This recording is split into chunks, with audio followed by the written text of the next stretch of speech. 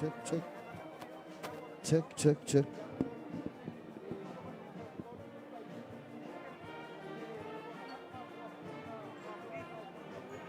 Check, check, check, check.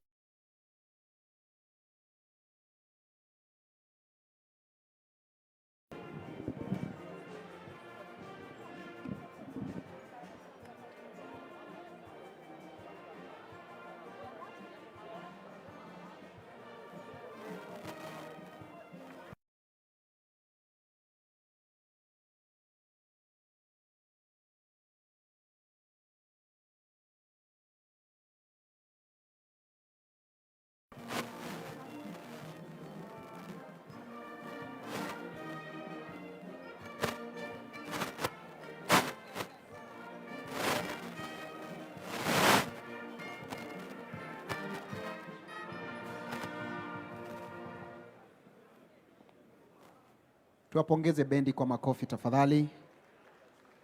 Bendi kama mna nyingine, tunaomba mtupe.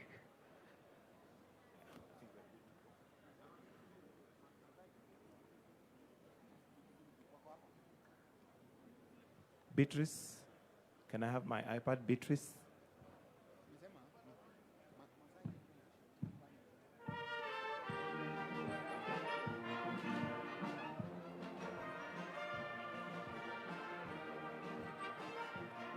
Where's my iPad?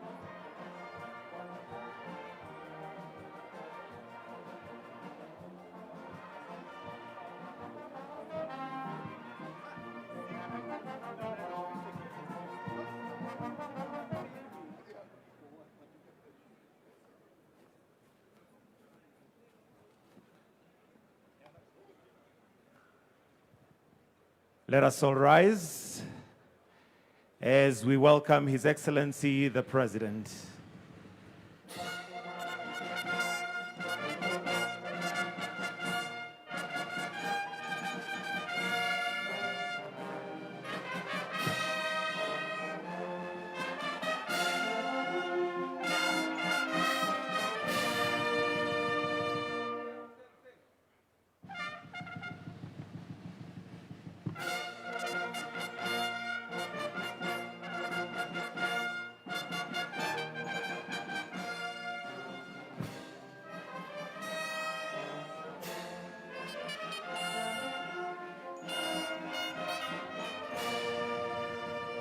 While we remain standing, we'll start with the two anthems, starting with the Kenya National Anthem, followed by the East African Anthem.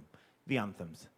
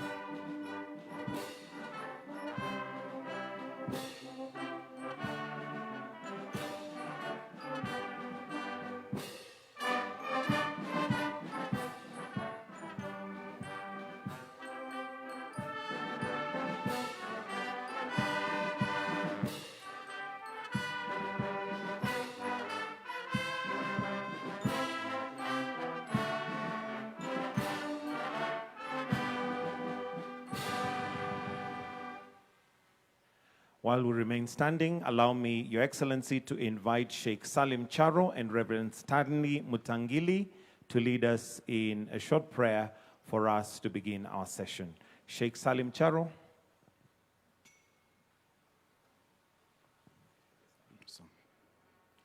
Let's pray. Bismillahirrahmanirrahim. All praise belongs to Allah, the Lord of the worlds. We praise you, we seek your guidance, and we seek your help and forgiveness. We send peace and blessings upon our beloved Prophet Muhammad sallallahu alaihi wasallam, his family, his companions, and all who follow his guidance. O Allah, the Lord of heavens and earth, we thank you for granting us the opportunity to gather us as a nation at this important moment to reflect on our journey to envision the Kenya we desire beyond 2030. O Allah, grant our nation wisdom, unity, courage. Guide our leaders, beginning with our president and all those entrusted with public responsibility. Grant them wisdom to lead with justice, integrity, humility, and compassion, and make their decision beneficial to all Kenyans.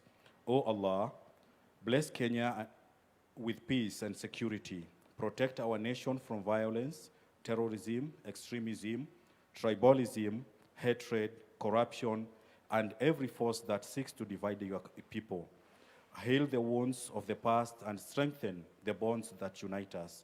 O Allah, make our diversity a source of strength, not division. Bring together our communities, our faiths, our young people, our women and men, and all stakeholders in the spirit of dialogue, mutual respect, and responsibility. O Allah, bless the work of this national conversation. Grant us sincerity to listen to one another, wisdom to learn from our past, and courage to make the right choices of our future. Make Kenya a nation where justice prevails, where every person has dignity and opportunity, where our children inherit peace, prosperity, and hope, and where no community feels forgotten or excluded. O Allah, guide us towards a Kenya that is peaceful, united, and prosperous, and just. As we plan beyond 2030, help us to remember that the future is an amana, and give us the hikmah to build it responsibly for generations yet unborn. O Allah, grant us good in this world and good in the hereafter, and protect us from punishment of the fire. ربنا تقبل منا إنك أنت السميع العليم. Amen. Heavenly Father, in the quietness of this morning, we thank you for giving us an opportunity to gather here as we dedicate and consecrate the grounds for the event today, where His Excellency leads us the international conversation beyond 2030. We pray for His Excellency the President, Dr. William Ruto, and his family. We ask you, dear Lord, to bless him, to guide him, and to give him wisdom to lead this great nation to greater heights of prosperity for your own glory and honor. We thank you for the Deputy President, the Cabinet Secretaries, the governors, the Parliament, the Senate, the Judiciary, the national security teams, the private sectors, our development partners, and all who are involved in governance. Heavenly Father, hold them together in good health and in good spirit to excel in the execution of the duties assigned to them. Pray that you give Kenya to live in peace with one another, knowing we'll give an account for what we do in the opportunity of serving this nation. We pray, Father, for the youth and the children of this nation, that you give them, Father, to listen to the wise counsel from the elders and from what has happened, so that God, they will take care of the inheritance that our forefathers and us have fought for. Pray today that as we gather here, you will give us a listening ear and a heart that will uphold blamelessness, uprightness, and will shun evil. We bless your name as we invite your presence today and ask you to guide us. This we pray in Jesus' name. Amen.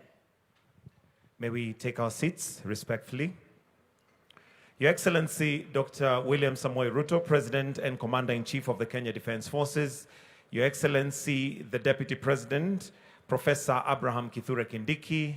Your Excellency, the Prime Cabinet Secretary, Musalia Mudavadi. Senior government officials, which include Cabinet Secretaries and Principal Secretaries, Council of Governors, members of Parliament and the Senate, members of the judiciary, academia, youth, civil society, captains of industry, development partners, clergy, and Kenyans from all walks of life.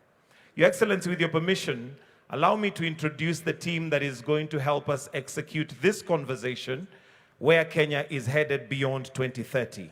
Ladies and gentlemen, I'd like to call on Julie Gishuru, who is a seasoned moderator who has been driving Pan-African and global conversations on leadership and development. She is the CEO of Africa Leadership and Dialogue Institute. A clap for her, please. We also have Melody Sinzore, na ni mwanahabari tajika wa lugha la Kiswahili, anayeenzi na kukuza lugha ya Kiswahili. Pia ni muhifadhi na mwelekezi wa shughuli kwa lugha ya Kiswahili. Tumpigie makofi tafadhali. We also have Mark Masai, a journalist that is passionate to speak truth to power as the voice of the people. Ladies and gentlemen, why don't we welcome them to come and now take over the conversation as they guide us as a country as we look beyond 2030. Karibuni sana. Mashallah, mashallah, mashallah. Rais wa taifa letu tukufu Daktari William Samoei Ruto, Naibu Rais Profesa Kithure Kindiki, wageni wote ambao wamealikwa kwa nafasi ya uongozi ama viongozi mbalimbali, waheshimiwa wote ambao wapo nasi leo hii, viongozi wa kidini, Wakenya mbalimbali, walimu, wale ambao wanafanya biashara zao, biashara za wastani, biashara kubwa, biashara ndogo, madaktari ama wote ambao wako katika sekta ya afya, wale ambao wako katika sekta yetu ya haki almaarufu kama judiciary, wale ambao wanatushikilia katika sekta ya benki kuhakikisha kwamba hela zetu ziko sawa na pia wanasimama nasi tunapohitaji mikopo, wale ambao wametoka kule vijijini ambako wanafanya shughuli zao ndogo ndogo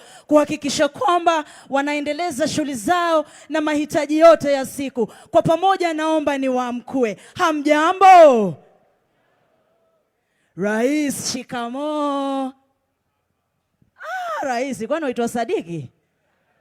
Mulisikia alivyoitoa hiyo marahaba? Mmemsikia kweli? Rais, shikamoo. Wapi makofi ya rais jamani? Kwa Kiswahili hiki rais atakuwa anaitwa Dr. William Samoei Ruto Shaban.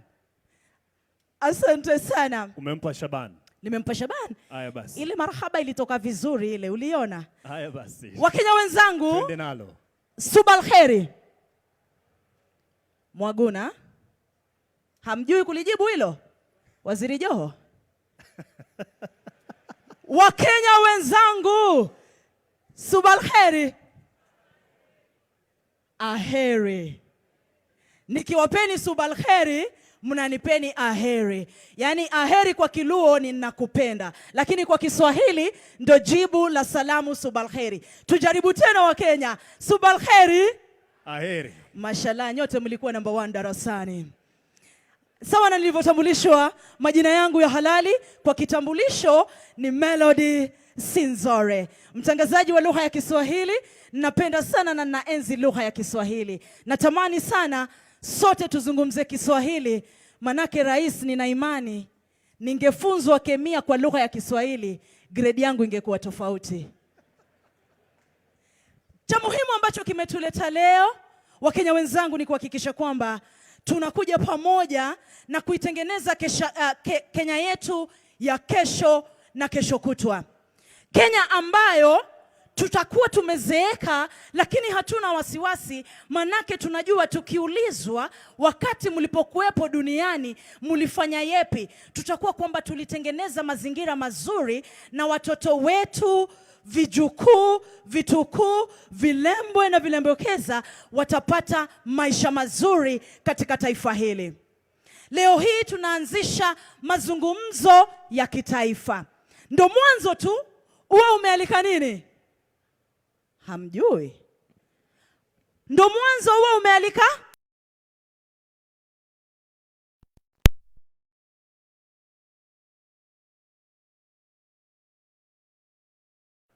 Walimu wa Kiswahili shikamoo.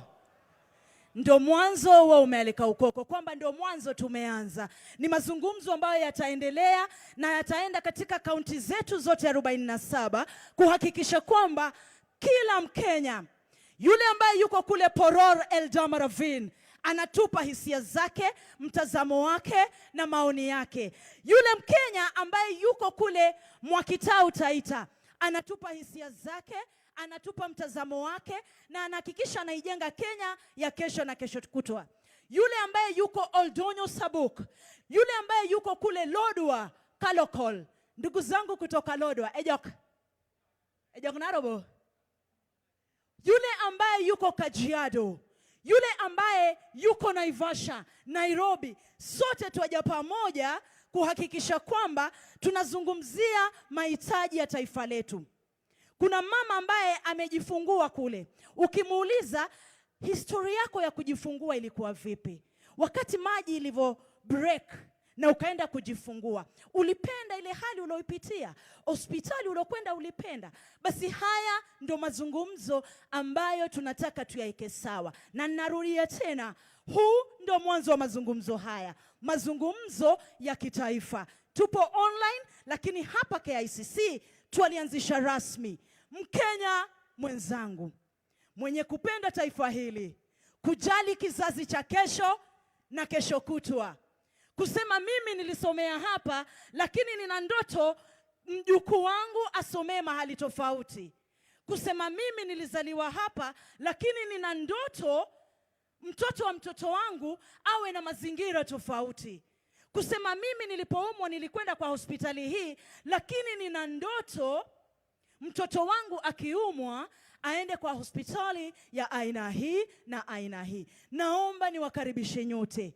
Tutoe hisia zetu bila uoga, bila kuuliza maswali ambayo naogopa kwamba sitauliza hili.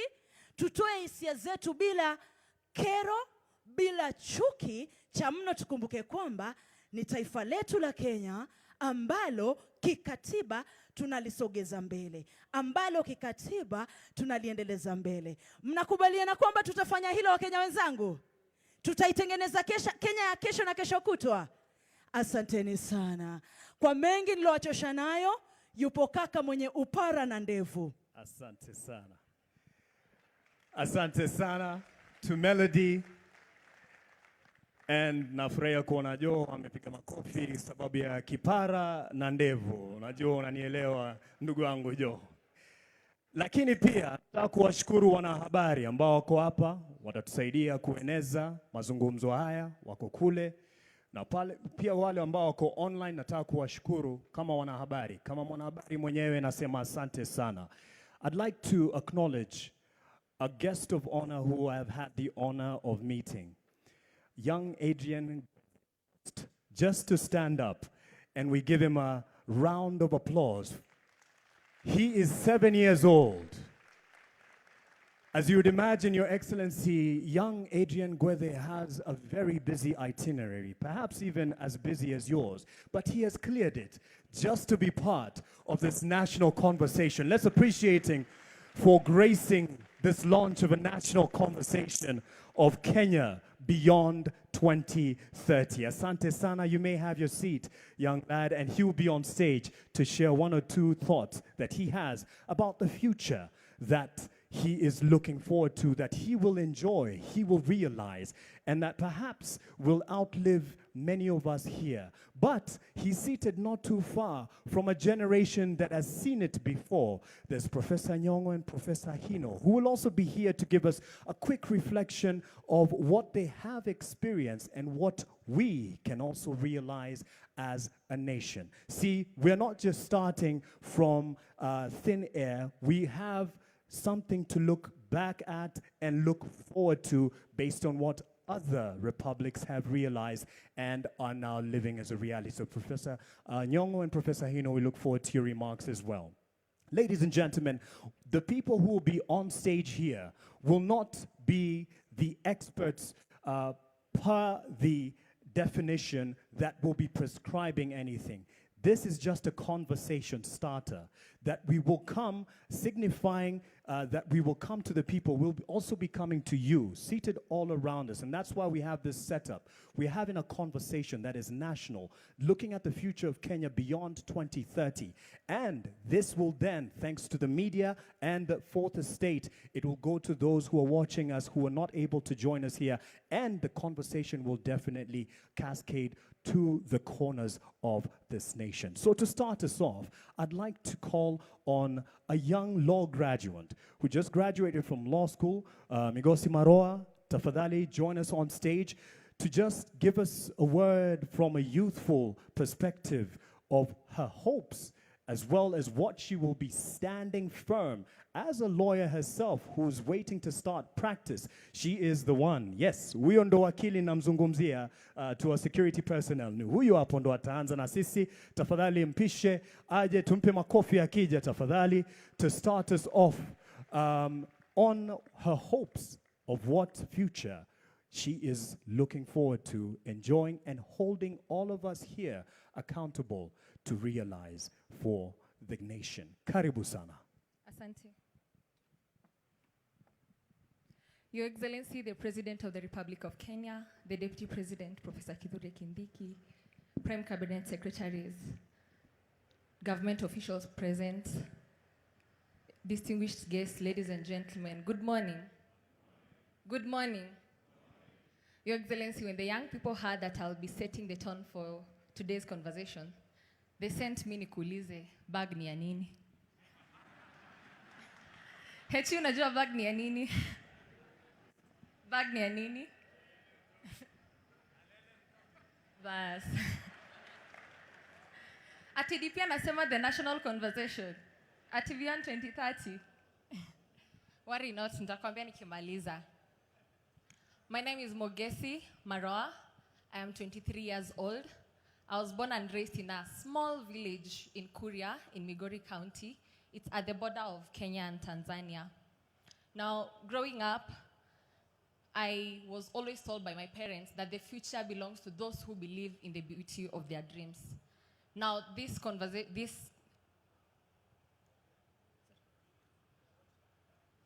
right.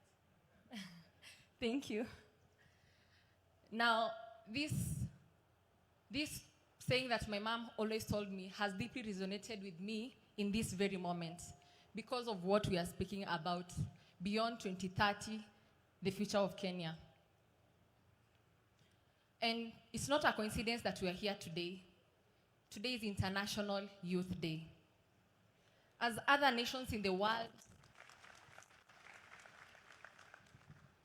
today, International Youth Day, as other nations in the world are celebrating energy, creativity, infrastructure, Kenya has decided to do something more profound. We are beginning to map our destiny. 5 years ago, in 2008, I was barely 5 years when the President of the Republic of Kenya then, the late Mwai Kibaki, launched Vision 2030. It had 3 pillars. And I feel like the people who, the architects of Vision 2030 had me in mind, because all my life I have lived through Vision 2030. I went to school, to primary school, the free primary school. When I went to high school, I was in Kitui, and my home is in Migori, so I used the roads that were developed, the new roads. I went to university, Mount Kenya University, in an era of digital era. And I was reflecting as I was seated there about my little cousin. Her name is Nicole Roby. Every time I go home, she tells me that she looks up to me. She wants to become a lawyer like me. And that's really humbling, but it's also weighing upon me because it comes with a lot of responsibility. So today, as I stand on this dais, I represent Nicole. I represent all other 13-year-old Koreans in Kehancha. I represent a 13-year-old in Marsabit, in Nairobi, in KICC, in Kisumu, whose future will be shaped by the conversations that we start having right here.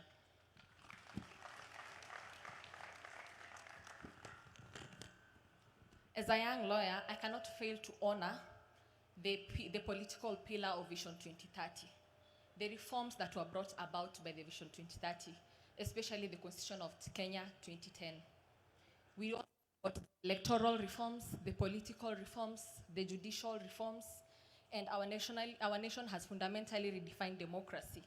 Now, ever since I was born, I have always heard about the conversation on democracy, rule of law, good governance, and we have been talking about democracy, and I can see, and we can all agree that we have achieved it. Now, it's time we talk about development. Because we have talked about democracy for far too long. Ever since I was born, I've just been hearing about democracy. We have achieved it. Development, we cannot downplay the fact that we have done some development. We have seen affordable housing. We have seen roads have been constructed, but we wish to see more. The generation before us poured blood and sweat so that we can enjoy the freedoms that we're enjoying today. And I think that it's our time to live up to that.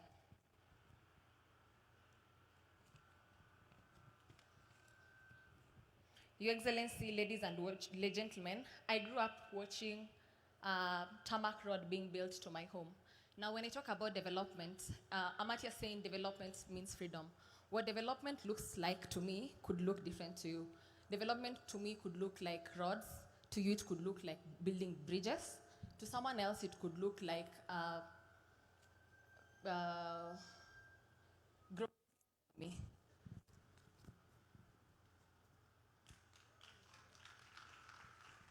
So as I grow up seeing the road grow, the road being tarmacked to my place in Kuria, it connected Kuria to Kehancha, to Migori, to Nairobi, and beyond.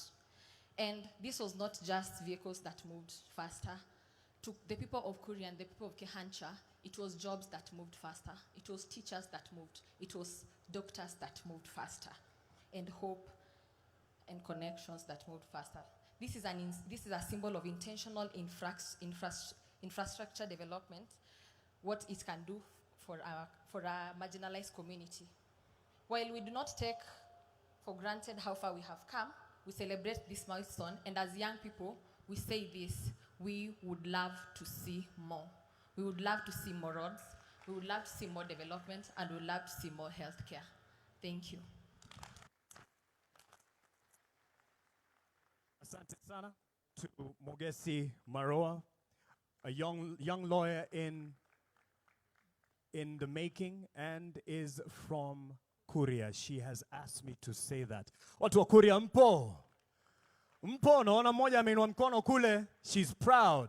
Yes, and she shakes her hand to ensure that they remember her face because she's going to be here for the realization of the future beyond 2030. Now, for the next speakers who are going to be here in terms of giving us quick remarks, we're not just starting from nowhere. We had already been on a journey of Vision 2030, looking to go beyond Vision 2030 as a nation, and this is a conversation starter. We have many here who have been part of the journey of Vision 2030. Mugo Kibati here, his name in fact is almost synonymous when you say Vision 2030 over the years, especially after its inception and rollout, and he was at the helm of the team then. So let's hear from someone who has taken stock of what the status of implementation as we get to the winding years of Vision 2030. Ladies and gentlemen, on stage to address the nation in terms of share and take stock of how far we have come, and then welcome your views very shortly, Emmanuel Nzai, the chairman of the Vision 2030 Delivery Board, to the stage. Let's give him a hand as he shares quick wins and gains over the years. Karibu. Yeah, thank you so much. Your Excellency, the President, the Deputy President, the Prime Cabinet Secretary, all Cabinet Secretaries who are here, all the arms of government, judiciary, legislative, wananchi wote hamjambo? Hamjambo tena? Mimi jina langu naitwa Emmanuel Nzai, mimi ndio chairman wa Kenya Vision 2030. Na mimi si mgeni na Vision 2030. Mugo Kibaki ametajwa, lakini Mugo Kibaki na mimi ndio tulianzisha secretariat ya Kenya Vision 2030. Miaka baadaye mimi ndio chairman wa Kenya Vision 2030. Kwa hivyo ni kwa so much humbleness that I get to stand here, Your Excellency. We have much to talk about the Kenya Vision 2030 in terms of achievements, and we cannot do it in 1 hour, 30 minutes, or even a day. But we'll try to do this in a very quick way to see what we have done so far. As we all know, we'll talk through this. Go ahead. Sir, thank you. So I want to talk quickly about the background. The background, as we know, we had the 4 pillars: the economic pillar, the social pillar, and the political pillar. We created the national value system because we knew that was one also of our bigger problems, especially to align with the new constitution. And then there's the foundations and enablers. Our aim was to transform Kenya into a globally competitive country, prosperous nation, and all what we have heard from this young girl here today. But a very quick perspective, what's the implementation approach of the Vision 2030? And I think this is very, very important to know why we're here today. The Vision 2030 was created 2008. The implementation process is through 5-year plans. The first MTP, 2008 to 2012, that was created mostly to shepherd the Kenya Constitution. After that, the Constitution was created. It was about the devolution. It's about the new architecture of the country, of the governance. And then from there, we went to Medium-Term Plan 3, and now we're into Medium-Term 4. In that process, and this MTP development life cycle, it's very, very important for us to know in terms of the space where it works within the policy-making framework as we have had it. It always starts about 2 years before. It cannot wait until at the end. So the last MTP was started out in 2021, July, and today we are in August. We are just about a month, but we are ready to do this, and this is a process which will take us through the next 2 years or so. But in between there, one of the most important things, and so unique about this process now, is not only have we to create the new MTP of 5 years, which will be one side into the 2030, because the MTP ends in 2028, it also has to cross over to the next plan. And that's why we're calling it Beyond 2030, because we needed to bring it to the public, to the Kenyan people, in alignment to the Constitution, to have this conversation. Do we go on with this plan that we have had of moving into longer-term planning? And that's why, ladies and gentlemen, we're here today. A very quick, so that you know, at the vision2030.go.ke, we have much of the reports which have created the foundation for the reports that we are to talk about today in terms of where is the Vision 2030 today? Where do we stand? And for more details, you can find it on our website, the kenyavision2030.go.ke. Ladies and gentlemen, you will be happy to know that across the Vision 2030 projects, flagship projects and programs, there has been 312 flagship projects from 2008 until today. 878 flagship projects. A good example of a flagship program is the LAPSET, as you know it. It has many, many components. Any project that has many, many components, then it takes a long time, and there's a whole life cycle in terms of implementation. The flagship projects are just like of the expressway, which has a beginning and has an end, and you can measure that equally. The aggregate of these projects, ladies and gentlemen, wa Kenya wenzangu, we are at 66.1% of achievements implementation of the Kenya Vision 2030 projects from 2008 until today. Hiyo makofi haitoshi. Asanteni sana, and much of this need to be appreciated to the ministry, department, and agencies, and more to the Kenyan people who have worked hard to do this. Today, these projects are still ongoing today. Now, let's go to the pillars in terms of the achievements as we have. We've had the political pillar, the foundation enablers, the social pillar, and the economic pillar. The economic pillar has the lowest, and that's a conversation which there is evidence to it from where we are as a country today. The targets that we put were very, very aggressive, 10% GDP growth consistently, that we have not achieved. And there is a whole conversation that we can have about that. But let's go to the political pillar. The political pillar was mostly about the implementation of the Kenya Constitution. It was about the reforms which we needed to do, the institutional legal policies that needed to be put in place. We have been able to do that. We are at 88%, and this is 100% on the targets, the performance contracts which have been signed by the ministry, department, and agencies for us to be able to reach there. The foundations, enablers, that's the infrastructure projects that we see across the country which are happening. We are 61.6%. And someone decided to move to the other one. 61.6%, and then the social pillar, a very heavy one. That's where we have education, we have health, we have the human capital. We are at 59%.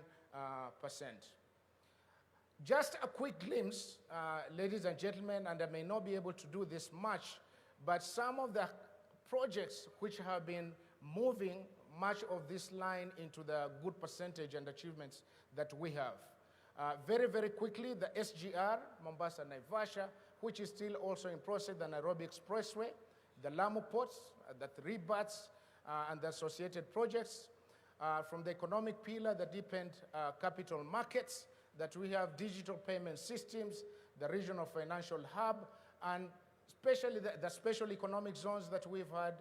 In the social pillar, the healthy infrastructure, universal healthcare reforms, which have been happening, the social protection funds, and growth of TVETs. Political pillar, we have discussed that. There is details for each flagship program that we can actually offer the evidence of how this got to happen and where it is at this point. I want to quickly go through this so that you get to see some of the key components. Political pillar, devolution, 89%, national values, governance, rule and law at 81% to get that aggregate. The enablers, pillars, we can see how we got that, and in each of that, we have the breakdown of the project underneath. The social pillar, again, you have the health right at the top with much of the reforms that we have had in the health sector. The economic pillar, do not want to go much into detail on that at this point, but the outcomes, and very, very key here, there has been outcomes in each flagship project that we do, and we've been tracking that. The real GDP growth, the target, like we said, was 10%. We have fallen short of that. It's been ranking between 4.5%, 4.6%. But nevertheless, as we know, and also our cabinet secretary has been talking much about this, we've been very resilient, and much of the reforms are kind of showing some of the good progress. One of my favorite indicators is the Human Development Index. The Kenya Vision 2030 has been about transformation, and the transformation is about which human being are you transforming and to what measure? What kind of prosperity is it? So the Human Development Index, we don't do it ourselves. The United Nations does it, and that's how we rank it. We are at 6 out of 1. We are doing good. Ladies and gentlemen, I will just jump over to a last one here to say this. The Vision 2030 has changed the country. It is evidence, it is not talk. Today, as we speak, we've been talking to the Kenyan people in the last 1 month or so, and to talk and to simply listen. And one good example that came up was very, very simple. Dangote today will not say he wants to go to Lamu and put in that sort of investment if it was not the Kenya Vision 20 LAPSET project which was done, for us to be believed outside of here, for it to guide policy, for it to have believability. And so through that, it's an example that we have across all other projects. Kenya is not just Kenya for us. Kenya is a place for the world because of a global location. And because of that, they need to see evidence of a plan, and I think this is what we have. And so, ladies and gentlemen, just to finish, on our end and our call to you has been to simply have the discussion or begin a discussion of beyond 2030. The Constitution calls that we do that. Our calendar tells us that we do that. And the time is now between the month of July and August. So we're very, very happy that we get to start this process together. I thank you so much. Thank you so much. To Bwana Emmanuel Nzai, the chair of the Kenya Vision 2030 Delivery Board. Now it was just a snapshot, and it's information that we have available publicly and will be able to digest as we continue, because it then informs the next steps that we will be taking. And the next steps, speaking of which, I'd like now to call on one of the vision bearers in this respect. And for this, I'd like to say karibu sana to His Excellency Professor Peter Anyang' Nyong'o, who's a governor, Kisumu County, but in this context, chairs the Vision Development Technical Committee, who will now give us a quick look at where we're looking to head as a nation and starting this conversation. Let's give a hand to Professor Nyong'o as he comes, and then he'll be followed by the young 7-year-old Adrian Gweth in a bit. Karibu sana. Makofi kwake, akija kwa the rostrum as he approaches, just to give us his quick look at the future we aspire to.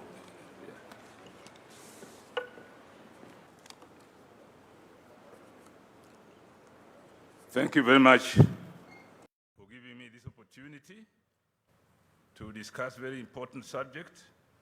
Your Excellency, the President of the Republic of Kenya, Dr. William Ruto, Your Excellency, the Deputy President, Excellencies, Governors, distinguished Cabinet Secretaries, Members of Parliament, representatives of the private sector, academia, faith-based organization, and civil society, distinguished guests, our dear friend, Dr. Hino, Professor Hino, who has been with us for a week now and who knows Kenya very well and has been working with us very closely on visioning the development of Kenya. Thank you very much, Prof, for coming. We gather here today for an extremely important occasion in national duty. We are here to begin a national conversation on Kenya's development goals for the next few decades. Collectively, here and in all parts of this country, in the days to come, we want to build for the future. To build for the future, we must have a clear view of the future that we desire and commit ourselves to building it, block by block, until we achieve it. Many of us here today in this audience are perhaps asking themselves why this conversation is necessary at this time. Why now? There are three compelling reasons why this conversation should take place at this important time. First, our country has been guided by Vision 2030 as its long-term development plan since 2008. Implemented through successive 5-year medium-term plans covering the period 2023 to 2027, remains anchored on Vision 2030. But what happens after 2027? This is where medium-term plans becomes important. If Kenya simply develops another 5-year plan without first agreeing on the country's long-term destination beyond 2030, our planning process risks becoming another cycle of programs and projects without a sufficiently clear national direction. Vision 2030 was intended to transform Kenya into a newly industrializing middle-income country, providing a high quality of life to all its citizens in a clean and secure environment. With 2030 now just around the corner, it is necessary to take stock of how far we have so far come. Some of the challenges that Vision 2030 was designed to address have been substantially addressed, while others remain unresolved or become more complex. At the same time, Kenya now faces new challenges that were largely non-existent when the vision was conceived. In a global and regional environment that has changed fundamentally since the vision was unveiled more than 2 decades ago.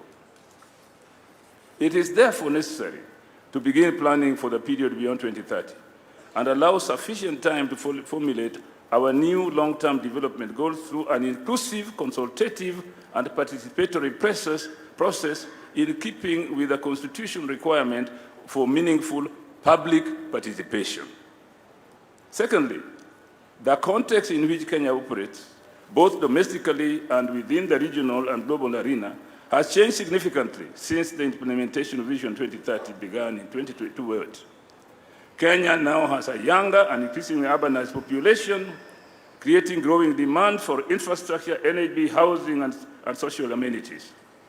Regionally and across the continent, Kenya also faces increased competition, including from neighboring East African community countries, as nations pursue greater economic, infrastructural, and technological competition. The global competitive environment is therefore far more intense than it was in Vision 2030, when Vision 2030 was launched. Kenya cannot afford complacency. Sustained investment, innovation, competitiveness, and strategic foresight are essential to ensure that the country does not fall behind. Globally, we are faced with new realities in economic and political fragmentation of the multilateral system established after the Second World War. Geopolitical tensions have brought crisis to our land in ways we have never envisaged. It is high time we began a conversation on how we escape the disruptions, such as developments in the decades abroad. Thirdly, we have learned valuable lessons from the implementation of Vision 2030 that we need to apply in thinking about and implementing new long-term development vision for this country. Vision 2030 has guided us to some measure of industrialization, political stability, modern infrastructure. There is more to be done to enable us to transition to a high-income, high-value, resilient economy whose wealth is broadly shared among the citizens. There have been fair assessment of successes and challenges of implementation of Vision 2030 done by various state and non-state actors. Some of these assessments have gone further to attribute the limited achievement of Vision 2030 to certain explanatory factors, including but not limited to inadequate financial resources and a weak capacities for coordination and supervision of implementation. We will hear more of these perspectives in the course of this day and in future conversations. Ladies and gentlemen, let me at this point spell out a key feature of this conversation. First, It must remain a national and an inclusive conversation about Kenya. Despite the fact that general elections are due in just about a year, this conversation is not about the next general elections. Indeed, one of the lessons that Kenya must learn from the countries that achieved socioeconomic transformation in recent history, in Asia, for example, is that long-term development goals must not be disrupted by electoral cycles and the political leadership that such elections bring up from time to time. Your Excellency, ladies and gentlemen, it is important to note that we do not have a plan yet at this time, except for some guidelines on how to produce it. This meeting is therefore the first step in a journey that must not be rushed. Let us give ourselves reasonable time to have an inclusive conversation among Kenyans regarding the future of our nation. Let us join this national conversation with open minds and a shared sense of purpose to imagine and craft our collective future as one Kenyan people and build consensus on how best to achieve our national goals for shared prosperity. Thank you very much.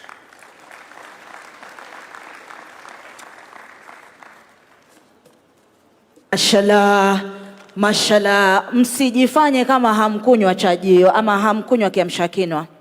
Hakukuwa na breakfast upande wa pili? Kwa makofi hayo. Hakukuwa na breakfast upande wa pili? Asanteni. Asante sana Prof. Asante sana Profesa Nyang'nyong'o pamoja na wenzake, ndo wale ambao walitufikisha hapa tulipo Vision 2030. Lakini ni jukumu lako, wewe mkulima, wewe mwalimu, wewe mama mboga, wewe mfanyibiashara ya wastani na ile kubwa, ni jukumu lako wewe wakili, na ni jukumu langu Melody Sinzore kuhakikisha kwamba tunaboresha Kenya ya kesho na kesho kutwa. Na ndio maana tunaliendeleza hili, na nimesema ndo mwanzo tumelianzisha, taendelea sana. Kuna mtoto mdogo ambaye tunajua wana akili nyingi sana, anaitwa mtoto Adrian Gweth. Najua wengi wenu katika umri huu wa miaka 7 mngeambiwa msimame mbele ya pastor, wacha rais, mngeambiwa msimame mbele ya mtumishi wa Mungu, wangapi wangesimama? Mwajifanya kwa sababu rais yupo. Hamngeweza. Lakini kuna mtoto hapa ambaye anakuja kutuelezea pia yake mawili matatu.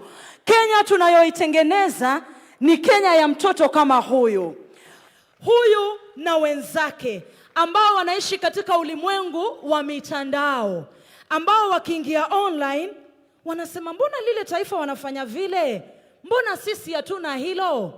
Akiingia mtandaoni anasema mbona wale wanafanya hivi biashara na sio sisi. Lakini hapa tulipo, tunapolianzisha hili, tuna uwezo wa kumpa mtoto Adrian pamoja na wenzake Kenya hiyo. Tutaweza, hatutaweza? Na kwa pamoja, this is a symbolic way ya kumpeleka mtoto kwa Kenya ya kesho na kesho kutwa. Watu wazima jamani, tumshabikie mtoto. Mashallah. Asante sana. Anaitwa Adrian Gweth. Take it away, Baba. The President. My name is Adrian Gweth Ombuni. I am 7 years old. In 2060, I will be 41 years old. My dream for Kenya, I would like to see good school for all children, good hospital for everyone, clean water for every home, clean roads everywhere, more jobs for young people, happy and safe families, clean towns and cities, more trees and green spaces, our animal protected, peace in Kenya. Mr. President, I want to grow up in a happy and safe Kenya. I want Kenya to be a country where every child can dream and achieve their dreams. Thank you, Mr. President. God bless you. Wow, wow, wow. Jamani wazazi simnigawe huyu. Asante, asante. Thank you so much. Mark? Yes. That is a leader. That is a leader. Thank you to Adrian Gweth. And now, ladies and gentlemen, would like to call on someone also who's taken up the thrones of leadership in his own aspect and respect. The young lad is called Ahmed Rashid. He is a president at the University of Nairobi and, of course, taking up leadership and speaking to the future that he aspires to achieve together as a nation. Ladies and gentlemen, Rashid Ahmed. Thank you, thank you.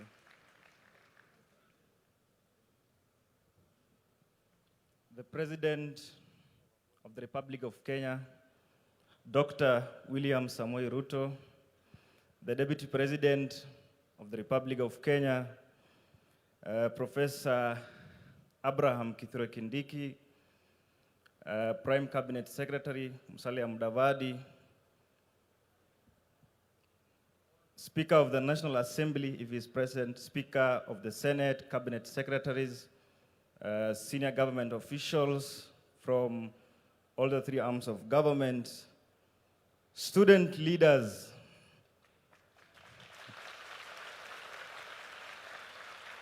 ladies and gentlemen, good morning. Good morning once again. I want to take this opportunity to thank the organizers of this event for giving me the opportunity to speak on behalf of the young people of Kenya. This is a golden opportunity, and I know the drafters of this vision will agree with me that the vision of Kenya beyond 2030 is already at the implementation stage. Already there is the implementation of youth inclusion in leadership and governance. I'm facing this side because I'm told this is a conversation. Therefore, I should not make a speech. Your Excellency, I want to take this opportunity to say that many young people, including myself, were not part and parcel when the Vision 2030 was being launched. But I am as well a beneficiary of the Vision 2030, the free primary education, Your Excellency. Your Excellency, I represent a generation, the young people of Kenya, who not only question, but are as well ready to provide solutions and suggestions. Comrades, power! We will not only question, but we will as well provide solutions and suggestions.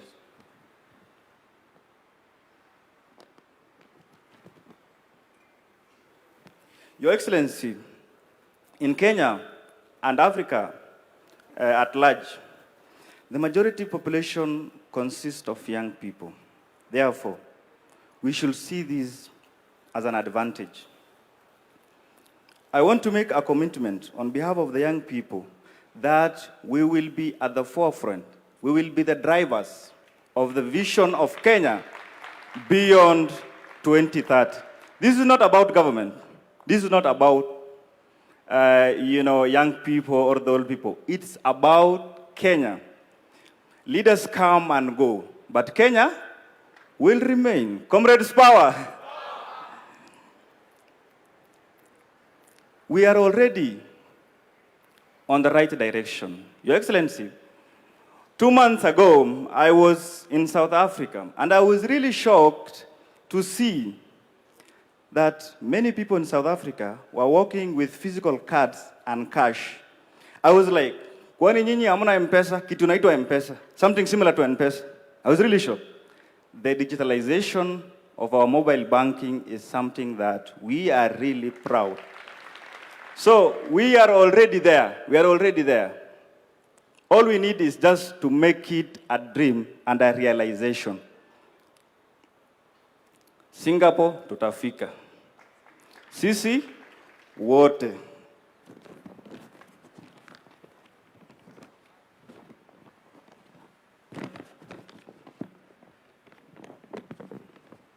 Your Excellency, and I will read this in verbatim. Your Excellency, the President of the Republic of Kenya, this is a great conversation where the energy and the aspiration of young people like myself meet the wisdom and the experience of leaders like Your Excellency, the President. It is a conversation that goes beyond 2030, focusing on the future of our nation and the role of young people in shaping it. This is undoubtedly one of the most inspiring conversations for Kenyans youth. Our commitment is reflected in your appointment of our youngest Principal Secretary for Youth Affairs, P.S. Fikrini Jacobs, a clear demonstration of your confidence in young leadership. After more than 12 years, we are finally seeing the renewed hope with the long-awaited National Youth Council elections coming in October.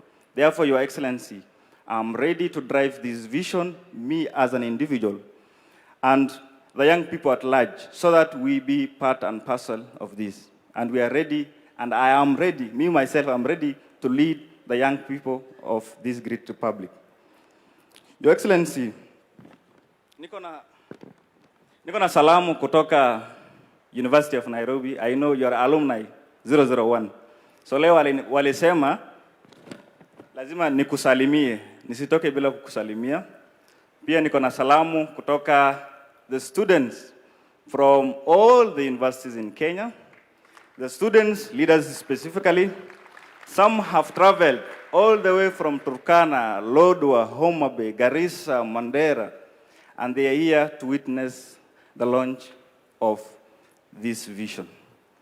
I heard someone saying that when someone is meeting the president for the first time, they usually cry. So I have just carried my handkerchief just in case. Your Excellency, the future of Kenya is young, a digital Kenya, and a Kenya whose growth must reach every town and every village.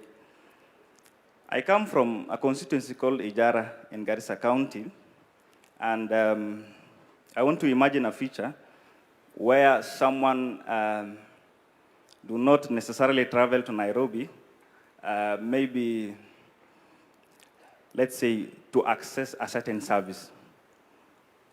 So urbanization, as one of the pillar in this vision, must also be considered. Your Excellency, I want to thank you sincerely for including youth in your leadership. Thank you so much once again for this vision, the vision that you have imagined way even beyond your lifetime. 30 years from now, I will be your age, but you'll be at a very old age. Thank you so much, Your Excellency. Thank you so much, everyone, and God bless Kenya. Comrades, power. Asante sana. Let's give a hand to the young leader. And I'm sure he wants to steal a picture with the president. This is the only opportunity you have, sir. Well, not. The conversation continues, so I'm sure the president will be sitting with many across the country, coming to you where you are, and will be able to interact in person and get your feedback directly from you, from whichever stakeholder body that you represent. Academia is also represented here. Speaking of which, I'd like to call on Professor Hiroyuki Hino, who has held great positions in terms of the outlook of the economy, whether it's in Asia or in Africa. And he has a lot to lend in terms of reflections of what we can not just aspire, but actually realize and live. Ladies and gentlemen, please put your hands together for Professor Hiroyuki Hino.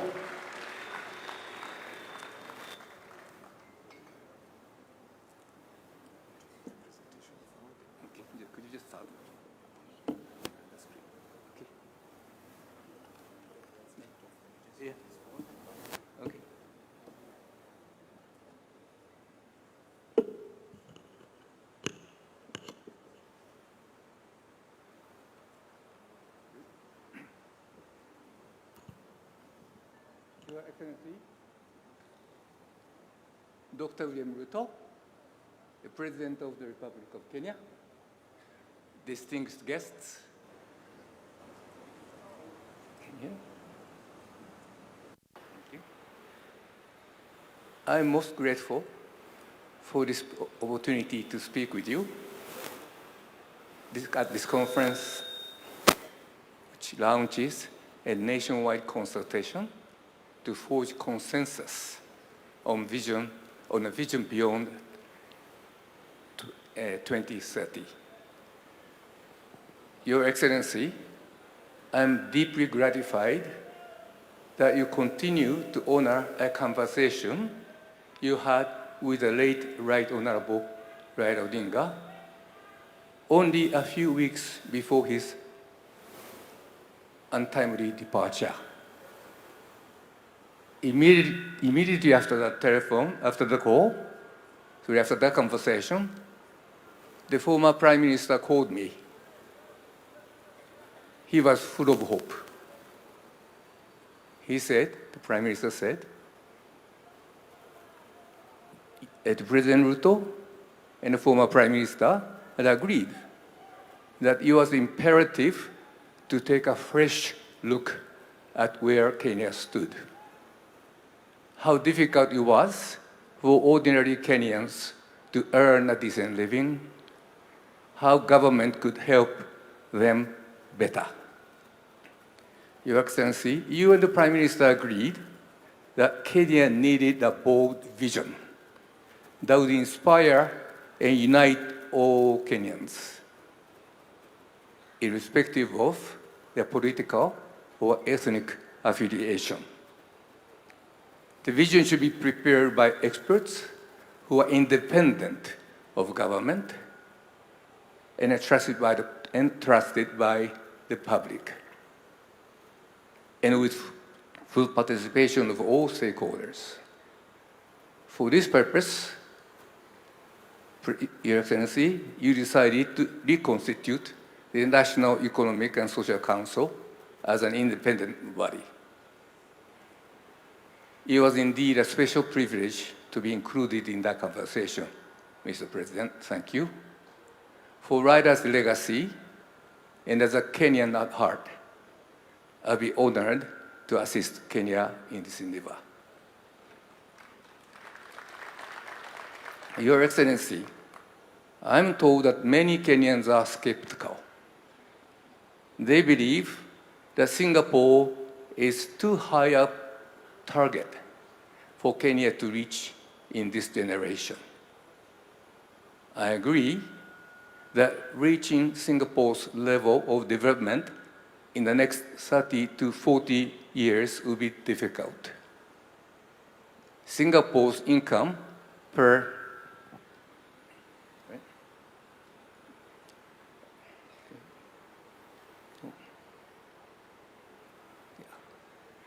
Singapore's level of income per person last year exceeded $80,000.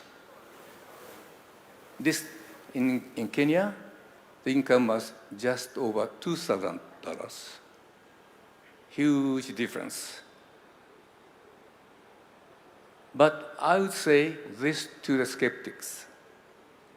Kenyans possess personal attributes that can power extraordinary growth. The Asian miracle was driven in important part by the strength of its people. Hard work, motivation, discipline, and cooperation. During my 5 years as economic advisor to the Prime Minister, and later a senior advisor to the then Deputy President, William Ruto, I often visited the Amref Dagaroti Child in Need project. There, children who once worked on streets received compassionate educational, medical, and psychological support, along with vocational training and opportunities in theater, music, and the arts. I was deeply impressed. Those young people were entrepreneurial, energetic, and highly motivated. And after all, they were happy despite the hardship they endured. Scientific evidence support. Can you see? Next page. Scientific evidence supports my favorable impression of Kenyan children. Since 2008, my colleagues, Professors Jennifer Lansford of Duke University and Professor Paul Oburu of Maseno University, have been studying 100 children and their parents in Kisumu, using well-established methods of developmental psychology. Their findings show that Kenyan children are more optimistic and persevering than their peers in several developing and developed countries.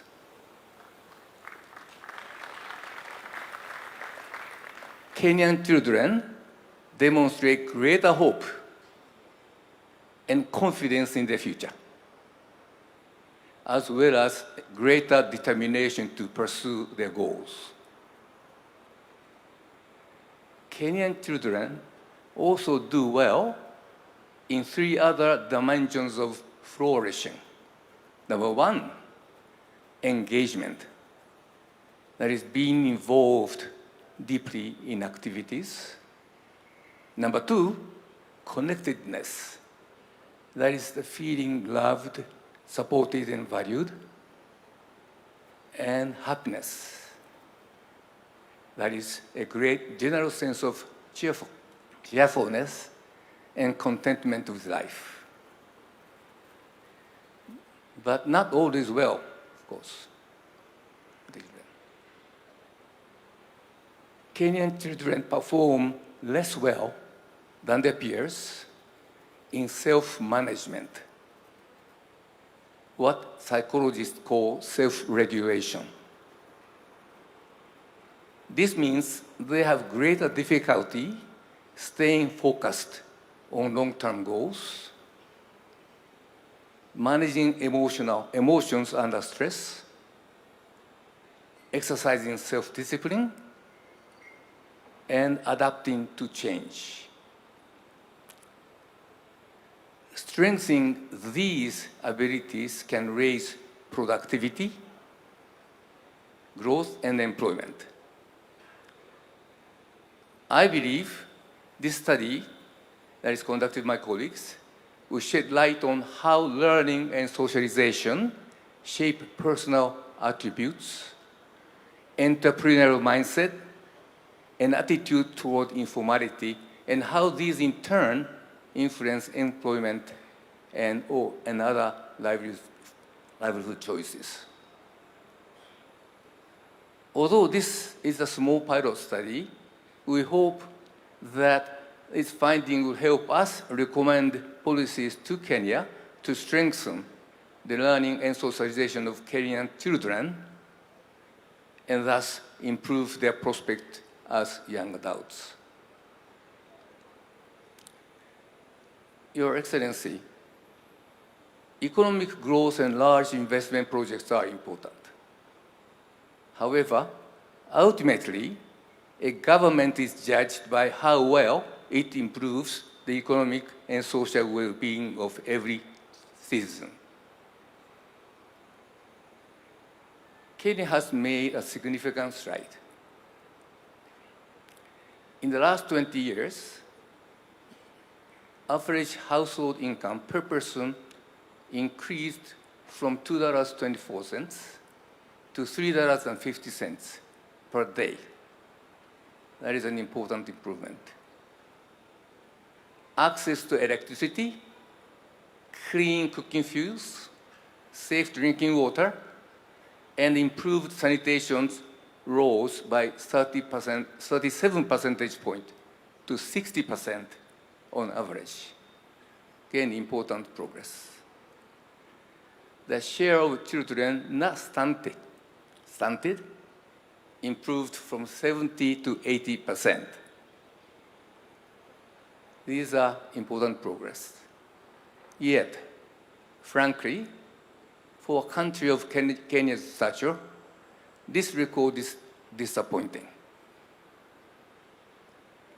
In household income, childhood nutrition, basic services and learning, Kenya trails Vietnam, which used to trail Kenya by far, and at par is broadly comparable to Ghana. And Kenya can do better. Suppose Kenya aims to reach Singapore's current levels in these 4 indicators of economic well-being, and by its centenary, 2063. Is this as implausible as many Kenyans assume? Is it that difficult? You should forget, give up. In my view, Kenya can reach or surpass 3 of the 4 goals. First, the remaining cases of stunting are concentrated in the south area. With concerted action, stunting could be virtually eliminated within 10 years. That I'm confident of. I recognize it may be more appropriate to use the broader measure of public health as indicators of Kenyan well-being, but for this purpose, that I chose the stunting to highlight the plight of these underprivileged in those areas. That's why this indicator was chosen. Second, Kenya's harmonized test score, HTS, a globally accepted measure of learning, was 26% below Kenya's level last year. Sorry, Singapore's level last year. To close this gap by 2063, annual improvement of only 0.63% is needed.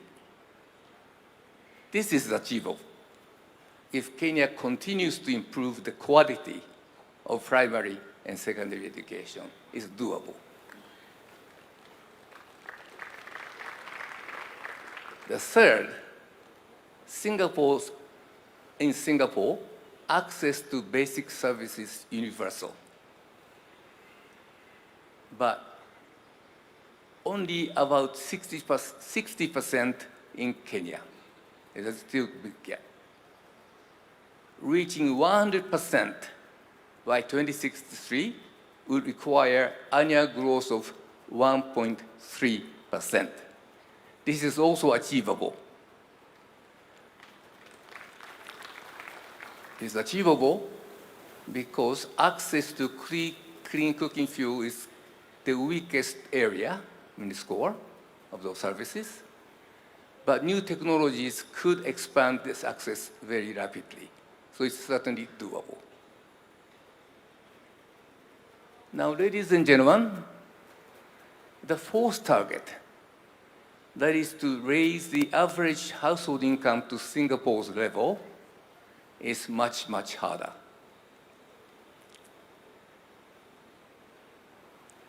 This would require income per person to grow by more than 10% per year for 35 years.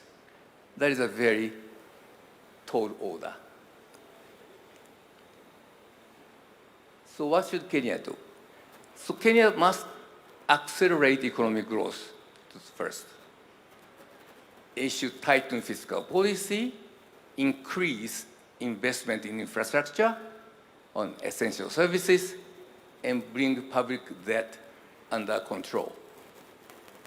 It must also continue to support private enterprises. Reliance on private sector has been the hallmark of Singapore's development.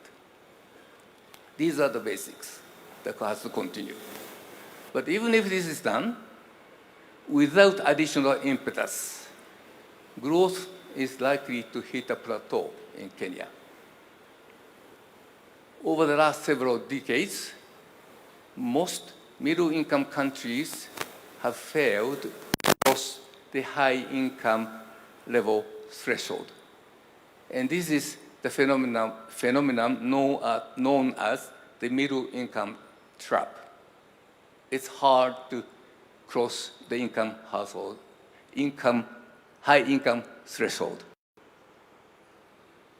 Development assistance, ODA,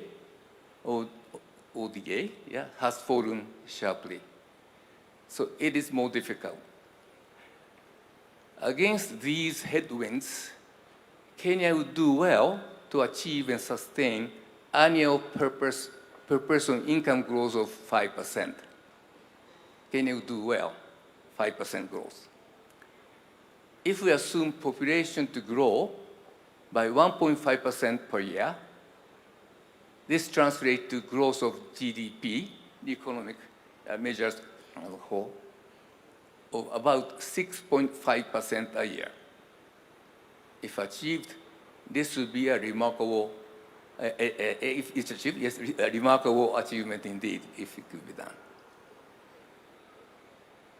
But reaching Singapore's current income level requires another 5 percentage point income growth every year. That's hard. In other words, Kenya needs a quantum jump, quantum leap to a substantially higher growth trajectory. This requires bold and transformative change. Kenyan flower, thank you. The Kenyan flower industry is an example. It illustrates the transformative change we are looking for. By adapting new floriculture technologies and faster global transport network, the flower industry became most competitive globally and achieved a huge growth in its revenue. So there is an example of a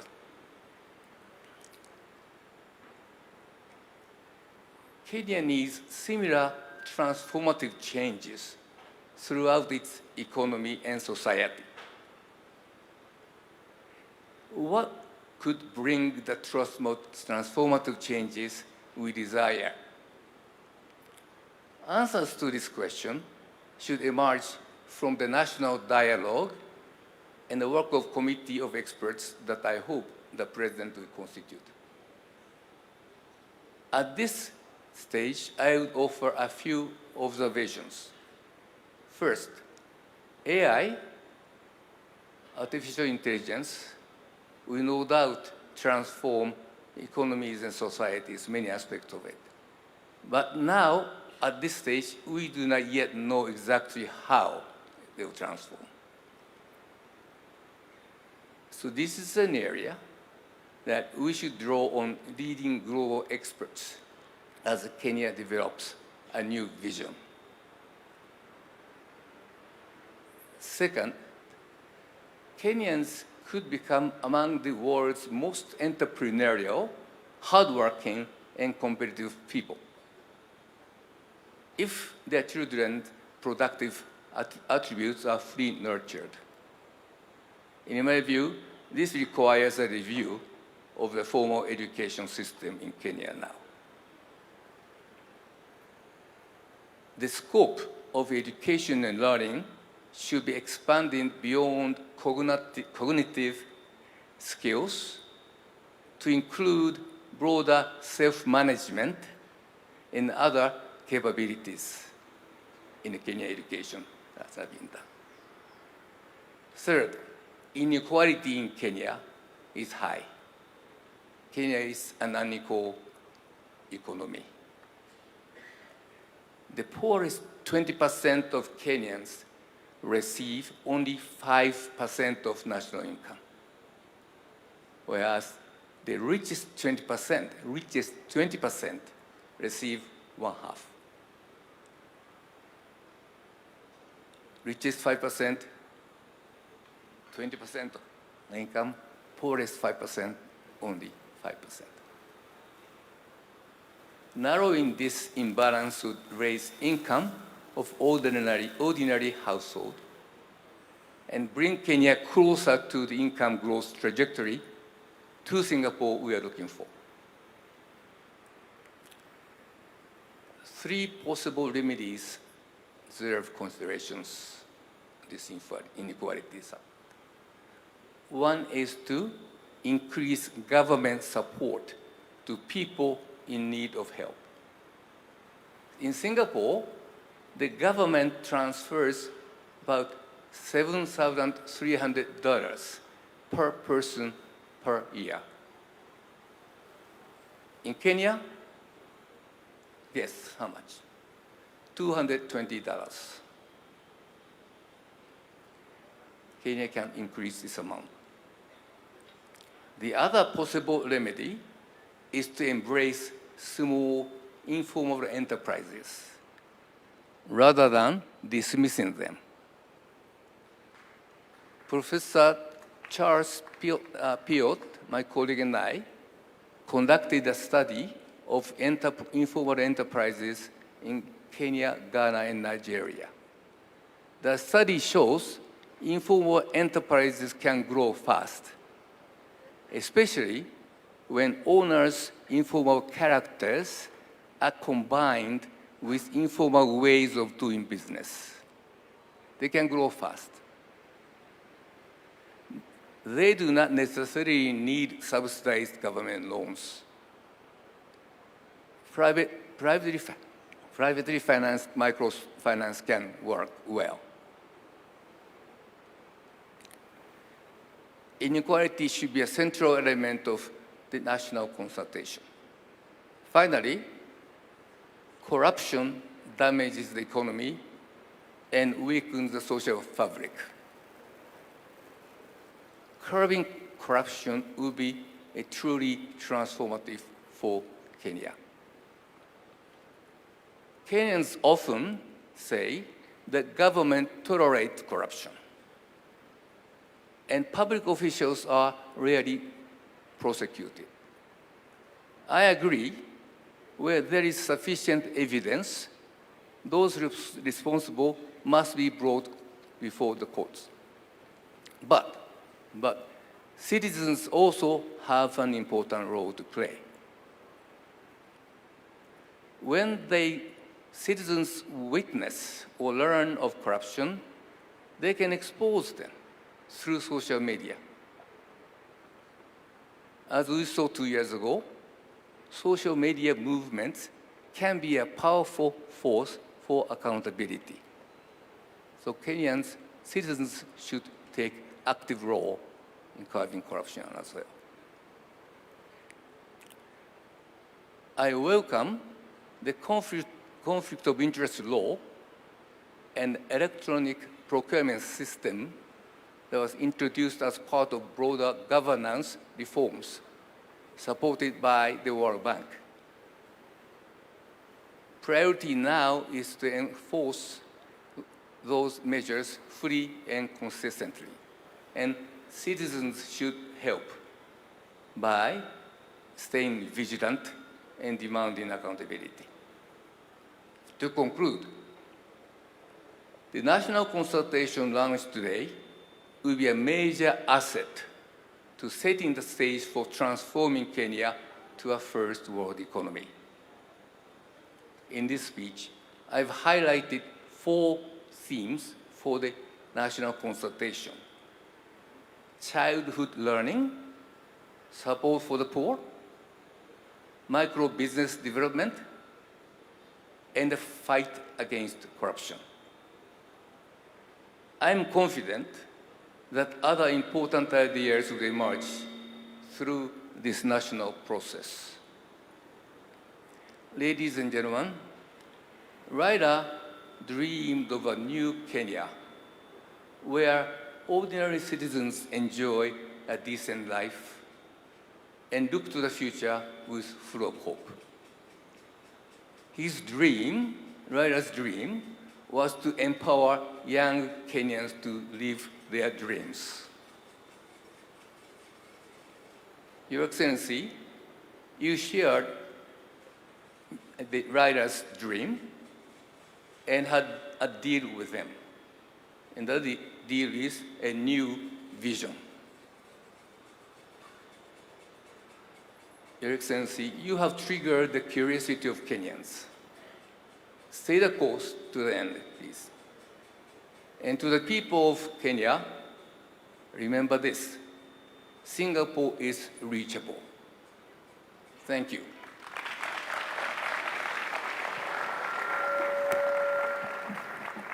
Thank you. Thank you to Professor Hiroiki Hino. I believe you'll probably shake hands with the president there.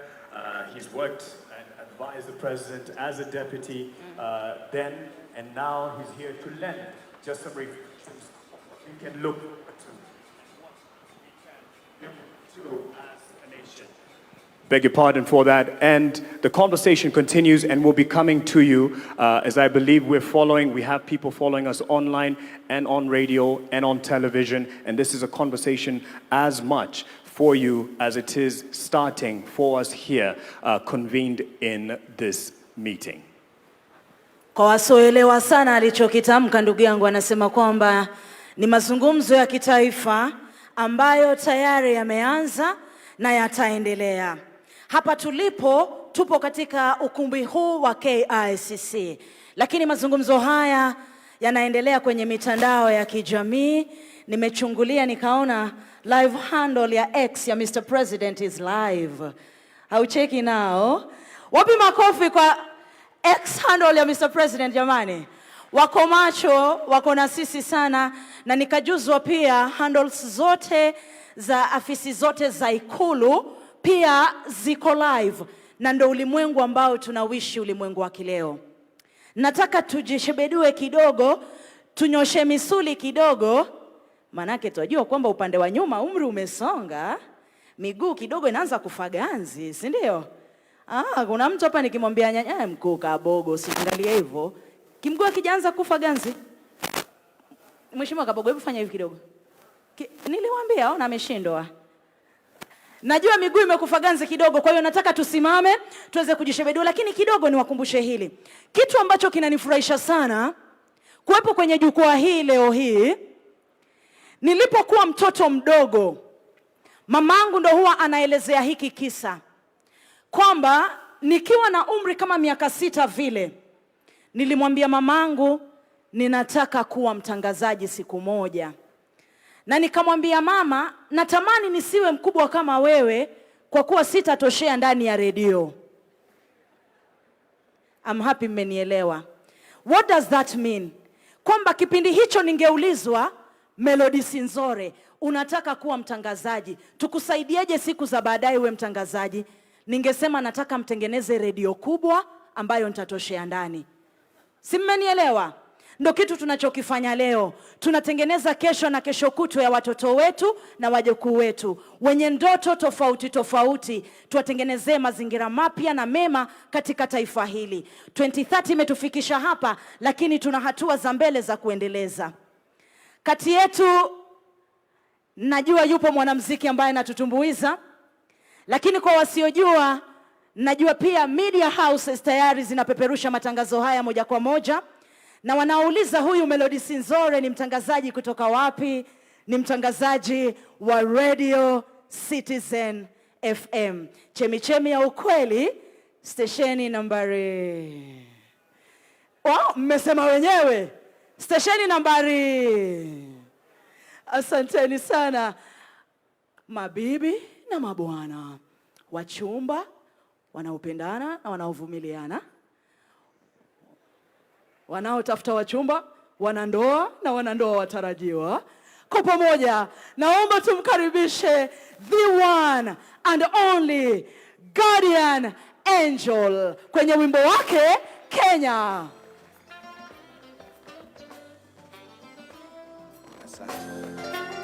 Asante. DJ. Mheshimiwa Rais,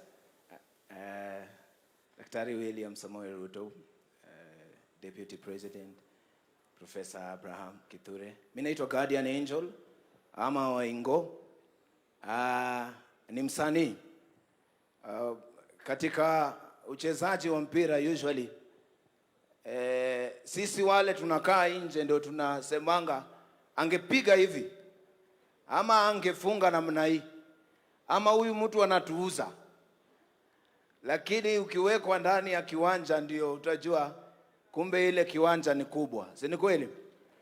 Kwa hiyo leo Mheshimiwa Rais, nakushukuru sana kwa sababu ya kuturuhusu tuwe na mazungumzo na wewe pia, na kuturuhusu kwamba sisi kama wananchi tuje pamoja kwa ajili ya kuzungumzia ujenzi. Kwa sababu nchi yetu ya Kenya ni kubwa sana, haiwezi kujengwa na mtu mmoja. Kwa hiyo asante sana kwa kuturuhusu tuwe na mazungumzo. Hata Biblia inasema Mungu ilifika wakati akasema njooni tusemezane. Kwa hiyo tunakushukuru sana kwa kuturuhusu kusemezana ili tuweze kujenga taifa. Sasa nataka tu sisi wote, kila mtu ainue mkono ya mwenzake, mwambie tushikane mikono tujenge Kenya. Asante. Tushikane mikono tujenge Kenya. Akina mama hoye, vijana hoye, akina mama hoye, vijana hoye, wananchi wote, viongozi wote, tushikane mikono tuijenge Kenya. Tuungane sote, wananchi wote, viongozi wote, tushikane mikono tuijenge Kenya. Tuungane sote tuijenge. Wanaolala tutoke kwa vitandao, akina mama tufunge maleso, tusiwatukane viongozi kwa mitandao. Let's take a step ya kuleta mabadiliko. Wale wanatoka ghetto wote na wale wa town, wale wanatoka village wote na wale wa mtaa, uptown, downtown, round town. Kenya ni nchi ya Mungu, tushikane mikono tuijenge Kenya. Kenya ni nchi ya Mungu. Aya, shika mkono ya jirani. Viongozi wote tushikane mikono tuijenge Kenya.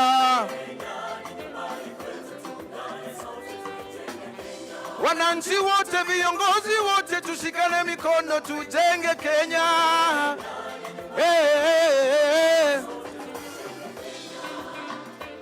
Asante sana. Ambia jirani yako tuijenge Kenya. Tujenge Kenya. Asante. Listen.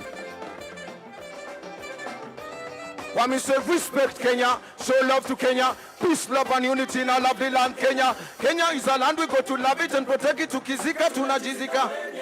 When we say respect Kenya, show love to Kenya, peace, love and unity in our lovely land Kenya. Kenya is a land we go to love it and protect it, to kizika. Akina mama goye, oh yeah, yeah, yeah. Akina mama hoye, niweke tu makofi namna hii pole pole. Asante sana. Hoye,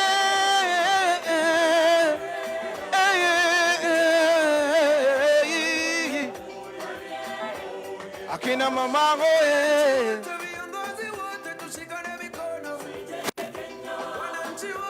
Sema tujenge Kenya. Twende. Tujenge Kenya. Kila mtu twende.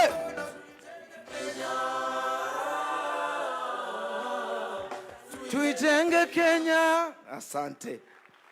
Mashallah, asante. Naomba tuketi jamani, asanteni sana kwa heshima hiyo. Naomba tuketi, asanteni sana. Ndugu yangu Mark, kama uko karibu, ndugu yangu Mark, kama uko karibu, karibia kaka mwenye upara huyo. Everyone is accommodated, wanao vipara, wale wanao wamebarikiwa na nywele. This is an inclusive conversation. So, asante sana, Melody. Now, ladies and gentlemen, speaking of an inclusive conversation, we just want to start it off. It's not conclusive, it's inclusive. And it's not thorough in the sense we are not ending it here, we're just starting.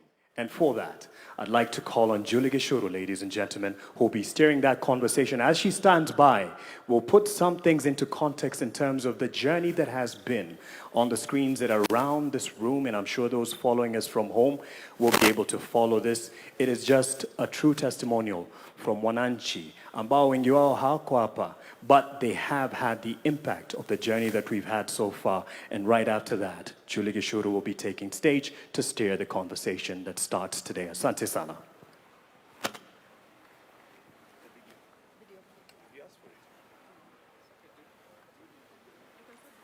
Good morning, ladies and gentlemen. How are we doing? KICC? How are we doing?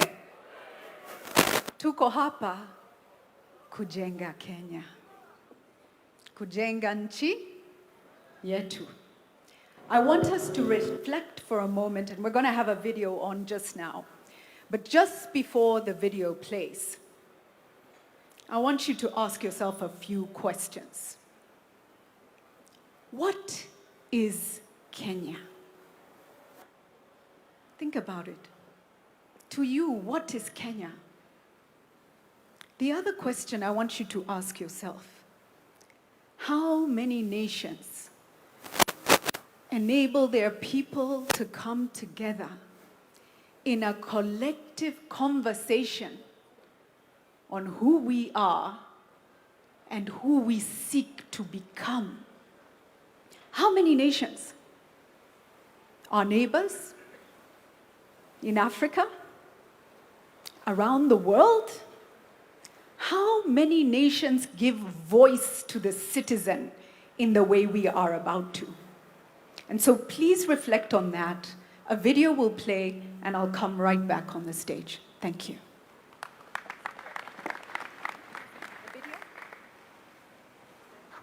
Please, studio, let's have the video. Naonekana studio yetu hawajafikisha Vision 2060. Twende kazi.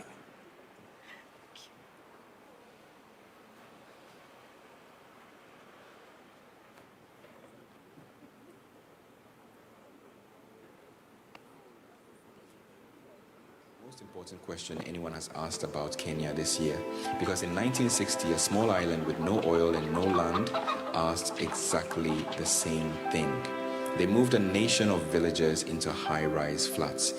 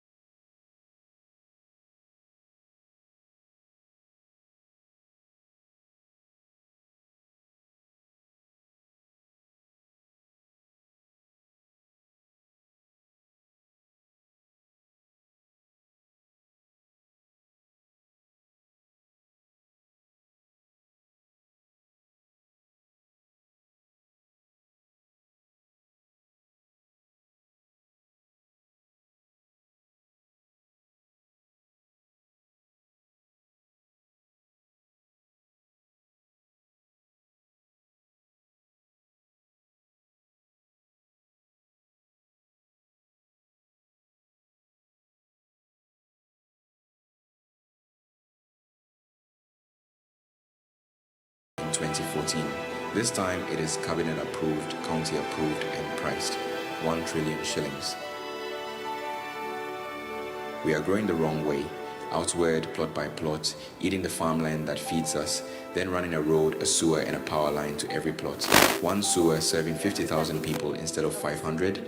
Housing and food security are not competing for the same land. They are competing for the same decision. Living is the simplest test there is. A tap that works, a roof that is yours, a clinic in walking distance that has the medicine, a school where the teacher has been paid. The levy has taken 212 billion shillings off Kenyan payslips. By the government's own count, 8,367 homes are finished. That gap is not an accounting error. It is the whole argument. Africa's most famous slum, taken down block by block and rebuilt on the same ground for the same people. 10,000 people in Zone C and D were given 13 days and 60,000 shillings to move. The building is the easy part. The question is simpler and harder. Who gets the keys? For 60 years, farming here has been a bed place twice a year on rain. 1 million acres under irrigation is not a poem. It is a decision about whether we eat what we grow. Galana Kulalu has been announced and re-announced since Vision 2030 was young. Here is the thing we keep apologizing for. We have no oil, our neighbors do. Singapore has no oil either. You do not need the resource, you need the position, the port, and the people. We have all three, 700,000 barrels a day. The crude, our refinery, sold back to the region and onward to the world.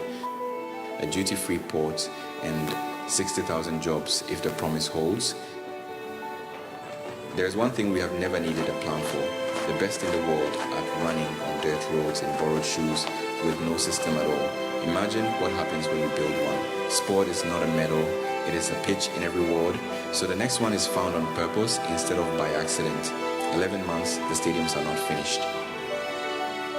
Nigeria turned Afrobeats into an export. South Africa did it with Amapiano. We had the talent. What we never had was an industry, a studio in the estate where you already live, and a royalty statement that is not zero, because a country that cannot pay its artists doesn't have a creative economy. The same bill that promises artists their royalties also carries the power to take content down. Half of us are under 20. By 2050, there will be 85 million of us in cities that have not been built yet.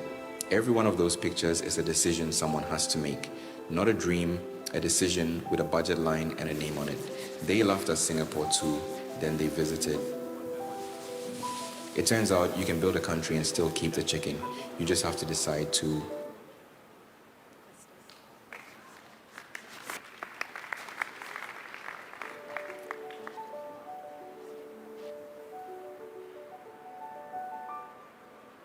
What Kenya do we choose? And we get to talk about it. We get to talk about it. If you remember the 80s, how many remember the 80s? Let's see hands. Single party rule, right? We pushed for multi-party democracy. We went into the 90s. We achieved multi-party democracy. We started the push for a new constitution. And we pushed and pushed together as a country. And then we hit the early 2000s and we formed the Bomas process. And the CKRC, the Constitution of Kenya Review Commission. I say this because so many young people don't know where Kenya has come from. The Constitution of Kenya Review Commission spent years at Bomas of Kenya in Lang'ata, taking the views of Kenyans from all over the country, through their representatives, through civil society, spoke and spoke and spoke, and argued and argued and argued, and debated and dialogued. And we got our first draft, which did not pass the scrutiny of Kenyans. Do we remember? It did not pass the scrutiny of Kenyans because it was taken back to Kenya. And then we went back to the drawing board. And then we had a new constitution. 2010, was it? But Vision 2030 had already been birthed. And now we get to birth a vision under our new constitution. And many a time we are frustrated in Kenya.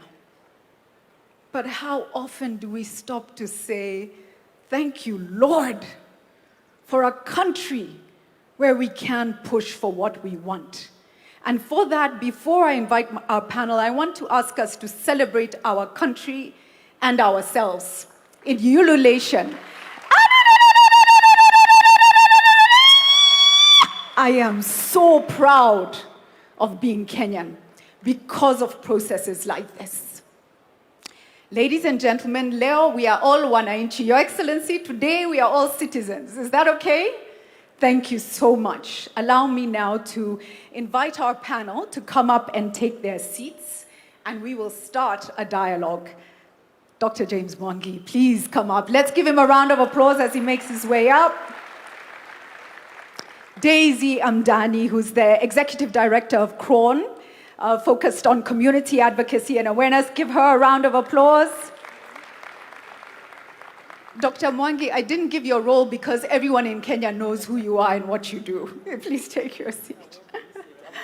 Please sit where you are most comfortable. Next, let me ask Betty Maina, former CEO of the Kenya Association of Manufacturers, to come up and take her seat. Faith Beatrice, President of Daystar University Students Association. Faith, where are you? Please come up, give her a round of applause.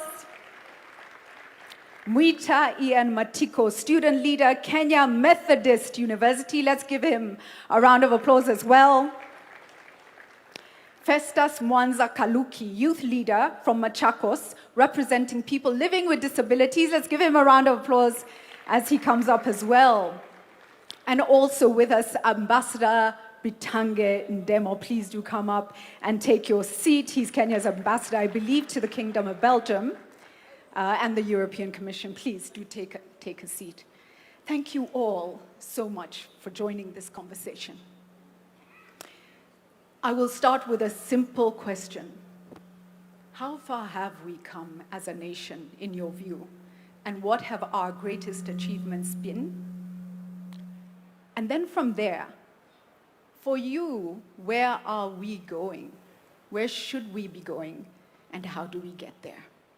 Can I start with a youth voice? Faith, kick us off. Thank you. Thank you so much for this opportunity.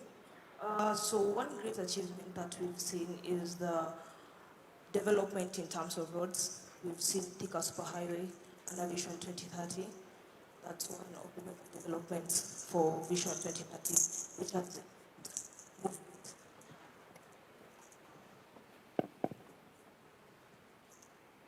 which is a movement along Thika Superhighway, leading to economic growth and empowerment here.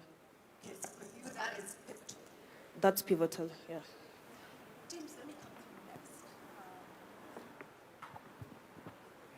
Sorry, Kenyans are adaptable. When things don't work, we figure it out, right? So that's another wonderful thing about us.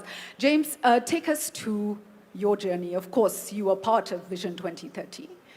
You have also been part of building Kenya, private sector, but also wings to fly, and development-wise, you've done a lot. How much have we achieved? And where are we going? Thank you very much. Thank you very much, Jury.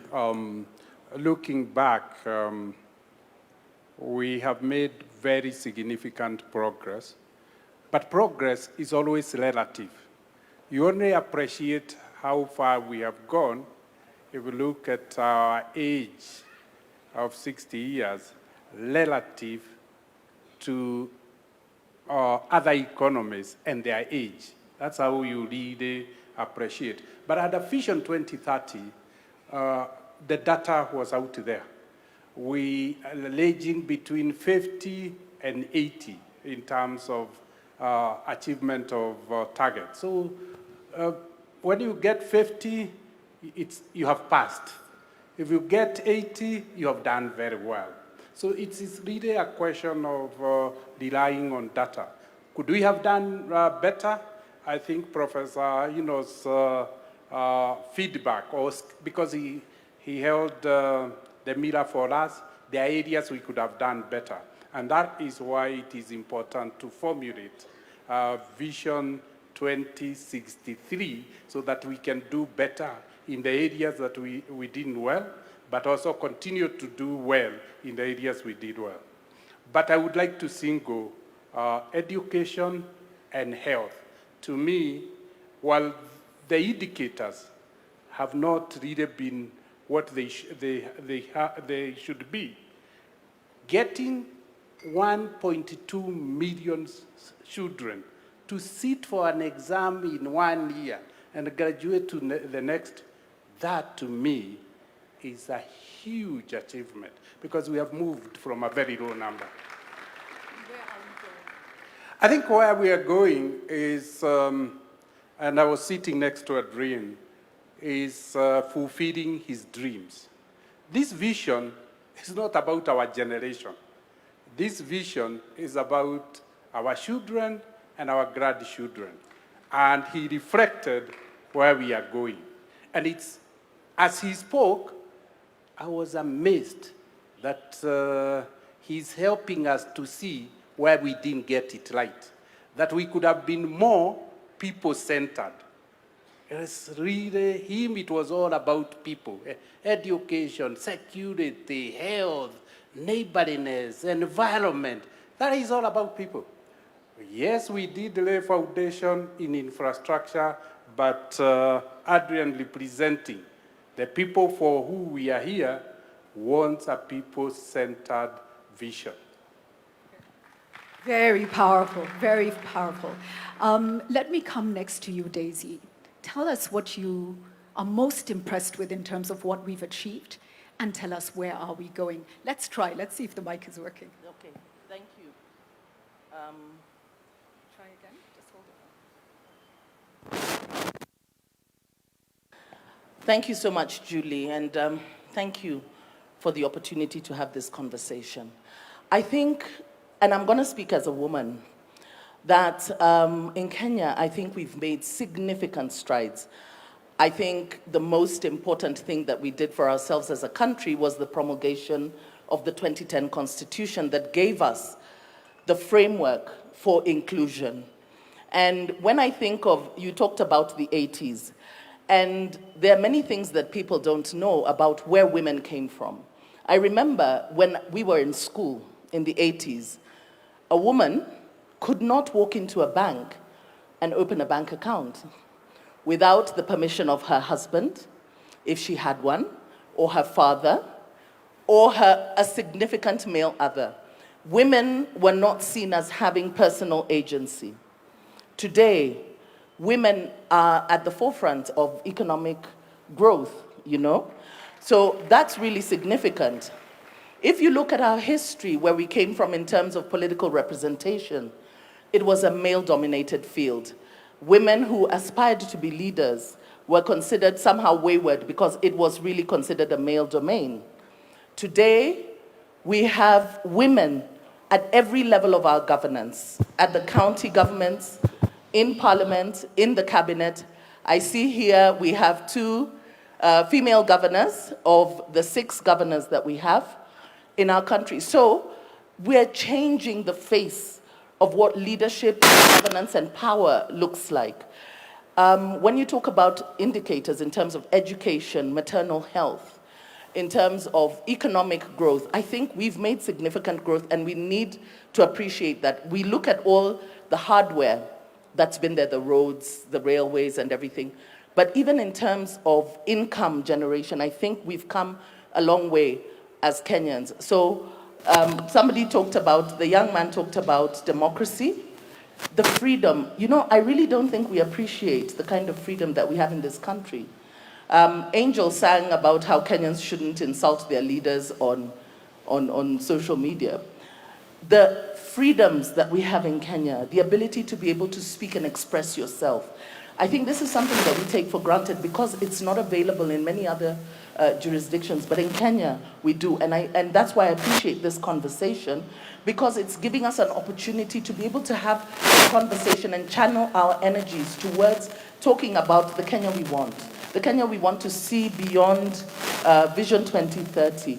but also to diffuse some of the tensions that are there, because we agree that we're having this conversation within the context of a lot of uncertainty in terms of employment, economic pressures and all that. So there's also skepticism as to why is this conversation coming at a time like this, just a year before elections. But I think it's important that we have it now. That's why it's important that we have it now. So even the ability to be able to gather here together, to have that conversation, the president calling us as citizens to have a conversation about what the future of our country looks like. I think we've come very far, because usually it's always top down. It's presented to you as citizens, not calling you in to come in. Let's have a dialogue, let's reason together, and let's vision our country together. That's incredible. Thank you for that. I think it brings me to Betty. Let me come to you next. And, you know, we were at the forefront of a lot of dialogue over the past 20 to 30 years. And maybe one of the most important things about this country is the ability to sit together and listen to each other when we need to, in the most difficult moments. Let's walk through for you, what are you most proud of? And now as this country comes together in this discussion, starts this process, what's the realistic, process that we need to go through? And I think it will be discussed further, but this is not a short journey. This is, tell us what you see, and ideally, where do you want us to land as a country? Well, thank you. It's on, right? Well, thank you, Julie, and referencing how far we've come in this conversation about the future of the country. And like you, I'm actually very excited that we're having this conversation in this context, because we've had conversations about Kenya in the past, and it's not from the 60s, when we think about the futures work that was done by the NCCK. So Kenyans have been thinking about... We adapt. Kenyans have been thinking about themselves. We gave ourselves a vision at independence. We gave ourselves the goal of eradicating poverty, disease, and ignorance. And therefore, we've been shaping our futures over different times. We've seen, as James has said, if I think about our childhood, when we grew up, I'm thinking it's my age or slightly older, the differences in, our experiences as children then, and where we are and where our children and grandchildren, because now we have grandchildren, are growing up, that's a totally different society and a better quality of life. So I think we need to give ourselves credit that we are not where we were in 1963. But we are not where we would like to be. So we've accomplished a lot socially, politically. We've celebrated the Constitution. Economically, we've seen better livelihoods than we experienced, education, health. There are many things that we can talk about and celebrate as having accomplished as Kenya. But we are also aware that there are things, we gave ourselves 80%. Somebody might be less generous, James, and say maybe we should give ourselves 70. So 70 gives you an indication of how far you are. And Professor Hino has clearly told us, this is where you could be if you did different things. And I think when we now think about the future, we need to think about not focusing on the things that have worked. We like to look at buildings. We think development is capital projects, roads, which is true, it facilitates that. But there is something within that we need to work on. What sort of economy do we have? We focus a lot on, and we are aware of how unequal our society is. So if you ask me, what should we aspire to? We should aspire to a lot more of an equal society. What are the things that will get us that? Professor Hino points out, but history also points out that hard work, clearly, discipline, integrity are critical for building as building blocks for the future. Everybody wants to become rich, but how do they want to become rich? And do they become rich at somebody else's expense? We need to fix the institutions that offer equality for Kenyans. Thank you. Wow, fantastic. Still adapting. Okay. Can I just bookmark that when Professor Hino did his presentation, and when you mentioned informal sector,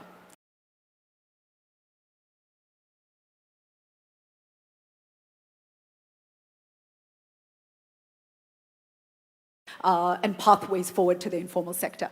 Let me come to you next, Ian.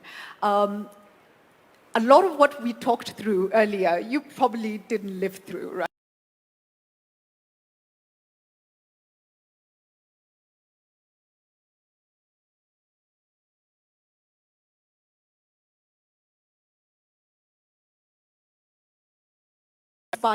How do we rebuild, and what do you see as the future for the country? All right, thank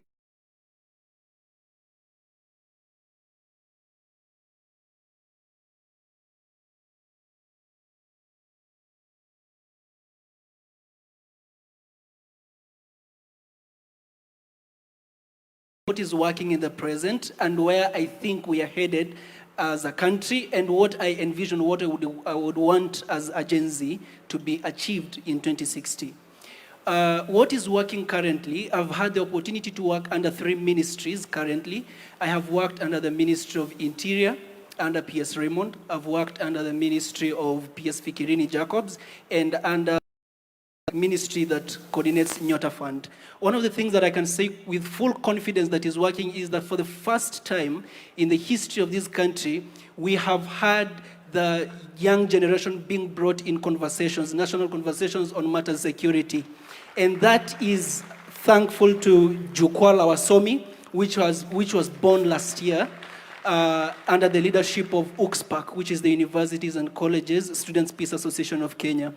That Jukwaa la Wasomi is working in conjunction with Jukwaa la Usalama under the docket of PS Raymond Amolo. So that is one of the most significant things that I've been able to witness as a young person, because now we are revolutionizing our security to include the very people who are going to take it up later on in the future.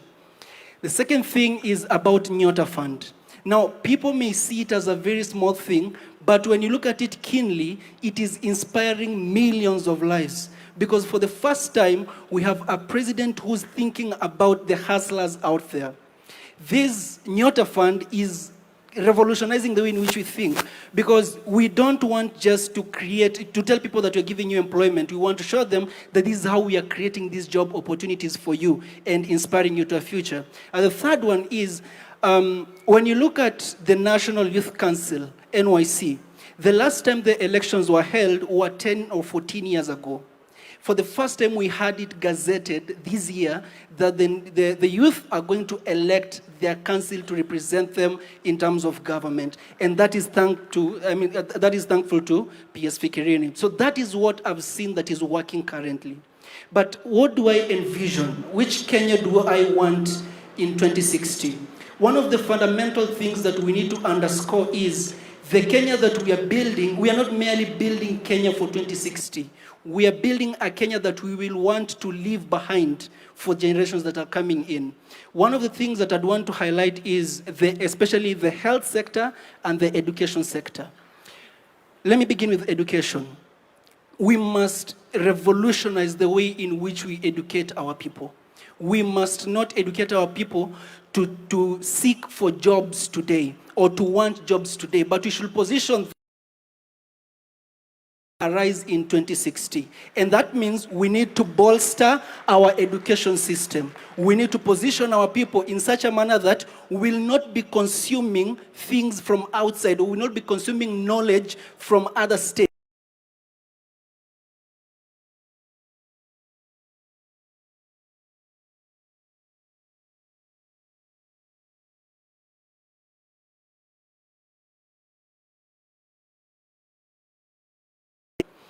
We cannot be 60, now for 2060 will be 100 years, yeah? We cannot be 100 years old and we are still relying on external aid.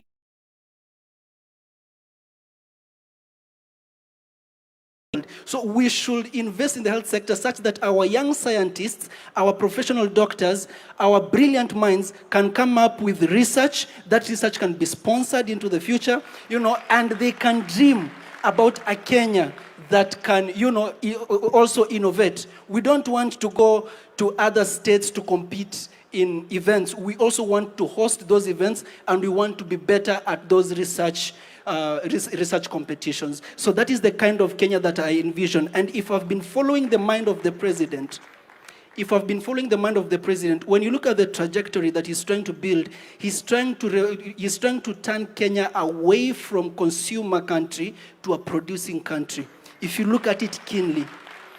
So that is my input for now. Thank you so much. Thank you so much, Festus. Ian, Festus, let me come to you next. You're a leader in your own right. You're doing that in Machakos County. What are you happy about in terms of what Kenya has achieved so far under Vision 2030? And what is your hope for 2063, Kenya at 100? Thank you, Julie. Is it good morning? Is it good morning? Yes. Good morning, Mr. President. Good morning, Julie. Good morning, my panelists. What has been significant about the achievement of Vision 2030 to us, persons with disabilities, because that is a constituency that I speak for and work for. We've seen enactment of the new Disability Act that has been in the parking lot for a very long time. The act was assented by our dear president last year, August. Was it August? Sometime last year, and that was a really great milestone that spoke to the intentionality of our government in terms of including persons with disabilities in their activities. We've also seen significant efforts by the government, especially in mashinani, whereby nothing can happen without us being on the table and having our voices where conversations are happening. Kudos to the Ngao team and to the other government sectors like the judiciary and other parastatals of government. And the hope that I have, or the hope that I see is, number one, before I go to the hope, can I cite an oversight that I have seen? Because this is a conversation anyway. When we look around this podium, and online as well, we are missing a very critical accessibility format for those that are following online and those that are in this place with hearing impairment. It was an oversight, and I give it as a recommendation that next time that is looked at critically, because this being a national conversation, then it ought to carry us all to the other side of the river. And the other observation that I have made, I'm moving to my hope. I have also observed that in most of our activities or our events, we are not intentional about including persons with intellectual disabilities. When I speak about persons with intellectual disabilities, is the people that we sometimes shun away from because of their complexity of their disabilities, in that the way they take concept in and the way they give output out is a little bit different from everyone in our midst today. And I believe that is something that in our next roadmap, we should have an intentional way of targeting, really targeting persons with intellectual disabilities and those with autism.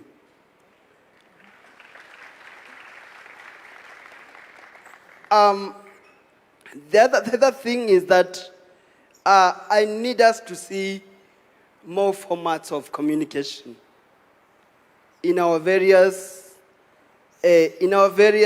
engagements. I'll give examples. Persons who are short-sighted, that do not see small letters. How inclusive are we when we are projecting? Even if it was in our screens? How inclusive was that? And those that use Braille is there a format that is going to be accessible to those of us that have gone to school and can use Braille too as a way of communicating to themselves?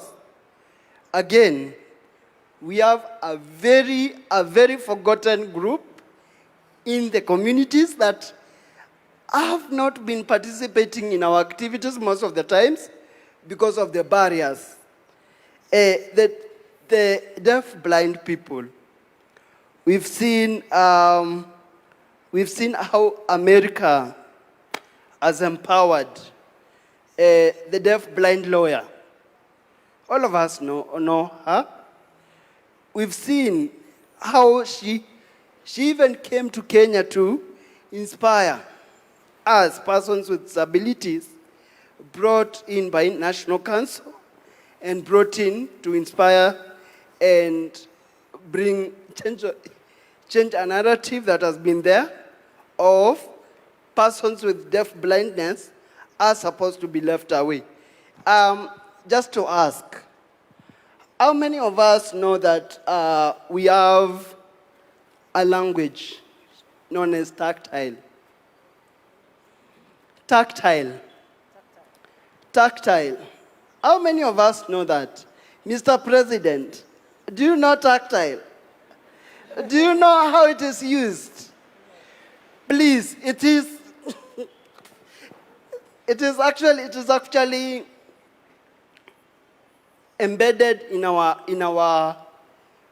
national book, our reference book, the Constitution of Kenya, whereby it's a mode of communication for those who are deaf, blind.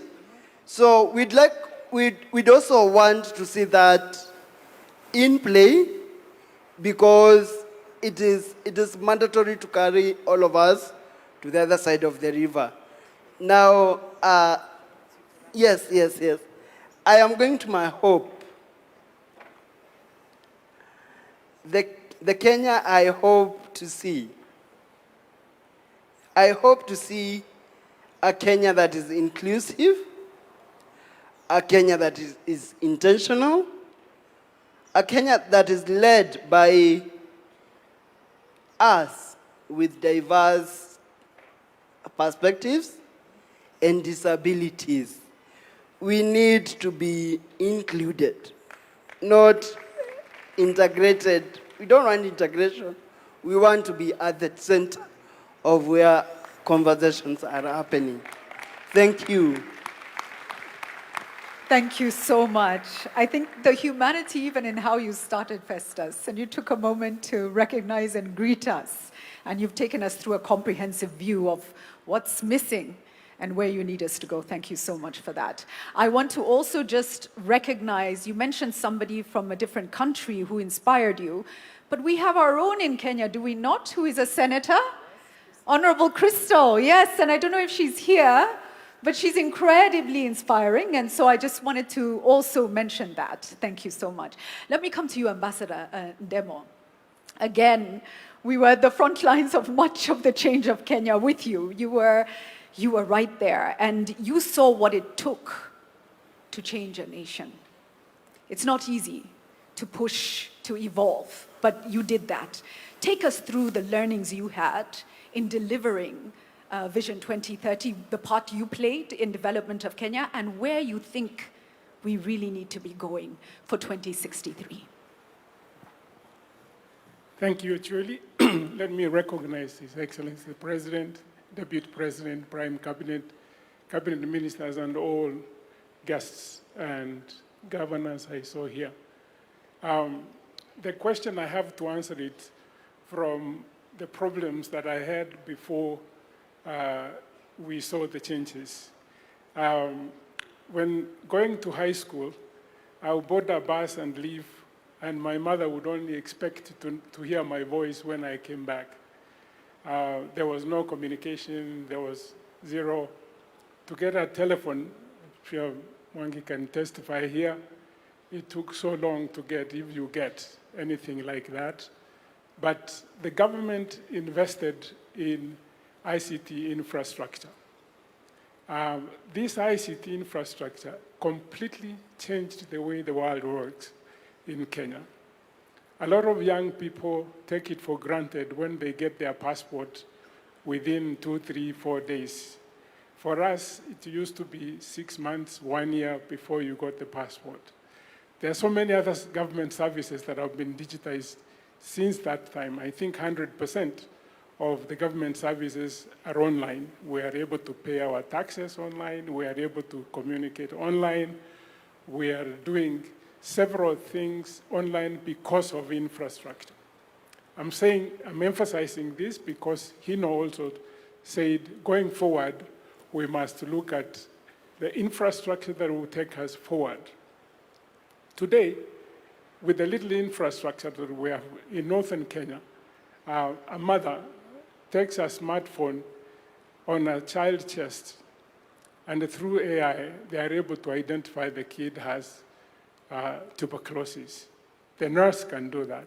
This is something that used to be done by radiologists and other things. We need to expand that throughout the country. And what I'm saying, what we need going forward from today is actually to build the future infrastructure for AI, because AI is disrupting education, disrupting health, disrupting agriculture, and that we need to have its own infrastructure.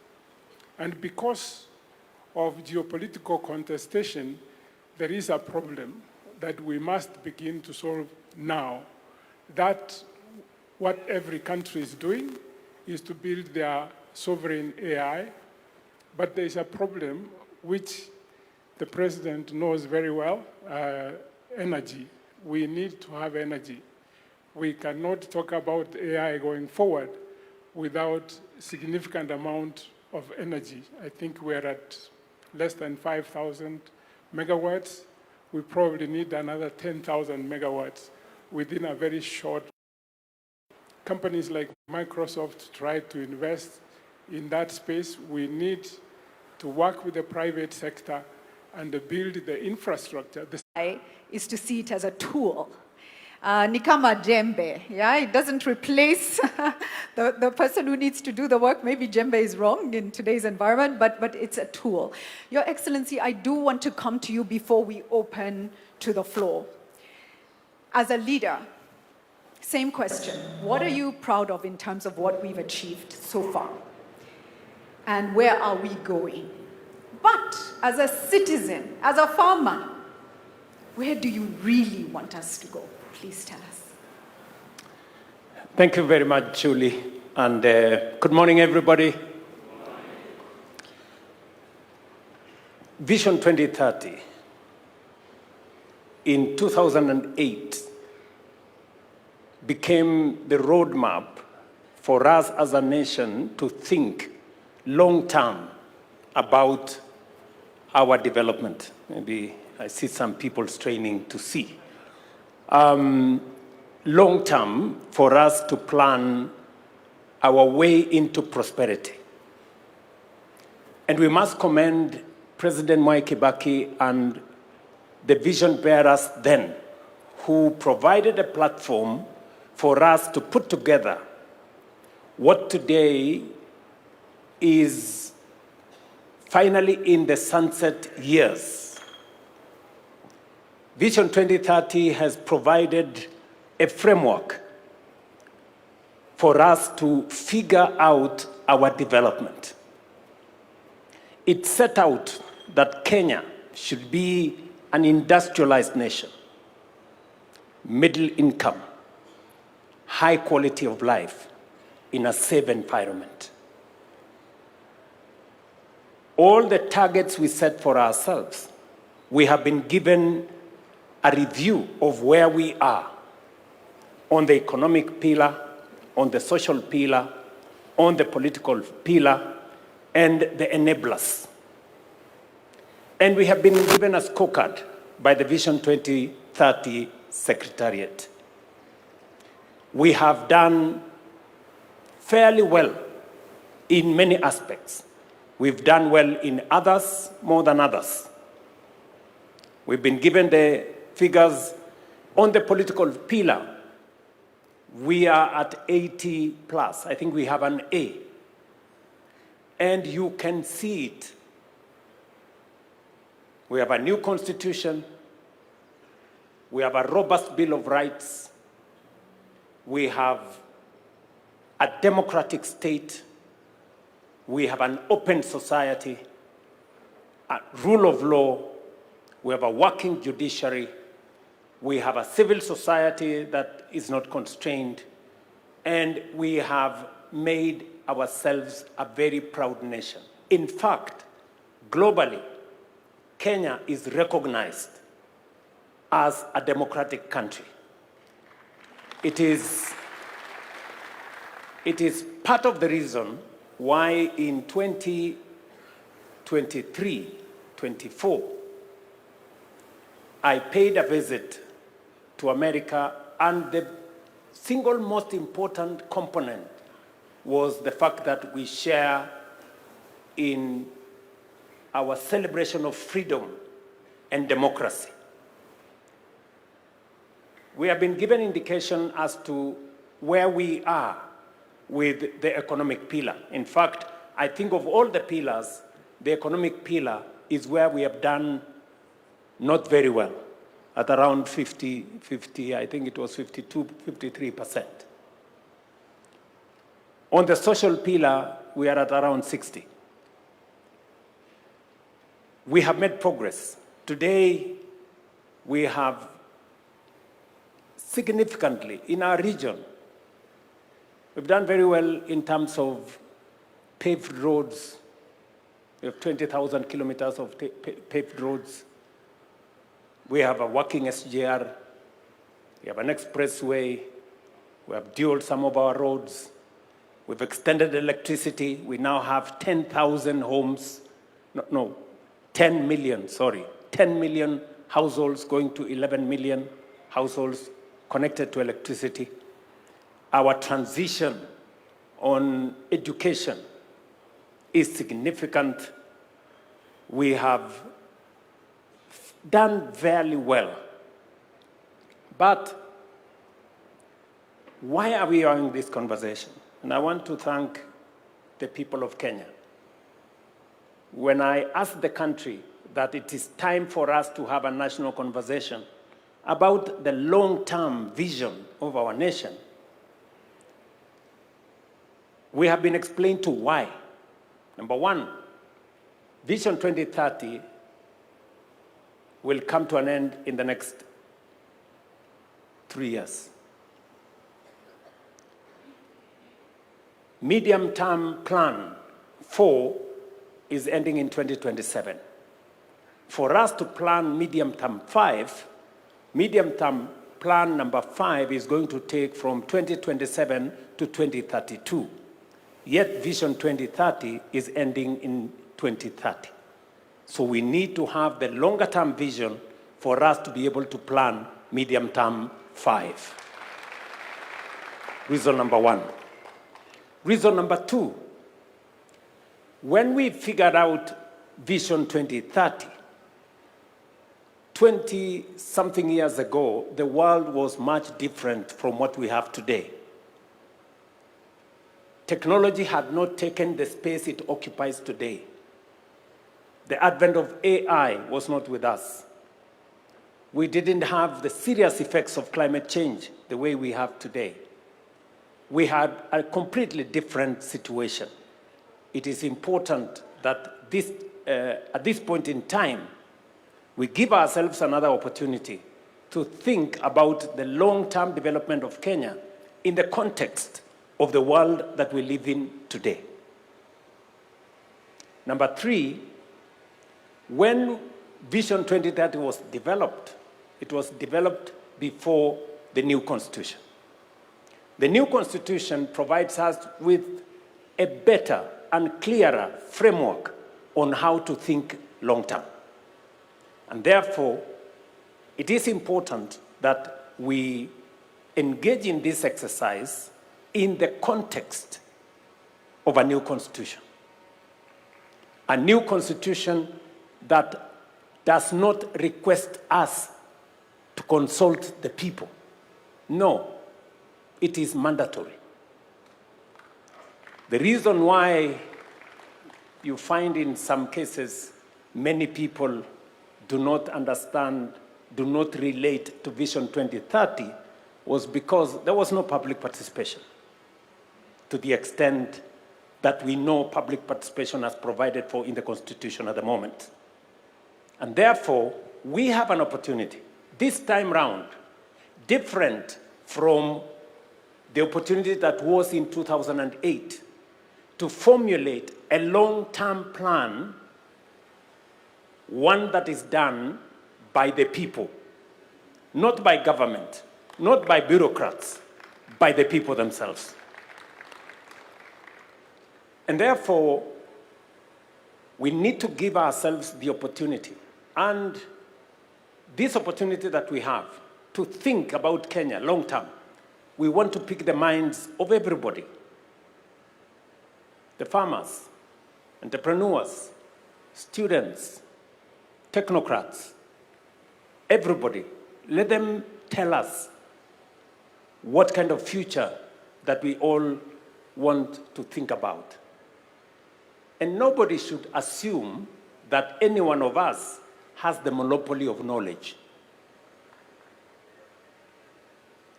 This cannot be, and I make it very clear, this is not a government project. This is a people's project. So Kenyans must prepare themselves. It is a responsibility put on our shoulders collectively. And I will be speaking as a citizen as well, because I also have aspirations on what I think our country should be, beyond me being a leader today in Kenya. And number 4, just so that we contextualize this, the center of gravity, global gravity, in terms of growth, is moving to Africa. Africa today is pivotal. Why? Because of 4 reasons. Number 1, we have the largest reserves of renewable energy. We have the youngest population, a population that a quarter of the world's population will be living in our continent by 2050. Number 3, we have the largest market that is emerging. Number 4, we have the largest reserves of uncultivated arable land for food security going into the future. And therefore, as the center of gravity, global growth moves to Africa, we must position Kenya appropriately so that we become that epicenter. It is for those 4 reasons in my thinking that this is the moment for us to imagine the Kenya that we all want into the future. Many people may say, this being a year where we are going into politics, maybe this should not be the opportunity for us. Now, I want to tell them, Kenya is bigger than any election. For far too long, we have made elections to look like it is a matter of life and death. It is not. Yes, it is important. And the reason why we have not achieved some of our targets is because we have made our plans not with the foresight of the future, not thinking about the next generation, but simply thinking about the next election. And that is how we haven't met some of our targets. And I speak from a position of knowledge, and I speak from a position of experience. It's not always that you become a president of a country. I have the privilege to be the president today. And I want to speak from that experience, that the pressure that always you have, even when you know as a leader this is the right thing to do, you are told always, this will affect your next election, don't do it.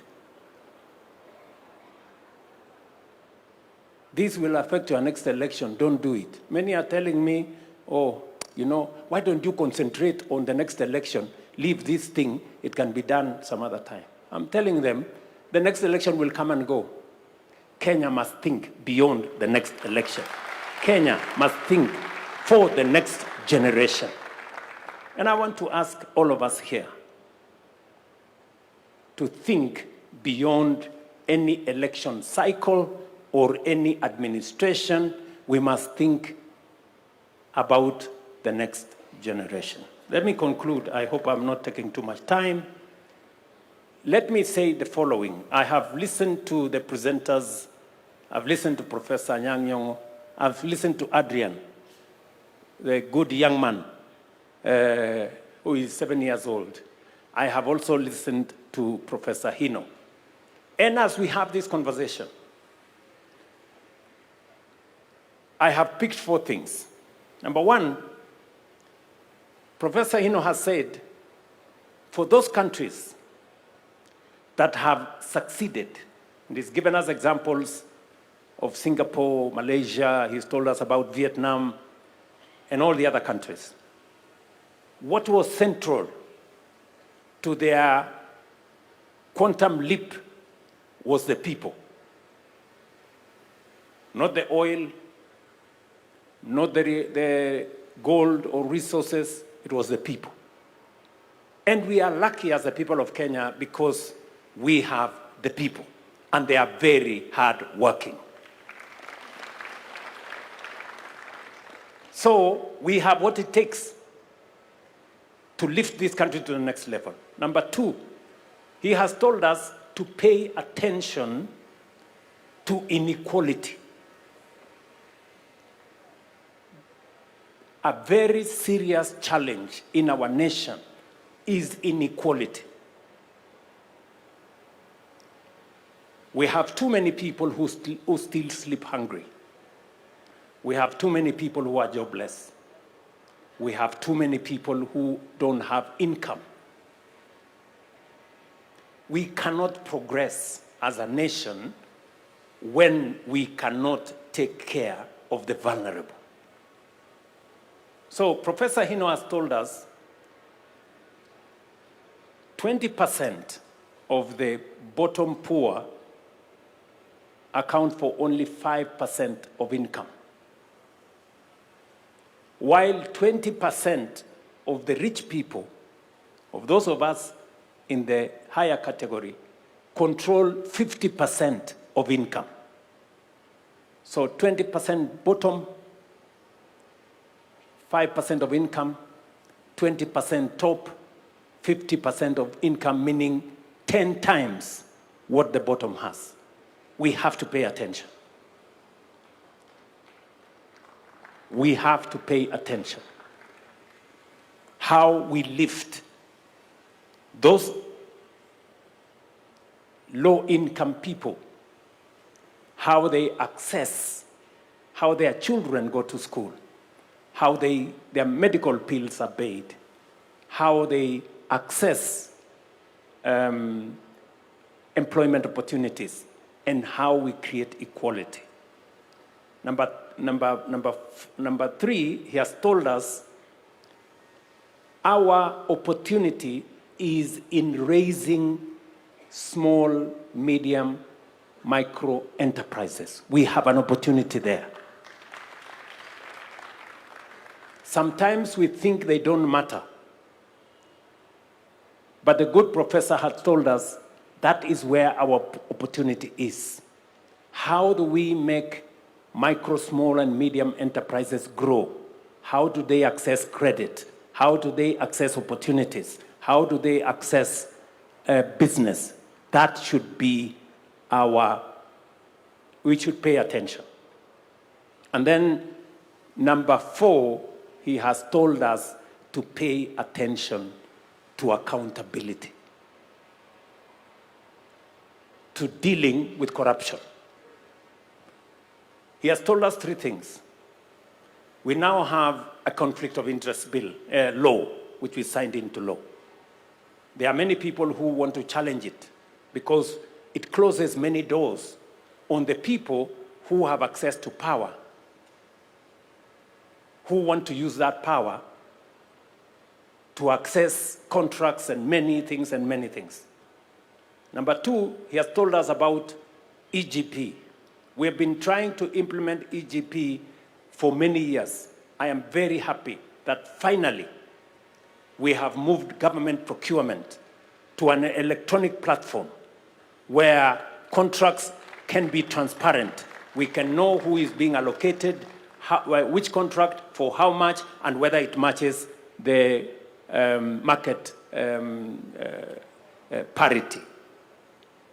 And he has told us that technology must play a very central role. I was listening to Mercy Mwangangi, our CEO of SHA, and he was saying the single most serious challenge he faces is how to stop fraud. You know? And we are very happy that finally, using technology, we are able to stem theft, fraud, and corruption. And to the good professor who has said here, going forward, technology is going to play a significant role in us taking this forward. So, in conclusion, let me say this. To the people of Kenya, nobody has a monopoly of good ideas. Beyond Vision 2030 is our collective responsibility. We must step up. It is a constitutional responsibility to each one of us. It is an obligation to each one of us to implement the Constitution. And part of implementing that Constitution is to figure out how we appropriate, access, and avail all rights that are provided for in the Constitution to everybody in Kenya. Whether it is human rights, electoral rights, rule of law, access to water, access to education, freedom from hunger, making sure that the Constitution, what the Constitution says, that every citizen must access the highest standards of health, the highest standards of education, the highest standards of housing. It is our responsibility collectively for us to have a plan on how this is going to be attained. And we have the opportunity. I want to pledge here that government is not going to lead the talks. It is going to facilitate. This is about the people. Whatever platform that is required to be provided, we are going to provide the platform. Let the people, in their diversity, the religious community have ideas, private sector have ideas, farmers like myself have ideas, students have ideas, the academia have ideas, our good friends in civil society, they have ideas. Let us bring the cocktail of ideas and have a plan for our country into the future. It is our opportunity. Let us not abdicate. Let us not delegate. Let us not run away from that responsibility. It is our duty, it is our obligation constitutionally to make sure that we think about the future of our nation so that Adrian, sitting here with us, 7 years old, will know what the future is going to look like. Thank you very much. I hope I have not taken too much, but this is the opportunity for us, and I am very happy to be part of this as a Kenyan myself. And believe you me, I will be part of it as a Kenyan. Thank you very much. Thank you so much for that, Your Excellency. Thank you for the context. And Mark, just be on standby. I will be coming to you. That context is very important. We've heard that the center of gravity for growth in the world is shifting to Africa. The world doesn't want it to shift to Africa, but inevitably it is shifting. And African countries, through their strategic actions and positioning, will determine whether it shifts on the world's terms or it shifts on our terms. Kenya today, and Your Excellency will confirm, has been tasked with building an AU that is fit, informing the build of an AU that is fit for purpose for Africa today and the Africa we want. Kenya is doing that. Yes, and it is important. Kenya today has been tasked by the world with convening around the issue of trust. The Trust Summit is being held in Kenya under the Ministry of Foreign Affairs. And the world is looking to Kenya to tell the world, what are we learning about how we rebuild trust in communities, in societies, between citizenry, with government? How do we rebuild trust? So Kenya has a responsibility to think deeply about where she is going for ourselves, but also for Africa. Does that matter to us? I hope it does. I hope it does. Mark, I'd love to come back to you now to take us round the room. Yes, I see Wananchi hands. We're ready to speak. Thank you.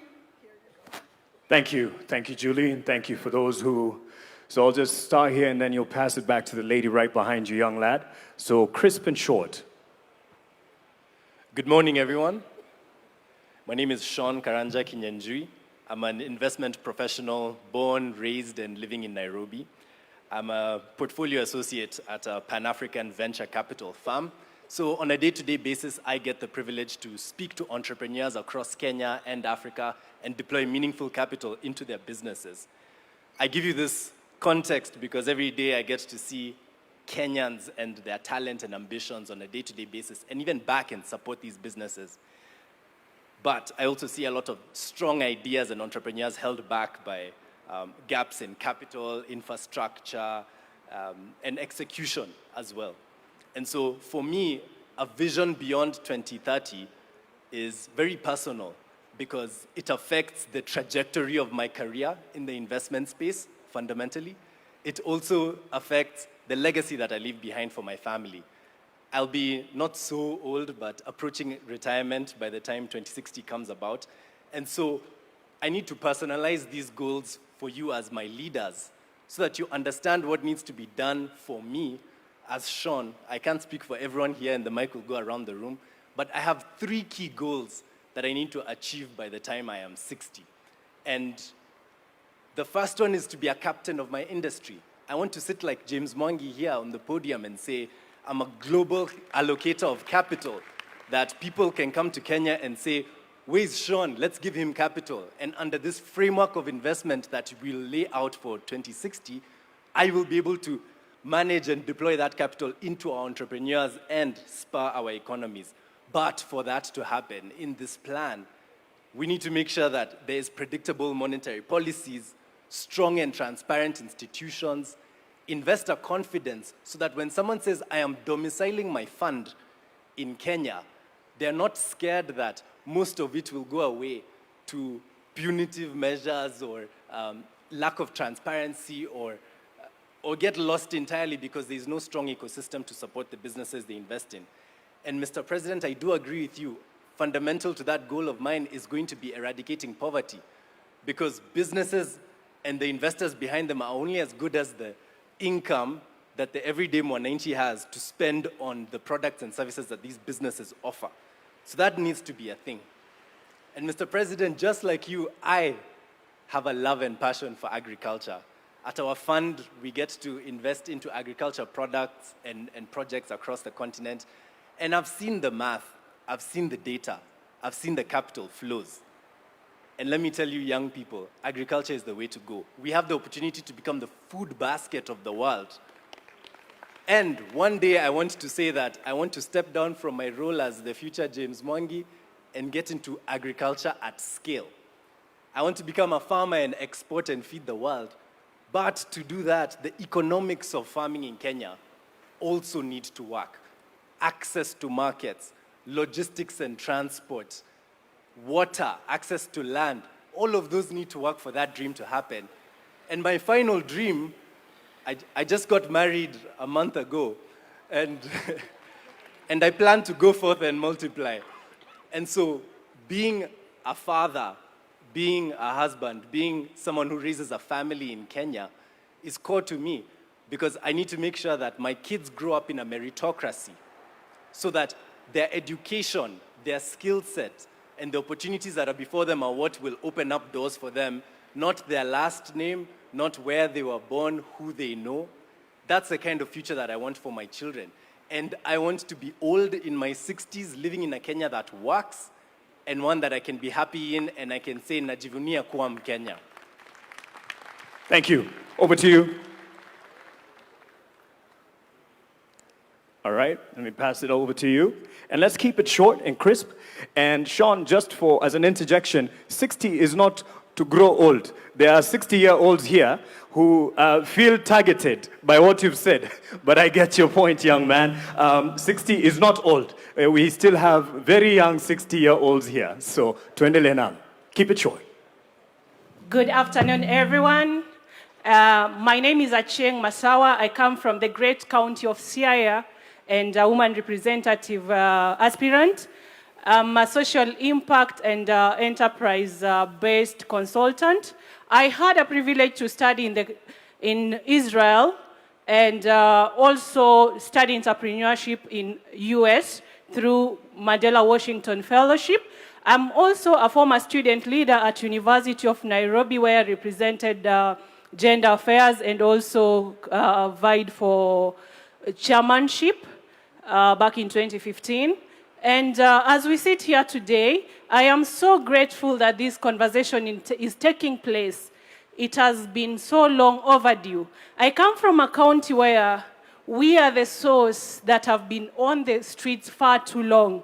And I'm really, really grateful that one of the least developed pillar is economic pillar. And being a youthful country with a young population, I believe, and today is the International Youth Day, I believe that focusing our energy in enabling the capacity of our young people is the way forward. And today I am greatly challenged that the President of our great Republic of Kenya, Dr. William Ruto, has led the National Vision Board. I would like to challenge all of us as young Kenyans and every Kenyan to also develop our personal vision board to contribute to the growth of our country and to the journey to Singapore. Thank you so much. Over to you. Melody, you have someone? Thank you, ladies and gentlemen. Your Excellency, first of all, my name is Hilary Ojwang. I am a Gen Z of this nation and a graduate mechanical engineer. So my comment as of today is that, first of all, I want to thank you for this initiative because we came up with Vision 2030 and we are now we are developing a relay of visions. So we have Vision 2030, handing it over to Vision 2060. So as we hand it over to Vision 2060, we really just have to reflect and check back and see what is our progress in the social pillar. We have made some progress. Our progress in the political pillar has been significant. But our challenge, Your Excellency, which is the key and the core of changing the life of our people, is the economic pillar. And as a young person, as a Gen Z of this country, I want to thank you because you are saving us in disguise. Because when I'll be old, and in my 60s, in 33 years to come, the current generation, the generation Alpha, will be asking us for jobs and asking us, what did we do when we were young that they are jobless? That is why I'm thanking you, because by Vision 2060, we are trying to solve the solution of creating jobs for our people. My comment is that as our president, and we are praying for you, and we are going to hand over the job to you once again in 2027.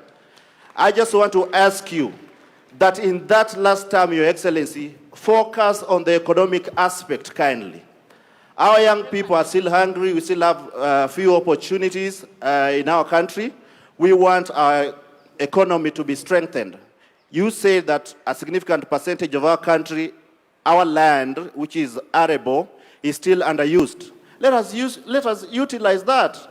Let us have more food in our country that we can export.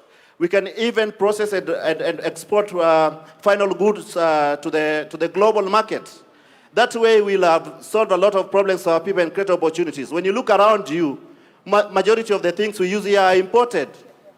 If you look at the speakers, the cars around here are imported. We will only empower our people if we can do much of the job here and export to the global market. Thank you so much, Your Excellency. God bless you, and I appreciate us for gathering here today. Asante sana. Naona sasa kipaza sauti upande huu pia kimeruhusu. Kuna dada hapa, jitambulishe kwa dakika 10 nawe toa mchango wako. Before you hand over the mic, ningependa kuparticipate.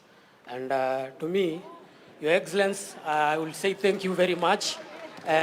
Kama si wewe, vijana wewe kwanza. Your Excellency, remember I'm a clinical student from KMTC, student leader. Na pia hii angalia mahali uangalia wanafunzi wamemaliza course zao za KMTC, and pia Masi Mwangangi angalia mahali hawa watoto pia. Tuangalie sisi wanafunzi wa KMTC, please. Hello. Before he just adjourns it, I'm Brian. I'm the founder and CEO of B. Malsons. I just have one review to just add. We've been actually trying to say, how are we going to create more jobs? Currently in Kenya, we have almost 11,000 startups. So if the government can just, let's say back up these 11,000 startups and just, let's say they just get funding, for example. Each startup can just employ almost 50 people. So those 50 people, as in, if they are now given actually money, they can actually now create more employment actually now for the young youths now. Hello. Oh, yeah. I'm sorry. Let me talk. My name is Anne Adhiambo Onyango. I am a volunteering secretary actually for a community-based organization known as Tekeleza Mtaani Initiative. So my question is about climate action. For me, I define Vision 2030 as attaining goals for the 17 Sustainable Development Goals. So I'm gonna go to SDG number 13, that is climate and its impact.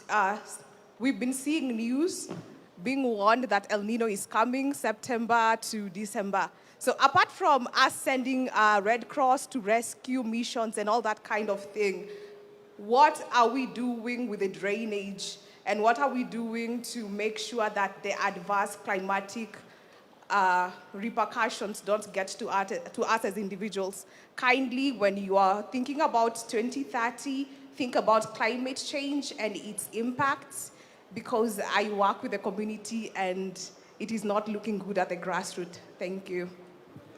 Asante. Sorry about the challenge with the sound, and we're trying to get, I had promised this young lady here, na hapa, na point tu, kwa sababu ya muda, lakini pia wewe utaposition watu pia. I love this sign. Let me just say, yes, I love the hands. I see you all. I appreciate that. And this is what we are starting. So hatufungii mtu yoyote, lakini tunawapa wale ambao wanaweza zungumza kwa muda tu.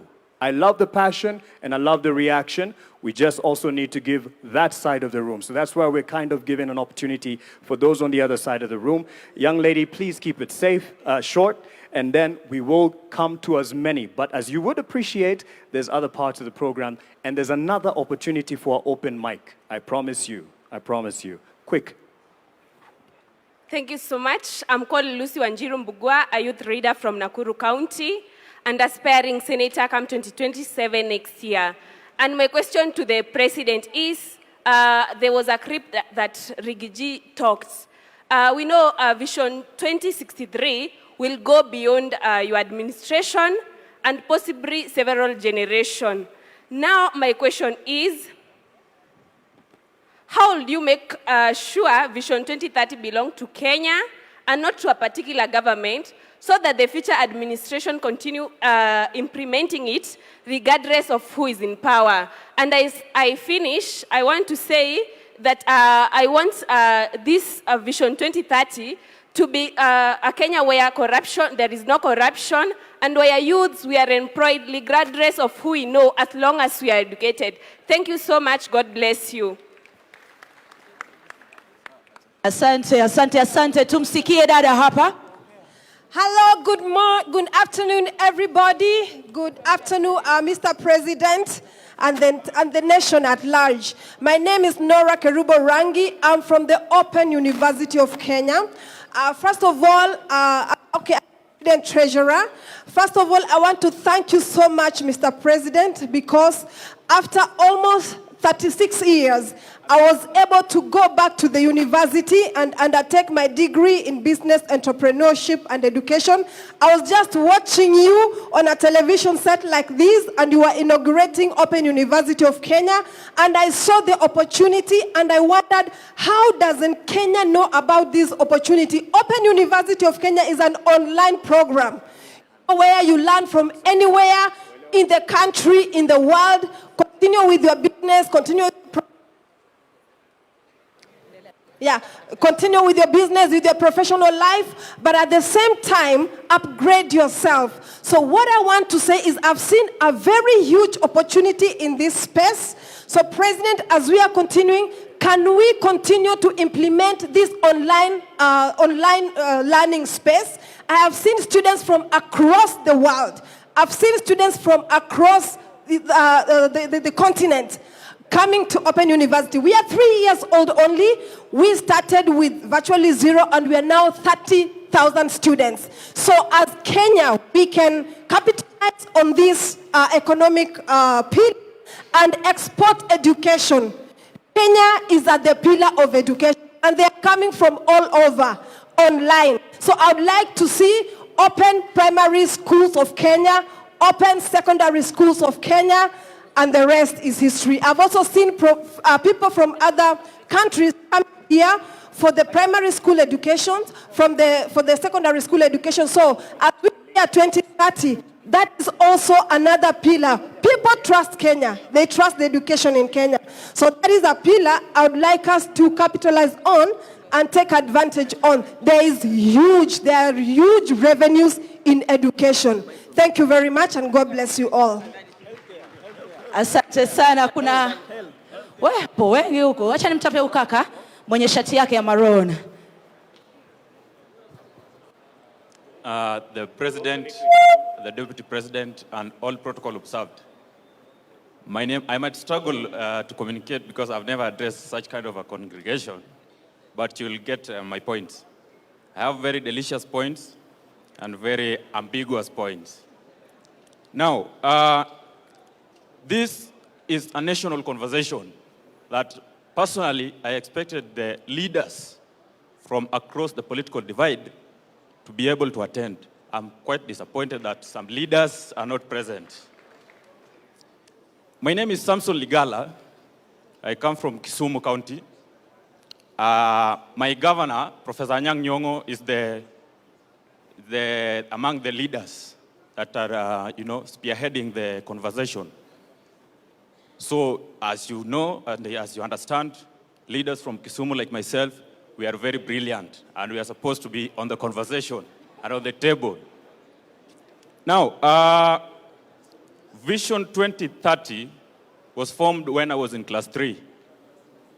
I didn't know much about it, but my late father, used to really talk about it like every day.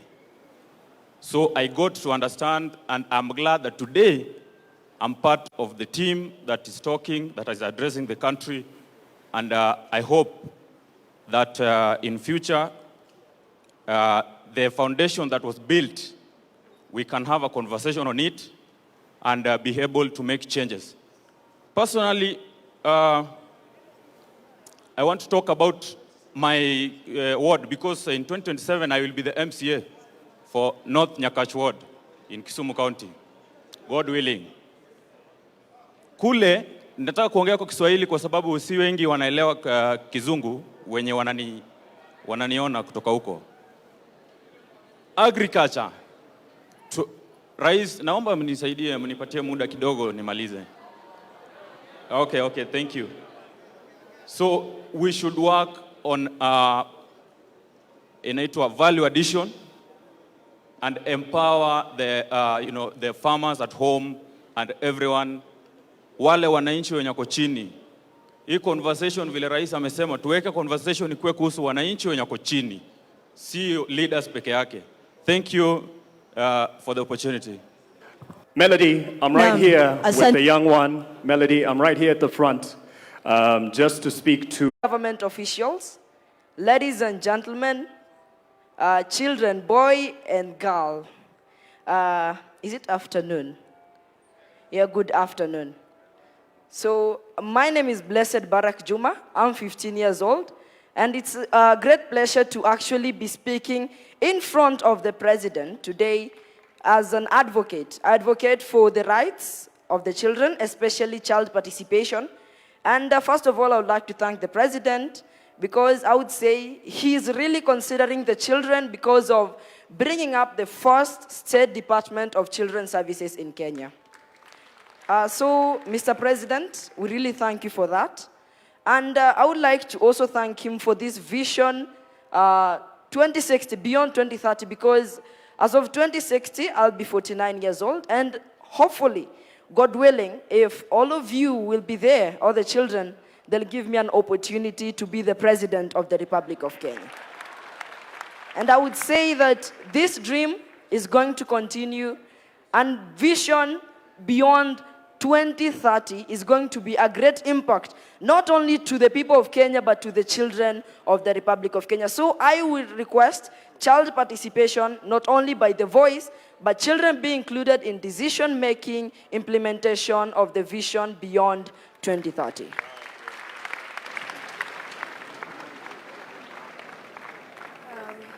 Good afternoon, everyone. I really thank the Government Delivery Unit for inviting us to this conversation. So first of all, I'm going to go to the Agenda 2060. In inclusion of children We would like to have the food security improved by investing in smart agriculture and true strength in schools feeding programming. And also coming to child protection services, we would like to strengthen the system supporting vulnerable families and ensuring every child knows their rights. Mostly protecting children must be included in creating these decisions in the 2060 agenda. Thank you so much.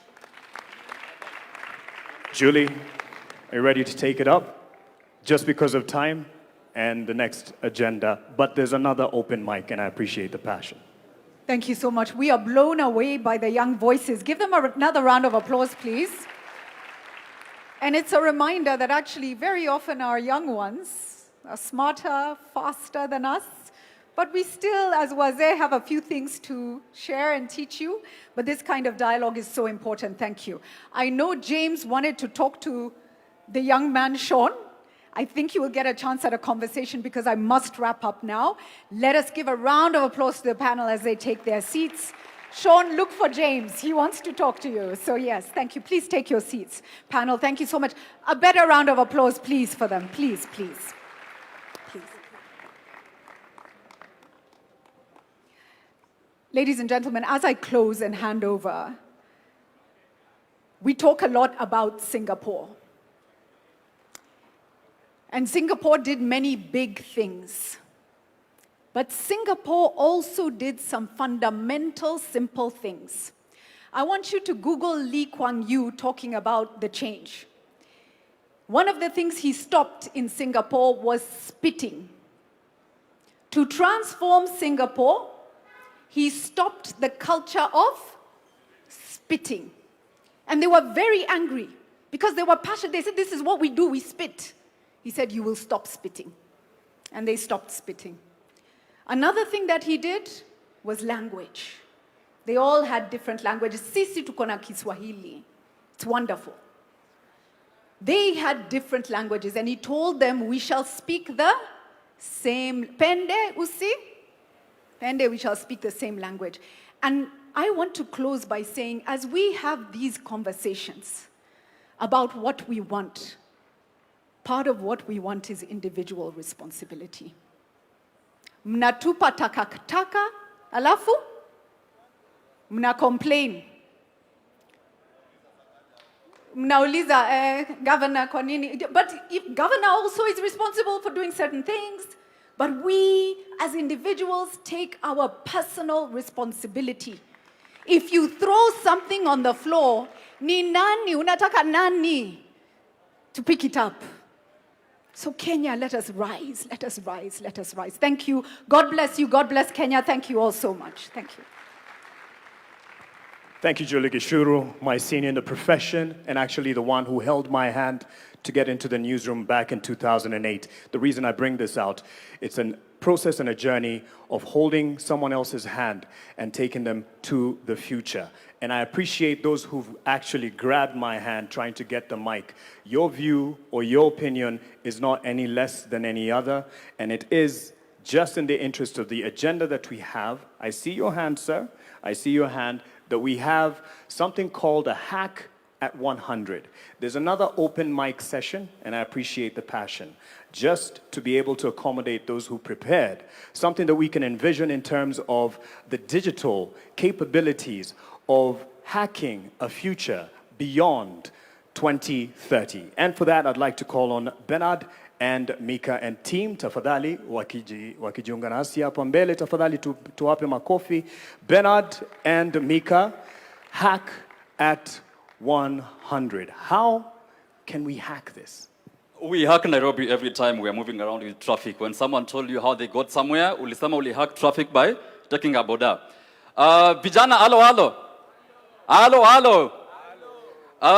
We are here, we are building the future. I'm not feeling the energy. Vijana, halo.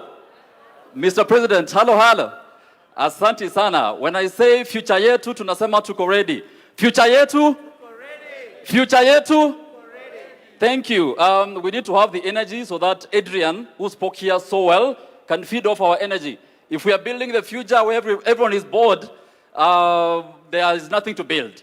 So, but then we are live on all platforms. We have a lot of creators who are live on X, Meta, Twitch. There's a matatu parked outside, 2 of them. They are streaming on all platforms. So Hack Kenya 100 and Beyond Vision 2030, hackkenya100.com. We are live. Go online. We'll plug you with all the latest updates.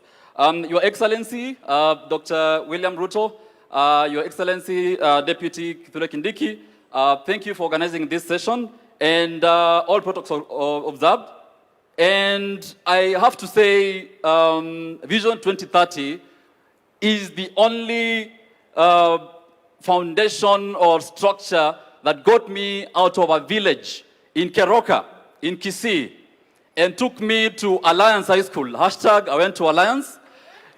We went to Alliance, and without free education, I wouldn't be here today. So Vision 2030 team, Mugo Kibati, Alliance High School, we see the dream and we are to build today. And nataka mnishikie namba mbili. Namba ngapi? Namba mbili. 75 and 100. 75 and?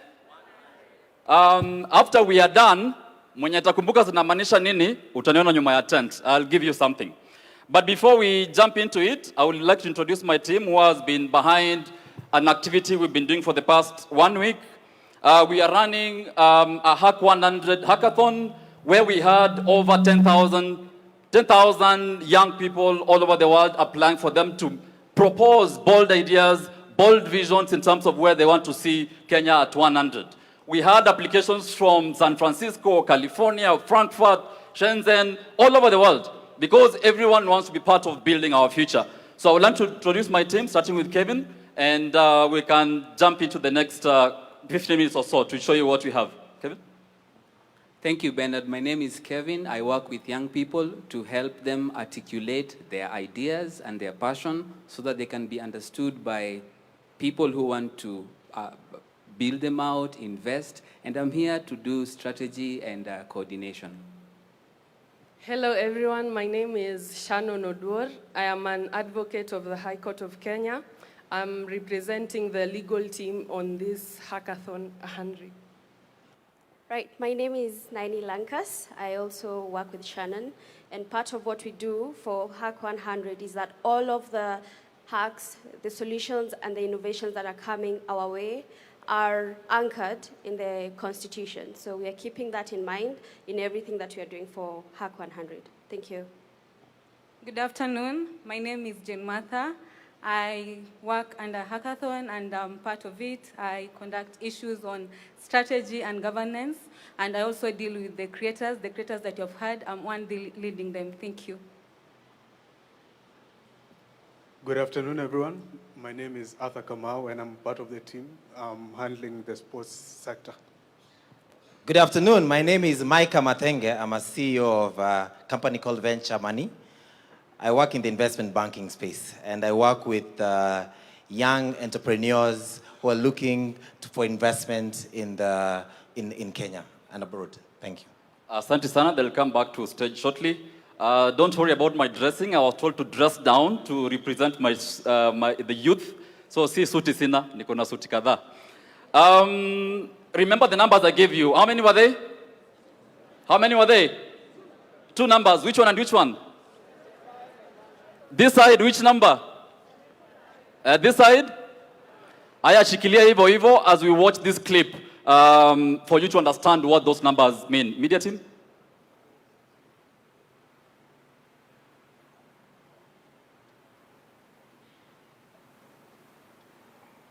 The audio is missing?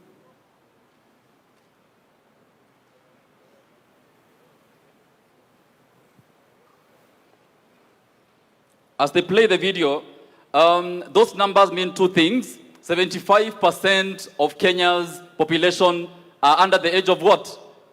35, right? And if we are not involving them in building this future, we have no future we are building towards.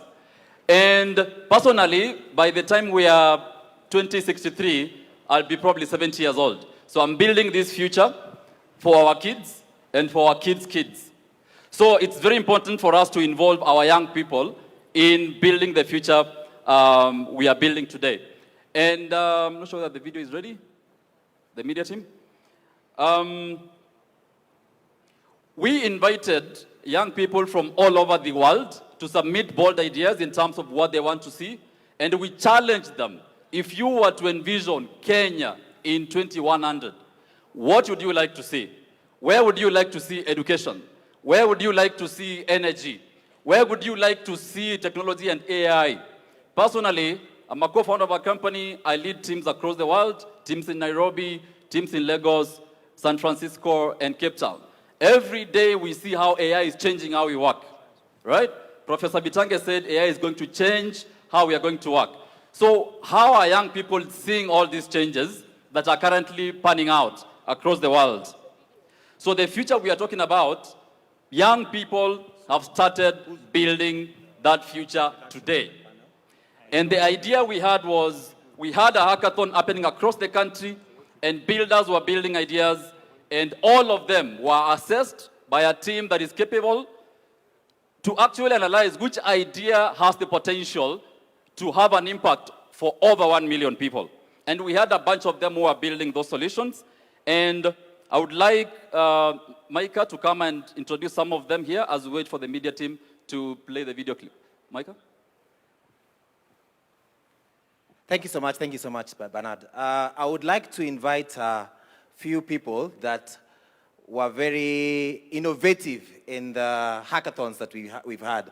But before I invite them, I'd like to tell you that the youth of this country today are not thinking about problems that we are having in this country. They are thinking of solutions. And I'll give you an example of one of the solutions, ICT solutions, that has been profiled to us. This is a solution that has been created by the youth. It's for savings. The youth are saving. So I'll give you the example here is for a child who is 7 years old, and he's working with his parents, and his parents are saving 200 shillings every single day to buy him a PS. The app that has been created, which is for beyond 2030, definitely, the app that has been created has reminders. But the reminders from the child are more consequential than the reminders from the app. And so we are looking at children who are learning discipline. They are learning the importance of investing. They are learning how to invest small, waiting to grow big from the innovations that we have. I would like to invite Felix from Sanifu. I don't know if he's around. And if he's not around, I'll invite Naini Lankas to come in and talk about the investments, the legal avenue that we have, the legal infrastructure. Come. Yes, come. Hi everyone. Thank you so much for the opportunity. Thank you so much for this initiative to actually look at Vision Beyond 2030. So my name is Sidney Rema. I'm a co-founder and CEO at a company called Sanifu AI. We are kind of the frontiers of AI in Kenya for small businesses. We are servicing many across Africa, not just in Kenya. Most of the big companies, around use Sanifu AI to process things like orders, invoices, pay taxes, and all that. So I think for today, beyond 2030 for us, what we are looking at is we are enabling a new digital economy. We're enabling a new digital economy. Sanifu has the capability to enable young people who don't even have any coding skills to be able to actually build data applications by just describing it, which means we are seeing more people opening AI agencies, servicing businesses that have never accessed AI before. And one interesting thing you'd actually note is that, yes, we do have all this conversation about AI, but I don't think people really conceptualize what's happening. And I say this as let me say as an ex-user. You always have people saying, hey, these are things that are happening maybe in the US and other countries, but they don't really conceptualize what is actually happening. And I would like to suggest something. Maybe the team or the task force that is planning towards Beyond Vision 2030, if there's one single investment that will actually make, that will significantly change the country or significantly change the future of the younger generation right now, is deliberately investing in training in AI and technology. You can build all the roads in the world, that's good. We'll build the roads, we'll build the infrastructure. But if we cannot stimulate the young people to actually understand how to quickly adopt AI and technology very fast, I don't think we'll actually have the leap that we're expecting. And I'll give you a good example. A few years back, we were doing charity in different children's homes where we were issuing computers that are old from, all these government offices. And we were training kids as young as 5 years, 7 years, 8 years old on how to use basic computers. And you'll actually be surprised what kind of applications they're able to build by the time they're 13. So yes, I think that is one ask. The second ask, allow me, the second ask is, I've built startups for the last almost 15 years. And I'll tell you for sure, we always feel alone. I've raised capital from some of the biggest investors in the world, but I see so many startups dying every single day. They're actually building not just for the Kenyan market, but for the African market as a whole. They die every single day. There is no proper structure for support. There is no investor incentives. There's a lot of changing policies that are making investors not want to invest in us. And I can tell you for sure, if you really and truly want to invest in the young people, think about tech and AI. And don't think about it in terms of suggestive, hey, schools teach this and this. No, mandatory. Make it a mandatory class. Make it a mandatory class across the entire curriculum, essentially, for that. That's my 1-2. Thank you so much. Thank you so much. Because of time, the media team, you can play the clip in terms of how the young people want to see the future that they want to build today. Things that Sydney and the team are building, we want to see how do they look 100 from now. Now open them. This is Kenya at 100. And it begins in our classrooms. Every child learning, creating and dreaming with a world-class education made for them. A nation of users, cities dreamed by our own people and raised by our own hands.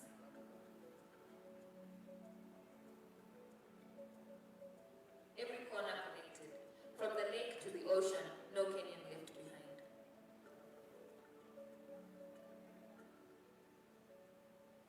Powered by the brilliance of our young people, the 75%.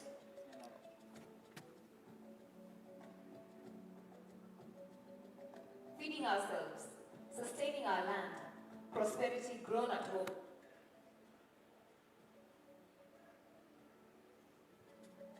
Clean power from our valleys, our winds in the atom. Energy that never runs dry.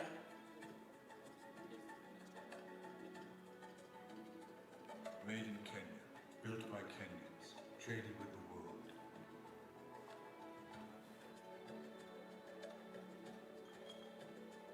Our wildlife protected, our heritage alive, the world welcomed as family.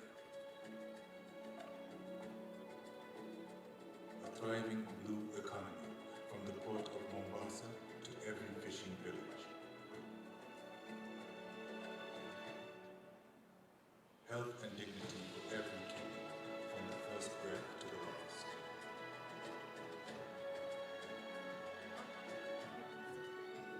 But this future is not a promise, it is a project, and it begins today with you. And we start building today. A time capsule travels across all 47 counties, awakening builders and dreamers. Your ideas, captured and preserved. The boldest go into development with seed financing ready. Kenya 100, future yetu, tuko ready. Future yetu? Future yetu? Now you understand the concept of the 100 and the 75, right? Very good students. In this presentation, you've seen a time capsule. Have you seen it?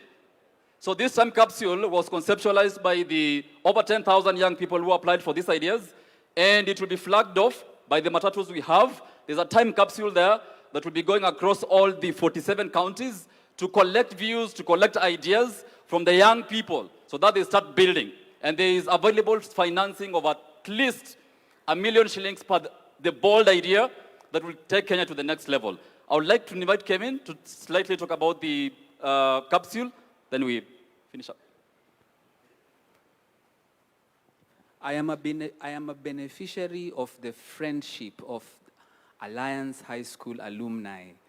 Bernard drags me into every room that opens up for him. So I am very grateful to Alliance High School for that friendship that they extend to people. My young creators also tend to speak very quickly, and so I get the work of explaining things a bit carefully because we are required to bring everybody along. So will you allow me to do that? So what didn't land before the video happened is a website that has been created by this able team. The website is live as we speak, hackkenya100.com. This website is being populated and advertised by a group of young people who you may not have met because they are in the far end where there are two matatus. Now, what is happening, many people who are picking up the mic, they are addressing His Excellency. What these young people are doing, they are saying, Your Excellency, we have a solution to help because the government cannot create jobs for everybody. And in our presence, we have a 16-year-old who has already announced his intention to eye the same seat. So young people who are in our midst, we must quit asking the government and we must start building solutions. And what this team has done, they have provided a website where if you see a shortcoming in any service delivery, propose it as what they are calling the hack. Are we together so far? So, you would be saying, Your Excellency, we have provided a hack. Can we get funding for this hack? Now, these ideas are not limited to Kenya. I need you to know we have a community of over 400,000 Kenyans in the diaspora. In the interest of time, I may not go through all of them. So the hack involves how can we interact with Kenyans in the diaspora? We have very many Kenyans who, many years, we've been exporting our brains. We export our brains from Nyeri, from Kericho. We export our brains everywhere. Somebody said when you're in front of the head of state, there is heat. The heat is acting on me. Allow me to gain my composure. Aya, sawa. So now what is going to happen is that there are communities of Kenyans in the diaspora. How are we connecting with them to link up with them and solve these solutions? Because in our interactions with Kenyans in the diaspora, they want to come back to Kenya, isn't it? You know Kenyans in the diaspora want to come back to Kenya, isn't it? What will they find? They will find these businesses that they need to expand. And so if you are in our midst and you're following us, that is what Hack 100 is about. Allow me to do the second bit of explanation, which my team did very quickly. And I will use a visual aid. Why? We must bring everybody along. Are we together? So they mentioned Hack 100, and then they said there's a capsule. So we carried a capsule to be able to explain where the idea of the capsule came from. So a capsule is this shape, and I know it is small. So we carried a bigger one so that we bring everybody along. So this capsule is going to go everywhere where Kenyans are so that you can put your ideas in it. So I'm going to open this capsule. So this capsule is going to be the conversation builder amongst young people. Instead of begging the government to do things, what ideas have you put in this capsule so that when we reach your location, we can unpack the contents of this capsule. When this capsule goes all around, we will preserve our memories, we will preserve our aspirations, and it is proposed for these ideas to be preserved, and hopefully when we celebrate Kenya at 100, it will be opened to see, did we make it? Did we not? Was the dream achievable? Thank you very much. Thank you so much. The capsule is way bigger than it is, and it's outside the matatus. Thank you, Your Excellency, and that is all the time we had. Asante sana. Thank you to the team, Bernard, and the rest of them, Mika and all. This is just the beginning. There's an online platform where you can interact with all the features that they have showcased here, and you'll be able to do that. And again, just to reiterate, as I call on the next round of stakeholders who are here in many ways as representatives, as citizens, but also with the bodies that they represent, the sectors that they represent, I should say. And as we do that, as we set up this particular sitting for them, I'd like to call on the Deputy President. Deputy President, Professor Kithure Kindiki, if you may, because just as a quick word, because in this conversation as we move forward, we are looking at where do we go from here? How will different stakeholders engage in the national conversation? So we do have representation from the Kenya Association of Manufacturers. We have from the National Securities Exchange. And just as well as someone who has seen the journey over the years with the previous administrations, much as what we are charting forward is going to surpass and go beyond just particular governments. But we have seen the contribution of the previous government to the Vision 2030. That was led by the late President Mwai Kibaki. That was led by President Uhuru Kenyatta. And now that this particular leadership has contributed to in bringing success to Vision 2030 and pushing it forward. So how, in your view, you would say we have an outlook to build beyond Vision 2030, just as we set up this stage, and I'll call on those stakeholders to come up and speak. Just as the President gave a quick word here, karibu sana to the Deputy President, Professor Kithure Kindiki. Tumpe makofi tafadhali. Wakenya hoye! Wakenya hoye!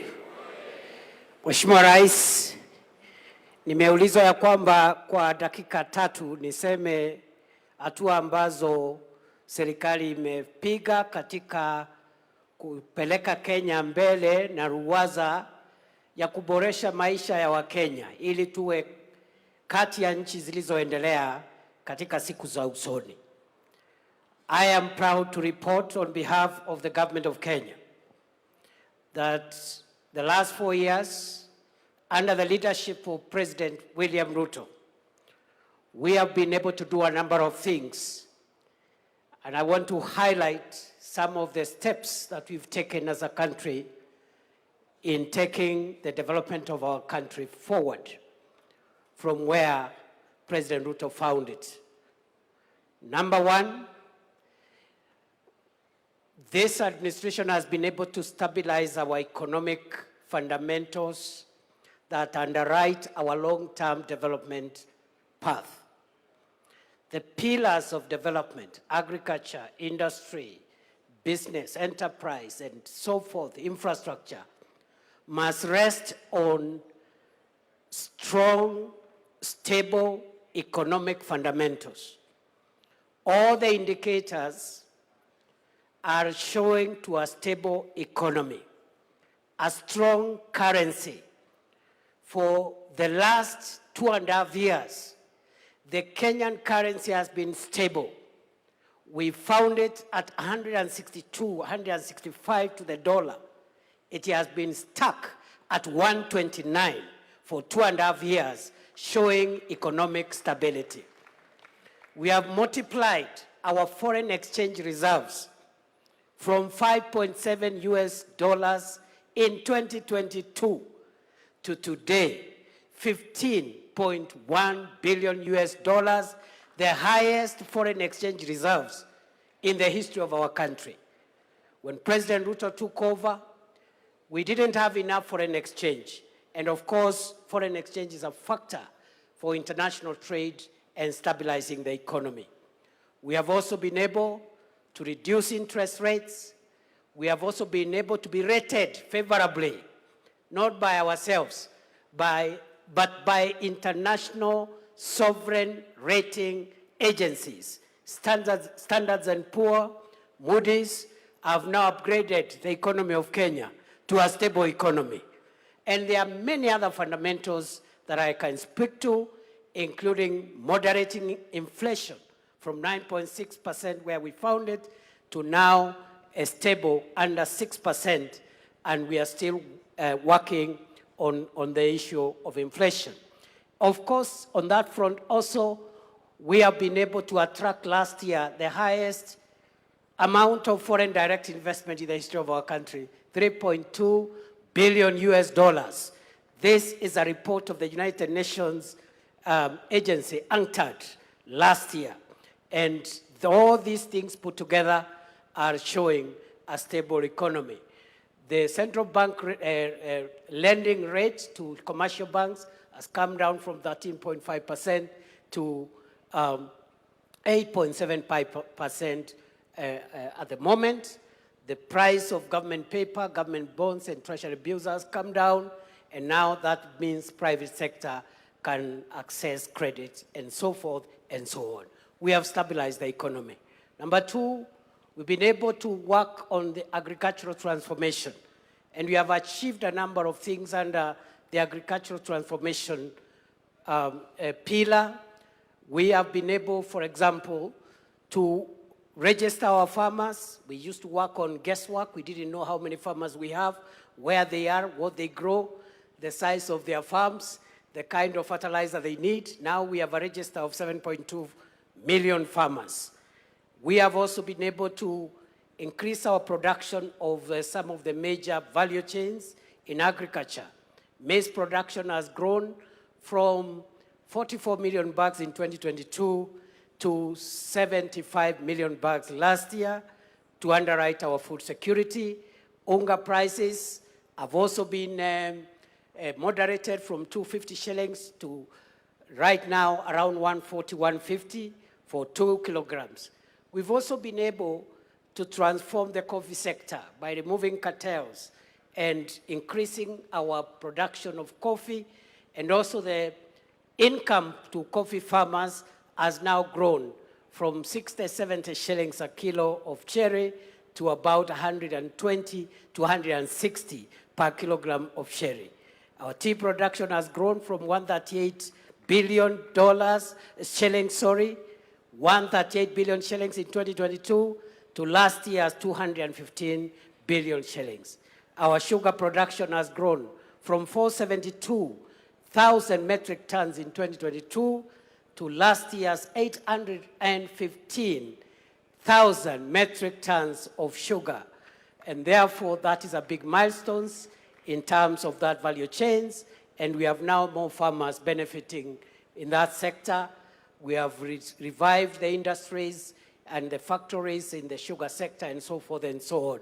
So we are also now the largest producer of processed milk in Africa, because we have moved our milk production, processed milk, from 4.6 billion liters a year in 2022 to currently, by last year, 5.5 billion liters. Kenya now has overtaken 3 other countries, and we are the #1 producer of processed milk in the African continent.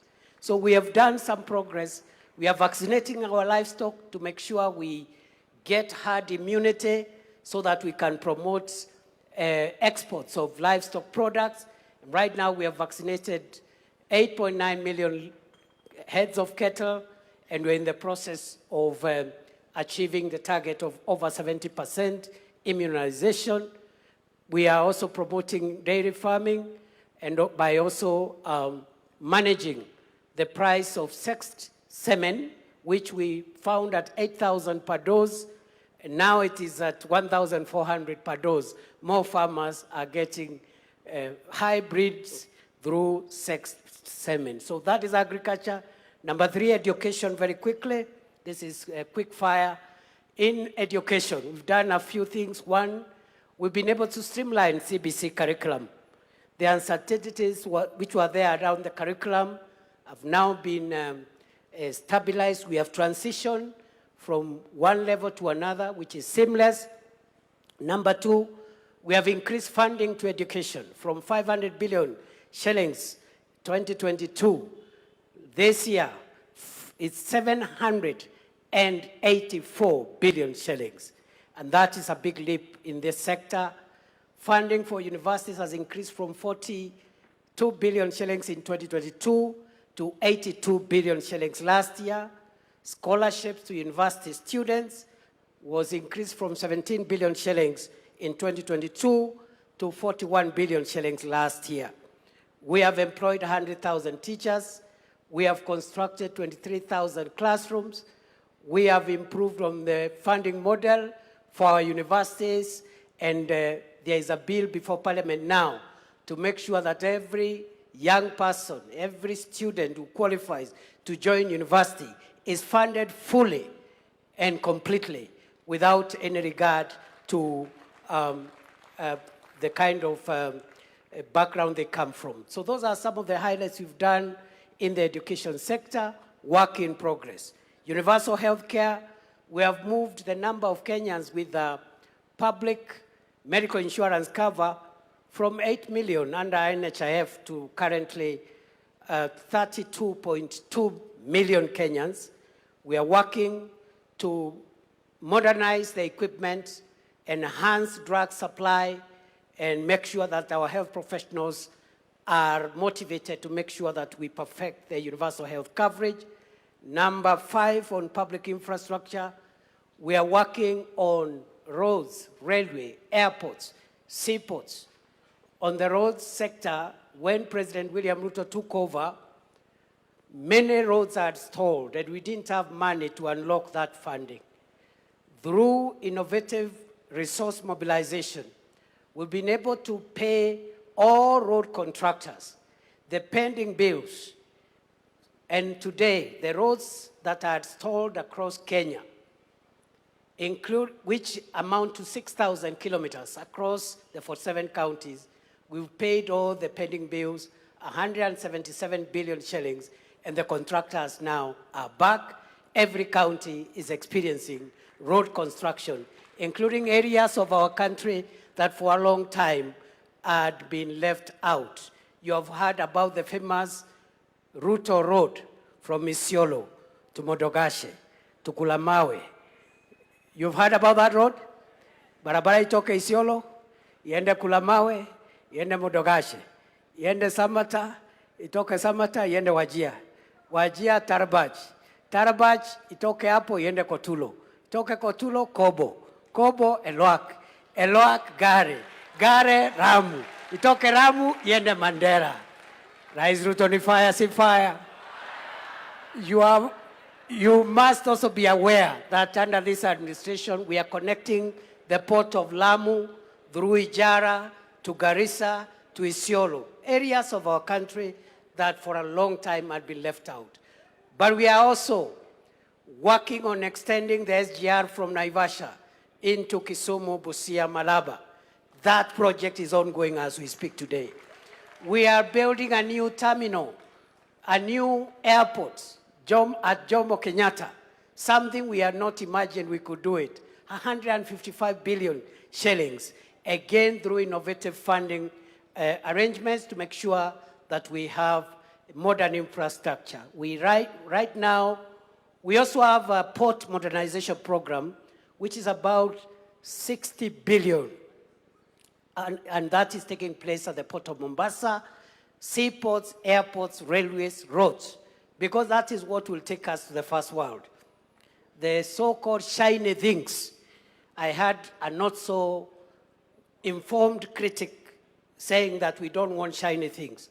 The difference between the third world, where we are, and the first world, partly is the shiny things. There are better roads, better airports, better facilities across the board. So that's what we are doing around infrastructure. Energy, the president has mentioned, we have moved connectivity to 10.3 million households, up from 8.9 million households. The target is to reach all the households of Kenya, the 15.6 million homesteads. And in the next 4 years, we'll have achieved that target of universal electricity connection. But we need our production capacity to go up, and that's why President Ruto has come up with the National Infrastructure Fund to be able to rejig the agricultural transformation agenda, to rejig our energy production capacity, and also to help us with irrigation and to help us with the infrastructure as we continue expanding on what already has been done. As you are aware, ladies and gentlemen, very quickly as I wind up, you have a few other highlights. We are trying to create as many jobs as possible to the people of Kenya. We have a number of programs. The KICC ground program through affordable housing, 650,000 Kenyans already working in that space, working towards 1 million Kenyans plus. We also have Kazi Mtandaoni, about 300,000 Kenyans who are earning a living through digital jobs. How have we created digital jobs?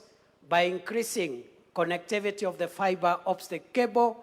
Right now we have built over 30,000 kilometers of the fiber optic cable terrestrially on our land to make sure that we have connectivity, and we are also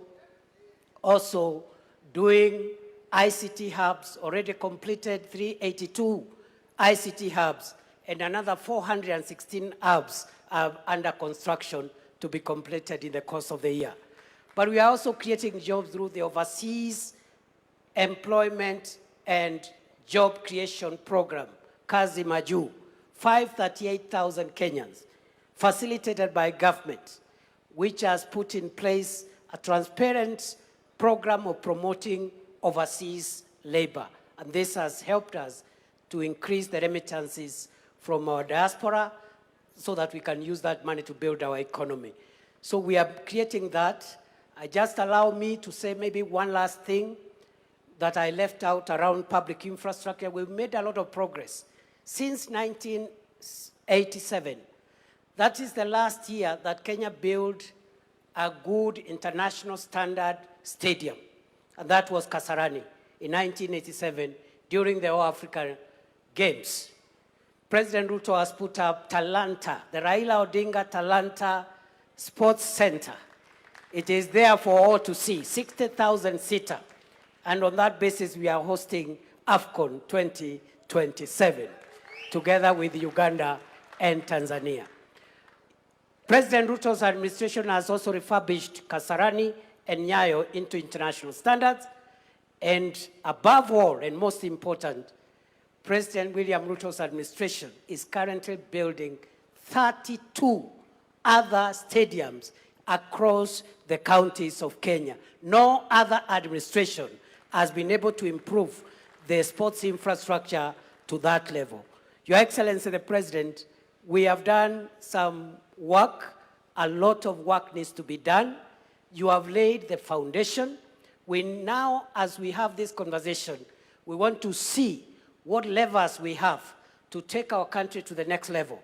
And already, the coming into force of the National Infrastructure Fund and the Sovereign Wealth Fund, those two instruments of financial and resource mobilization will take Kenya to the next level. I believe that, as Professor Hino told us, Kenya and Africa is able to venture into the league of wealthy, developed nations. We just need good leadership. We also need confidence in ourselves that what other nations can do, what other races can do, the African race can also generate countries that can move from poverty and move into progress. It is possible. And therefore, Mr. President, as I sit down, I want to challenge ourselves as Kenyans not to be dismissive and skeptical all the time, and to depoliticize the development of our country. We can politicize everything else. Let us not politicize the development of our country, because if we do so, then we see some of the results that have created the kind of gaps that we have seen. So we need confidence in ourselves, the ability of our nation to rise. We need strong leadership, and we must insulate, as we have this conversation, this country from policy disruption. The biggest threat of African countries, the biggest threat of the developing countries is policy disruption, where some of the things that I've talked about have been put in place, but they are disrupted when there is a change of administration. Somebody comes with their ego as opposed to the national interest, and they want to change this, to change the other, to disrupt this, instead of perfecting the foundation on which our country has been raised. Thank you very much. God bless you. I submit. Asante sana to the Deputy President, Professor Kithure Kindiki. As you can tell, many of those points he can even speak in his dream, even as we dream into beyond 2030. So let me talk to stakeholders, at least some representatives who have been in the journey of Vision 2030 and are going to be part of the journey moving past this into 2060, 2063 as Kenya turns 100. So ladies and gentlemen, help me welcome on stage Mugo Kibati, who is the CEO of Telkom Kenya. But for this conversation, what you will find very, very, very key is he has been the CEO of the Vision 2030 Delivery Secretariat and will be lending some hindsight with that. We have the voice of the civil society, and for this, we'll have Bina Maseno, the Executive Director, Badili Africa, wherever she is seated. She's right over there. She's approaching. Please give her a round of applause. We also have from faith-based organizations, Bishop Mark Kariuki, who is Bishop at the Deliverance Church of Kenya, mahali yako, aweze kuungana nasi, ndio hapo. Karibu sana, Bishop. We also have representation from the manufacturers. And for this, I'd like to call on Marianne Musangi, the Vice Chair of the Kenya Association of Manufacturers. Ladies and gentlemen, from early this morning, one of the first people here, he's really used to being up early for trading. I'm talking about Frank Mwiti, the CEO of the Nairobi Securities Exchange. And he has been here waiting to give us what he feels is the vision going forward. And we also have Jean Gidinji, who is a strategy consultant as well as an entrepreneur from the creative side of life. As you can see, she has a lot of creativity around her, and you're looking beautiful. Karibu sana to the panel. Thank you all for joining us. And I will start with Mugo, perhaps just for purposes of hindsight, from where we have come with Vision 2030, now we are surging forward. Yes, there has been a lot of achievements, but there's a lot of work still to do, especially for the young master here, Bwana Adrian, over there, who's still with us, taking points as you were speaking. Mugo, how do we determine, because the question to the Deputy President was, there's what was achieved with the administrations then as Vision 2030 was coming into fruition and to be rolled out. But how do we determine that there's continuity beyond whatever leadership is in charge for the betterment of the nation? Thank you. Thank you very much, Mark, and good afternoon, everybody. We're now on the 18th year since the launch of 2030. And on MTP4, the fourth medium-term plan. And the Deputy President has done a good job of explaining MTP4 achievements. I would like to say that there have been achievements in MTP1, MTP2, MTP3, as well as MTP4. And it is important that we all remember that the administrations that have come from 2008, from the late President Kibaki, President Kenyatta, now President Ruto, have all been on the Vision 2030 program through the 5-year development plans. The challenge, and the Vision 2030 team also gave us a rundown of what has been achieved and accomplished over those 18 years. The political pillar, I think, stands out because the Constitution was delivered. Devolution came in, so MTP1, the Constitution was delivered. MTP2, we had devolution now finally being enacted. We also had infrastructure developments, tremendous ones from the first MTP to the current MTP. We have had infrastructure developments across the board. There were parts of the, we focus a lot on Thika Highway and the expressway, but there are parts of this country, I should tell Kenyans, that in 2008 were not reachable. The Isiolo-Moyale Road, for instance, didn't exist. And that not only connected those parts, the northern part of the country to the center of the country, but actually changed economic activity tremendously. Safety along that highway changed everything. So there's been roads and ports and energy. Kenyans were connected in every corner of this country to electricity.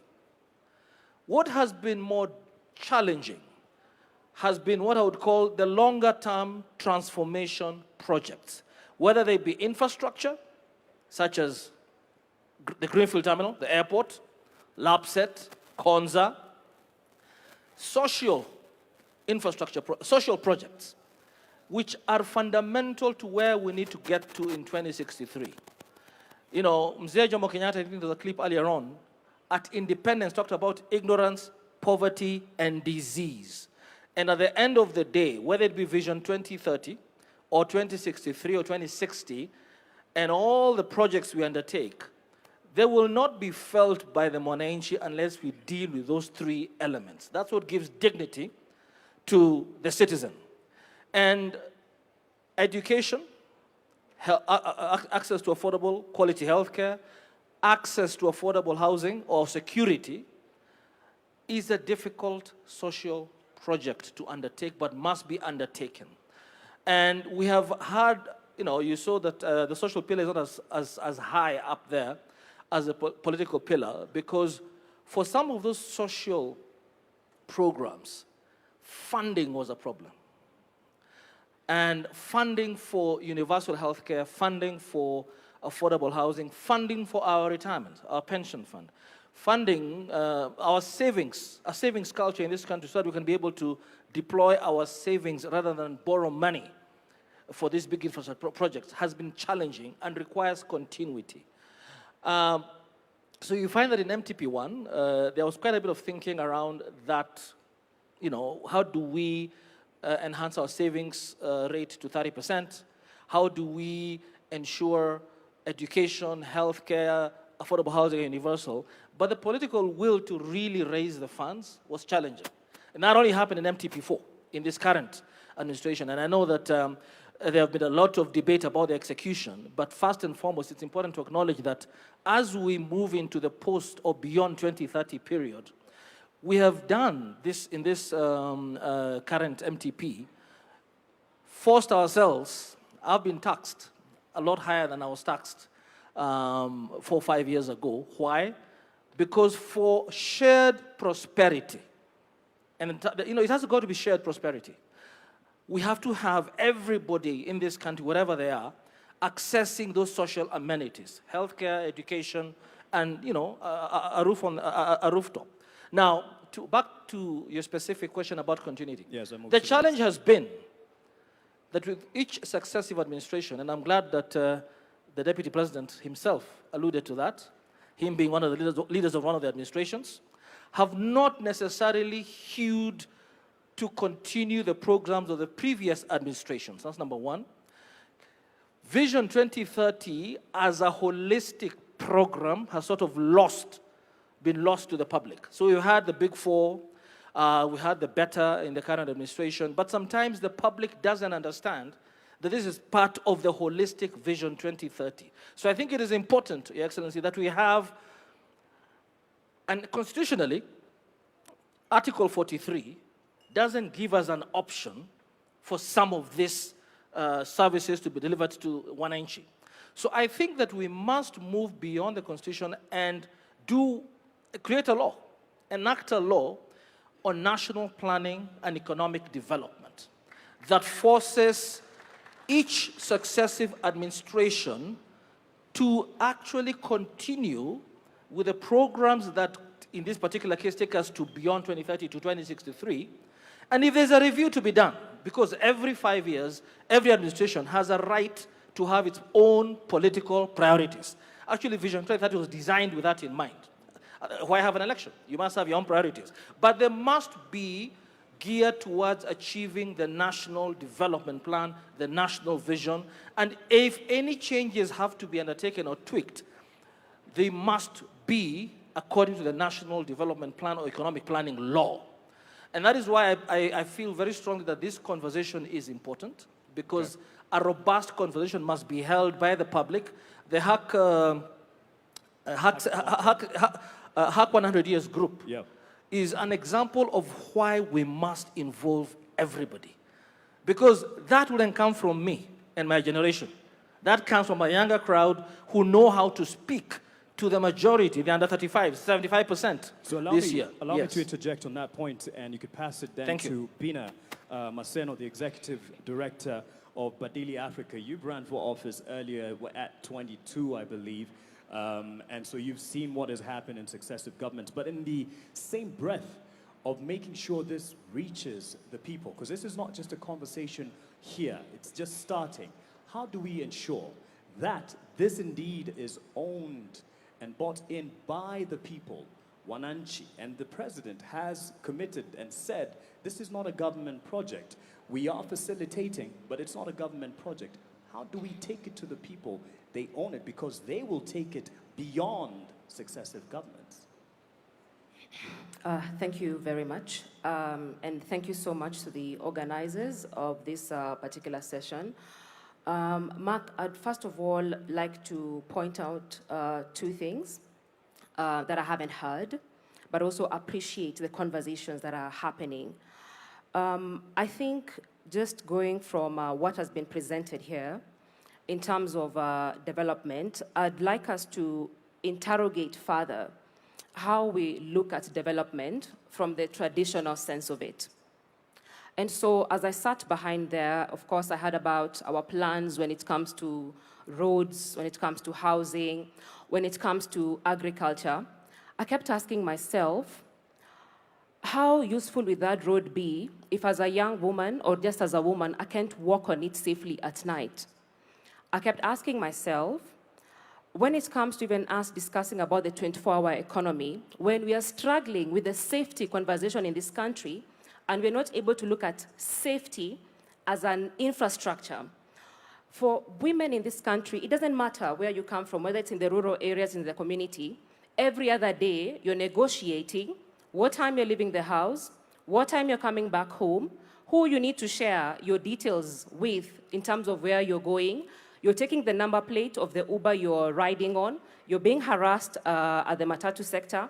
And why I'm saying that is because when you look at the informal economy, and we are trying to talk about investing in the informal economy, if a woman has to negotiate with what time they leave the house, I'll talk briefly, Mark, about my own mother who runs a grocery shop. Yeah? My own mother will leave the house at 6 and not at 5 a.m. because her leaving at 5 a.m.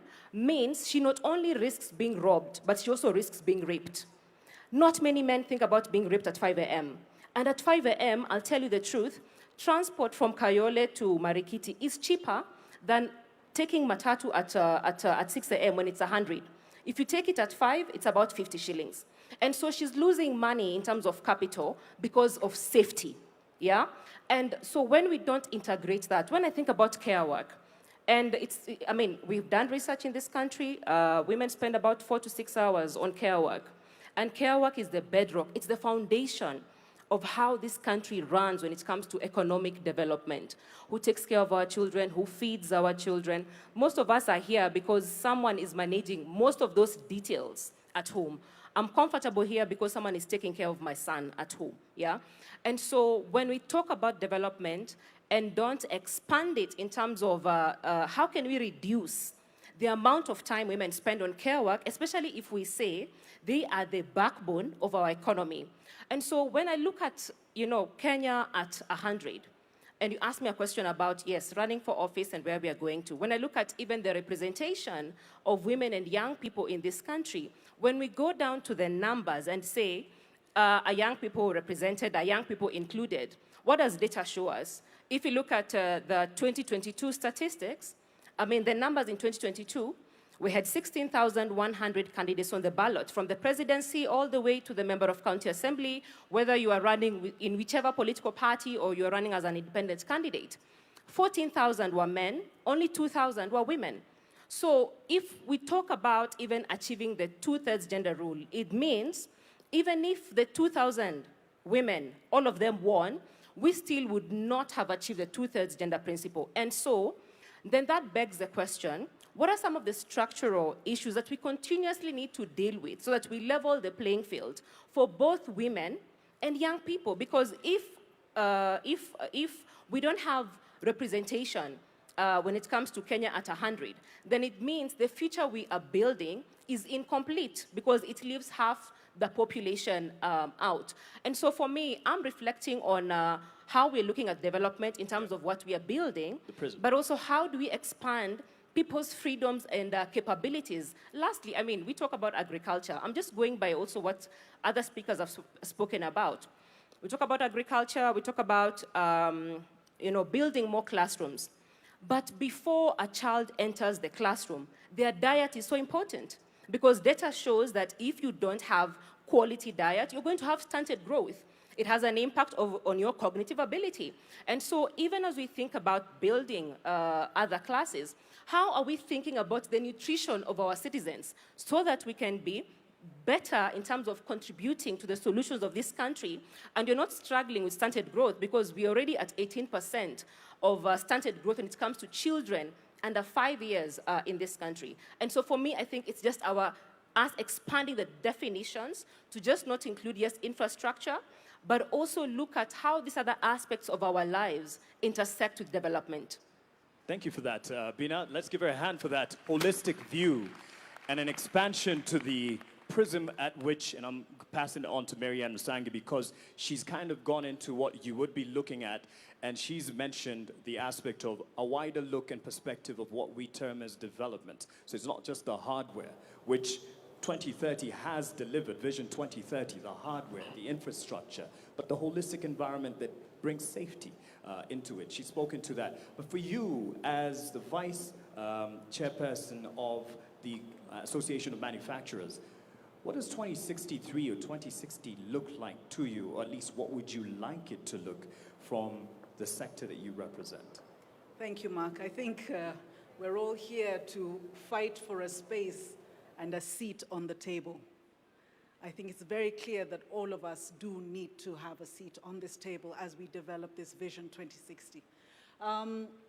A vision needs to be bold and audacious. And if it's not bold and audacious, the country just won't move forward. Coming from representing Kenya Association of Manufacturers, the manufacturers, watu wangu, watu wetu, I've been sent here to say our vision for the manufacturing sector is to be the leading manufacturing nation in sub-Saharan Africa. Why is this critical? This is critical because currently today, the manufacturing sector has stabilized at the 7% mark contribution to GDP. Some may look at the glass half empty and say, oh, you're not growing. But you know what? We've been resilient. We have sustained at least that 7%. How do we grow to the next level? And why is it important we grow to the next level? It's important because even though we only contribute 7% to GDP, we actually contribute 16% to revenue KRA collections in terms of industry. We are one of the largest contributors when it comes to taxes. Employment, manufacturing sector is the second largest employer after government in this nation. So you can see, if we were to move from the 7% mark to where Singapore or Vietnam is, which is the 20% mark of their GDP, we're talking about employment of, direct employment of over 2 million people, if not higher, on an indirect perspective, because indirectly, we create traders in the field. We create the matatu industry because we're the ones manufacturing the matatus itself. We would be far larger with regards to employment. And what does development mean in terms of a nation building, industrialization?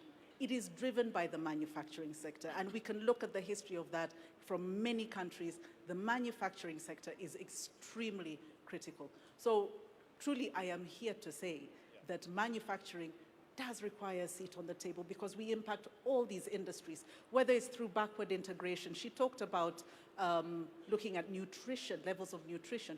How do we add value to the foods that we grow? And not only that, how do we take that food and export it to China, export it to Spain, export it to the US? We have trade agreements with 70% of the world. Are we currently taking advantage of those trade agreements? No, we're not. Not even a third of that is being leveraged today. So what am I saying? The infrastructure is in place, but it just needs to be looked at. It needs to be prioritized from the top, from the leadership, that manufacturing must be developed. We must support the people who have been here since the 40s and the 50s. We have local families who have been here for a long time. How do we support those to show that this industry can thrive? Because when that situation looks beautiful, that's when others are attracted into it, right?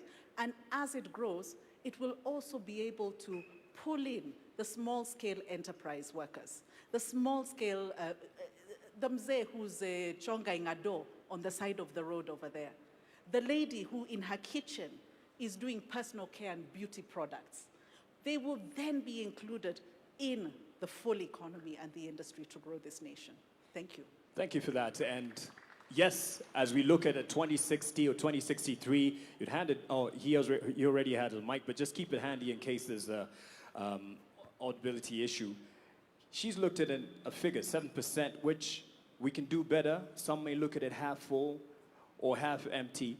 I'm sure you're looking at your glass as half full, or actually more than full than empty, based on your accolades in the recent years. As CEO of the Nairobi Securities Exchange, there is quite some achievements that you have gotten over the years. However, what do you want to guarantee as an environment to ensure that we keep it on the up and up? Not just sub-Saharan Africa. Even globally, we have been given our credit where it's due. So what do you see availing a brighter future for the Nairobi Securities Exchange? Thank you, Mark. I'm going to mention 3 things, and that will probably confirm why I was here very early in the morning, seated and waiting for this dialogue to happen. But I will start by confirming that, in fact, the Nairobi Securities Exchange, as part of the larger capital markets ecosystem, has benefited quite a lot, both from Vision 2030, as well as the current administration led by His Excellency. Case in point, just 3 weeks ago, we crossed a historic milestone in our market capitalization, 4 trillion shillings. Okay? Earlier this year, as at the end of June, the NSE was ranked number 4 in the world, ahead of the likes of Singapore that we aspire to. The only African country that was ahead of us was Nigeria. Otherwise, the people we are competing with is now Japan and Taiwan. On top of that, the previous year, 2025, the NSE was second best performing behind Egypt in Africa. The year before, 2024, we were the top performing exchange in the continent in dollar terms. Now, there's something that is important to actually share with people that they may not know about matters capital. You will know that capital likes return, capital likes dividends, capital likes profit. What people sometimes forget is capital is actually a coward. Capital is a coward.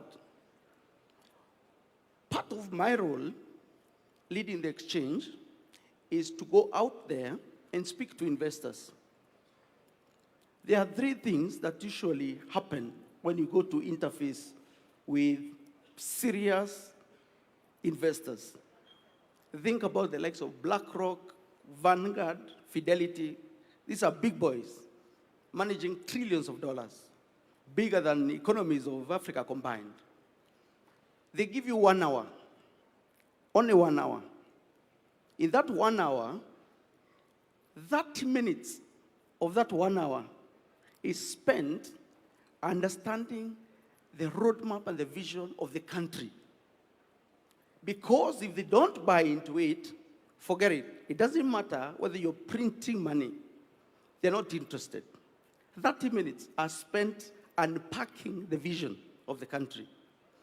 The next 15 minutes are spent unpacking the macroeconomic environment, which is why for us as a capital markets, we've benefited a lot from the stable macroeconomic environment that the current government has underscored. The next 15 minutes are spent really confirming whether there is listed companies that they are interested in coming into. So for me, the reason I was here very early in the morning is because I know the dialogue we're having today and the vision we'll craft as a country will tell capital whether to invest here or to invest in a neighboring country. And interestingly, that's not just capital out there. Even local capital here, pension funds, insurance companies, Mugo's money, your money, if you think that you believe the neighboring country has a better vision and a better roadmap, that's where you'll deploy capital. So why do I say capital is a coward? Because the minute capital thinks you don't have a plan, or you're unstable, or you're undecided, it votes with its feet and it goes. Number two, we are here to craft 2060. But today at probably 2 p.m., when we finish, His Excellency the President will stand up, we will also stand up, and we'll sing the national anthem. Pay attention to the last sentence of the first stanza of our national anthem. For those of you who are aware, it says, plenty be found within our borders. The more you interrogate our national anthem, the more you understand that's actually the original vision of this country. This republic every day stands up and sings that national anthem, which actually speaks to the vision we have. Of course, the question now is, as capital markets, what do we want? What we want is, instead of saying plenty be found within our borders, we wanted to say plenty be owned within our borders. What we want is to move people from stakeholders to shareholders. Our market understands ownership. And so Vision 2060 should also be about ownership. We need you and everyone else to have a stake in the country. Our capital markets support that. So I was here at 6 in the morning because it's relevant to the sector that I'm supporting. Thank you. Thank you for that perspective. And it will be a perfect segue, because Jean, you'll have the last word on this in terms of where we're going. The national anthem is in many ways a prayer. As bishop, you lead many in prayer. As you pray for this nation as well, but you lead others in praying for the nation. And he's spoken about ownership, which is what he looks more forward to, shareholding. And this national conversation goes nowhere if it doesn't have ownership with the Mwananchi. In your view, since you're used to preaching the gospel, getting to our hearts, and I believe by the true gospel, Bishop, how do we get it to the corners of this country and preach that gospel of this national conversation and get more converts? Thank you very much, Mark, my namesake. This is a very important conversation because they told me that the strength and the height of any building is dependent on the foundation. If the foundation is not right, the building will eventually crack. And this conversation is taking us to our vision. Vision is so important that the scriptures have said that where there is no vision, people perish. So if we don't have a vision as a nation, we will perish. Now, so that we get to our foundation, what do we need to do, or what is our foundation? You will agree with me that many people don't know how to think beyond their lifetime. We just think about this moment when we are here. So even when we are talking about Vision 2060, 63, or beyond 2030, we are thinking about ourselves. That tells us we need to know whom do we need to speak to. And the people we need to speak to is to go down to our children, those who will be who will be alive at that time, so that we don't ignore our youth. We go back to school, we go back to the children and ask them, how would you want to see Kenya? Or where do you see yourself? One day, if I may say this, I call children in front before they go to Sunday school, and I ask them, what do you want to be when you grow up? Small kids. Everyone was doing, teacher, teacher, teacher, teacher. You, doctor. You, teacher. You, engineer. You, politician. You, president. You, every one of them. None of them told me, let me go and ask my mother, or let me go and ask my father. Why? Because they have a vision. They have a dream. And we need to go back. So if we need to, where we need to invest is in our schools. So we teach our children, number one, how to be patriotic. One of the problems we have in our nation today is that we are so negative, we never see anything good. And until and unless we go down to the children and we teach them how to be patriotic, and we teach this vision to them so that they can own it.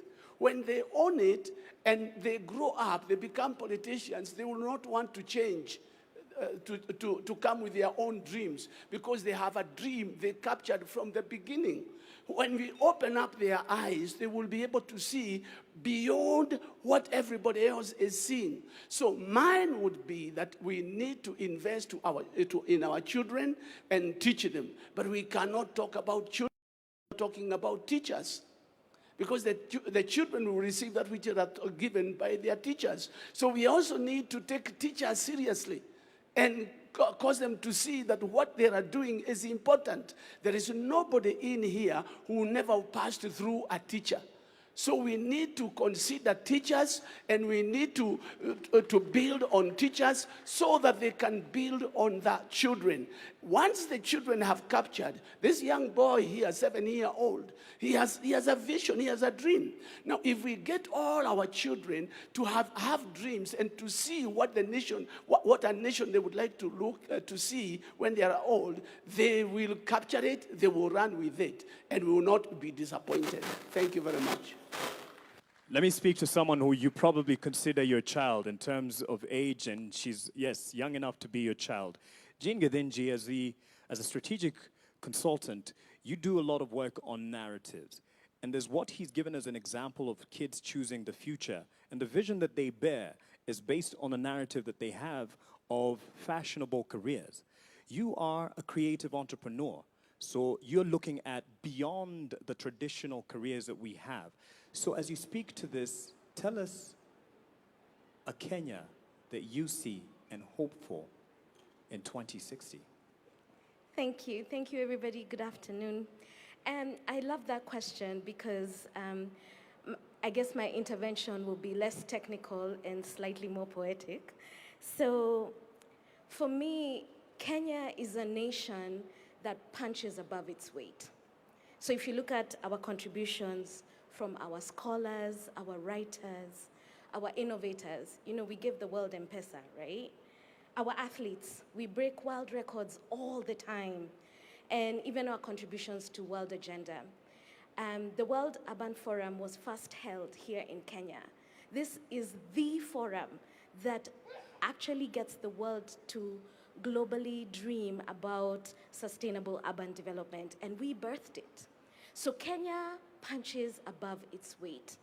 So for me, Kenya at 100 is about getting to a point where this excellence that comes to us that we demonstrate is part of our lived experience across the nation.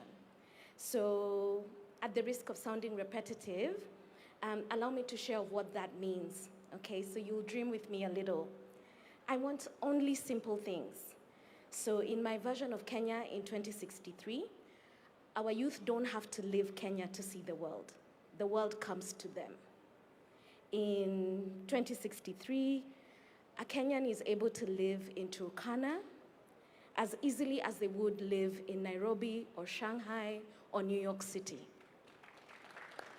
No one will have to compromise access to services, modern experiences, cultural activities, communing with nature.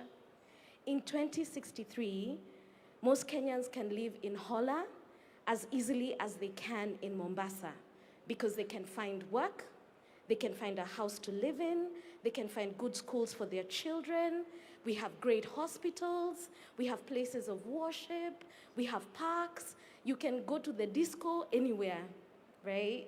So the simple dream is that our informal settlements will all be called Old Town, and we will only preserve them for tourism and documentaries, right? So our cities in 2063 are so well planned that we can navigate streets on Google Maps without referencing landmarks like take a left at the green Mama Ali's kiosk, you know? Wouldn't it be nice to be able to take a bullet train from Nyeri to Garissa and be there in less than an hour? In 2063, I wanted that for a water-scarce country, there's water reticulation to every single home. That during prolonged drought, we don't have to sell livestock at throwaway prices. That we actually can harvest rainwater across the country in huge municipal water pans.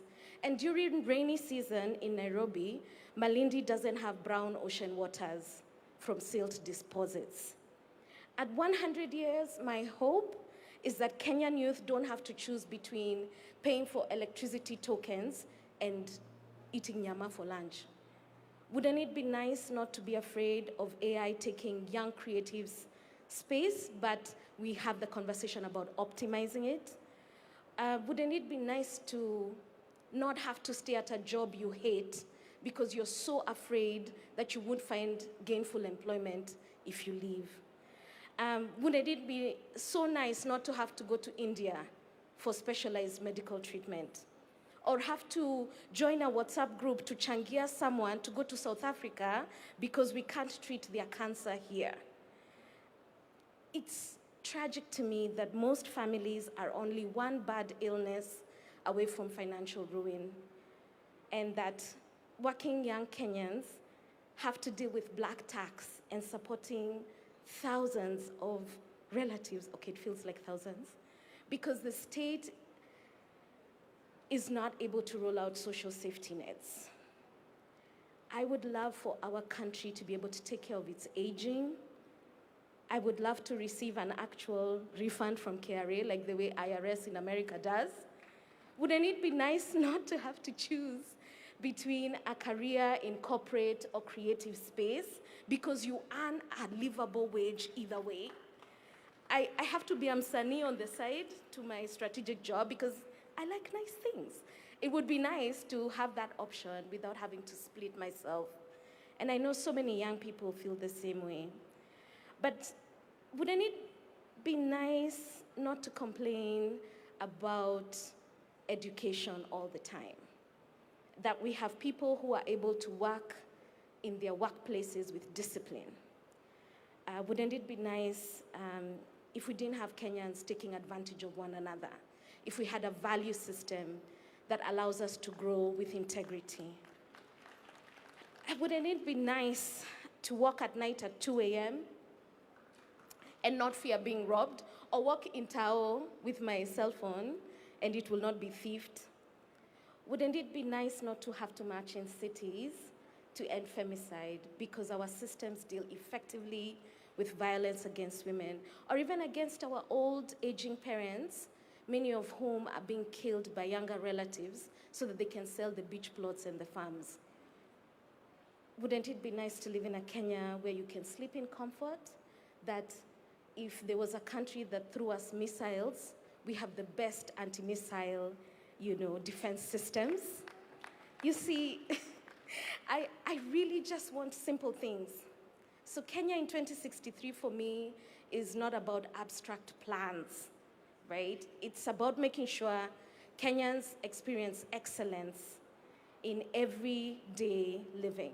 So this plan for me is about putting in place the systems, the mechanisms, and even a collective consciousness that can deliver this vision and many others for generations to come.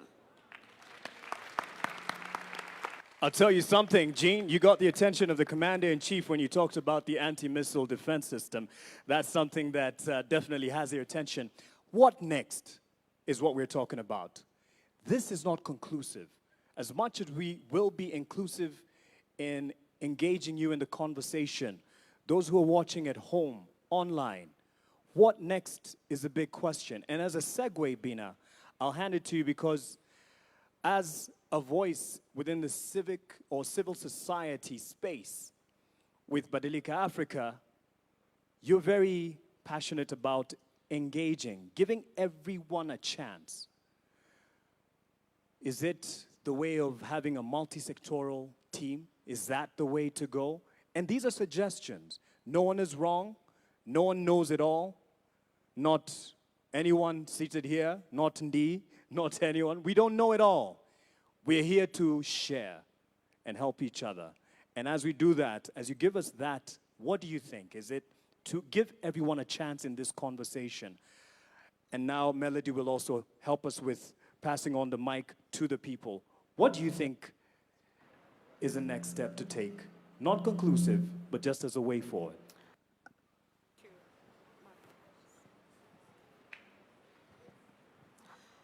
Thank you so much. Thank you. Is it okay? Thank you so much once again. So 2 things that I'm reflecting on as you ask that question is that first, even as we look at taking these conversations to the counties, it's just not about decentralizing the conversation to the counties, but yes, that word at the county, to ensure that the conversations we're having at the county, how inclusive are they? Who are we missing in the room? Who barely attends conferences? Who are we missing in the room who does not belong to a political party or belong to a CSO conversation? Because even as we spoke about the work we do at Badili. So the fact that we even focus on taking some of these conversations to the salons, and we make sure the person who's braiding your hair, because they're spending 4 hours with you, are they having these conversations? What are their concerns? Because for them, they can't come here because they need to earn a living. In the spaces where we spend our time, at the barber shops, the person who shaves your hair, because they always say men are so faithful to their barbers than even their own partners. But do they understand this particular conversation? Because you guys do a lot of banter, political banter in those spaces. So how are we bringing them in? Or how are we taking those conversations there so that we can actually harvest information on what they really, really want, When it comes to young people, and of course, I'm very happy that, we have students in the room today, like we have young people in the room. We just have people picked from different sectors, which is very, very important. So who convenes at the county? Or who convince this gathering is important, who sets the agenda here is important, who even gathers the thoughts and notes and ensures some of the points end up on the national agenda is very, very important. But Mark, I also wanted to add that even as we talk about where Kenya is going next and we talk about all these challenges, I think we have to also just discuss about how power manifests in our different spaces. Because every other day we talk about our policies, our strategies. We talk about all those things. And I don't think what we have is a deficit when it comes to the vision that we are talking about. And I think we also just have to move away, because I'm in spaces and we're always discussing about the goodwill of the person who occupies State House or the goodwill of the people who occupy political institutions. I think we just have to move away from just relying on the goodwill of people who occupy political institutions and State House to how citizens can monitor this process, can hold the people accountable on this process so that even if you leave office today, because we have owned this process, then we are able to hold you accountable because we have seen the power of the young people and the citizens when it comes to holding leaders accountable, whether it's the finance bill, whether it's the county development plans. And so if the citizens don't own this process, then we're going to have the same challenge that you spoke about, where when a leader leaves office, some of the plans are abandoned. Yeah. But more importantly, Mark, as I wind up on my point, is with the power holders, who decides where the resources are going to be invested is very important. The agenda setting is very, very important. And I think that's why other people feel like they're left behind. And so if we unpack the power dynamics in this country, then I think we'll be off to a good space. All right. I believe, and Mike, you can just keep this mic handy as well, pun intended. But as you get a feel of the room and help us get as many people. As you noticed, we only had one round of question, and just that second one to get us to what we are asking. What's next? Doesn't have to be a question. What do you think? What is next? Asante sana. Mimi naitwa Jasper Moses Mrutu kutoka Taita Taveta from Pare Council of Elders. Pare Council of Elders inasimamia wapare ambao wametengwa kwa miaka mingi sana. Mimi katika kwenda mbele, manake mambo mengi yamezungumzwa, nitaongea kwa bullets. Mapendekezo yangu ni kwamba in 2063 I envision a nation that is developed in whose development is anchored in the Constitution and more specific in the Bill of Rights. Second, I envision 2063 a nation built in foundation of socio-economic inclusion of all communities and groups, including minority and marginalized communities of Kenya. I envision a nation that strengthens, a nation strengthened with the cement of affirmative action for the minority and marginalized communities in Kenya and other disadvantaged communities. I envision a nation with a citizenry and leadership that respects and adhere to its own plans, rules, and policies. That is discipline and integrity. Thank you. Asante sana, nitaenda nyuma kidogo. Asanteni kwa upande huu. Nitaenda nyuma kidogo kwa vijana pia. Kuna kijana hapa. Na ukielekea, maybe we'll take one from here and kindly keep it as short as possible. We have so many people and would like to contribute as much as possible. Let's also concentrate on what next. What do you see as the next step? Thank you so much. Kwa majina naitwa Mwanza, son of Mwanza. Mimi ni kijana wa Mukuru. Wengi wameongea Kizungu, mimi nitaongea Sheng. Nakwambia rais, mimi kama kijana wa Mukuru Affordable Estate nimekuwa nikiishi kwa streets. Sasa hii umenitransform na kaa kutoka affordable house. Hiyo ndio Kenya ambayo ninataka kuona 2060. Kenya ambayo hata ule kijana mdogo, mimi kama rasta, mimi ndio mrasta hapa ndani. Hii ndio equality ambayo unaongelelea. Kwamba pia sisi wa rasta hatutaona kama wezi, but pia tunaona kama watu wa maana. Through affordable house nimeweza kusave pesa. Yenye nilikuwa nalipa rent ya mama yangu na yangu, sasa hii nimerudi shule niko MKU Law School, karibu namaliza shule. Nikuwe wakili kama mtu wa wengine. Mimi kama mtu wa streets ambaye nilikuwa naibia watu hii town. Sasa hii ninakaa affordable. Sasa hii vijana wangu wanafanya kazi Bomas, Talanta Stadium na wengine hata huko Maurironi wako napata kichele. Sasa hii hatuna reason ya kuibia watu, lakini tunapata pesa na tutapeleka Kenya mbele. So kwa hivyo rais, kwa hayo mengi na machache, nasema tutakusupport na sisi kama vijana, wale ambao wanapata affordable hostel wote, tutakusupport tuweze kupeleka Kenya mbele ili tuweze kufika 2060. Asanteni sana na Mungu aibariki Kenya. Asante, tuende kwako Gitonga. Your Excellency, I want to thank you very much for introducing this bold path for Vision 2060. It has come at the nick of time Vision 2030, build the physical structures for our country. We recognize the immense infrastructure groundwork laid down in the lifespan of Kenya Vision 2030. As we approach now the new dispensation of Vision 2060, our national conversation must start drifting from building physical assets to maximizing technology and technological production, so that we are able to open up more openings for jobs for the youth and other people. Post-2030 era must therefore be driven purely by data, artificial intelligence, and modern technology. If Kenya is to transition into a global competitive, high-income, first-world nation, in this generation, technology cannot be treated as a separate sector. Technology must be the operating system for the entire economy. It is the core engine for agriculture sector, for trade, for manufacturing, for health. Therefore, we need to invest more in technology, especially. Asante sana Mheshimiwa Rais, mtukufu Rais, kwa ajili ya hili kongamano. Niruhusu niongee kidogo kwa ajili ya wana health ama healthcare. Na nataka kupea shukrani ya dhati kama healthcare fraternity representing the Cancer Society of this country. My name is Phoebe from Kenyan Network of Cancer Organizations.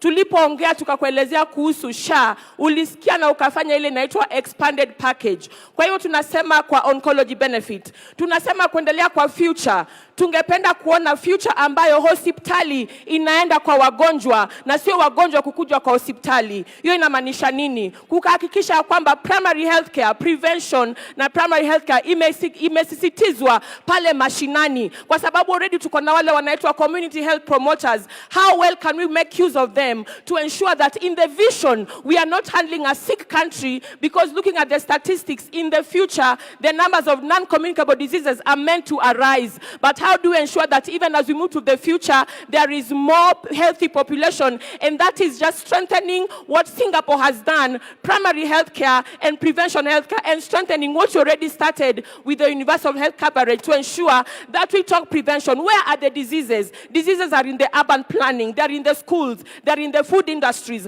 How do we ensure they're in the lifestyles? How do we ensure that we speak promotion more and speak prevention more? And we can assure you that if we do that and handle primary healthcare, community healthcare, and prevention, we will ensure there is not only a prosperous future for this country, but a healthier 2063 and beyond. Thank you. Asante. Jambo jambo Kenya. Mmelala jambo jambo Kenya.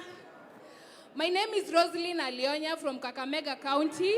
I'm a young person from the ODM party, and I'm privileged to be here.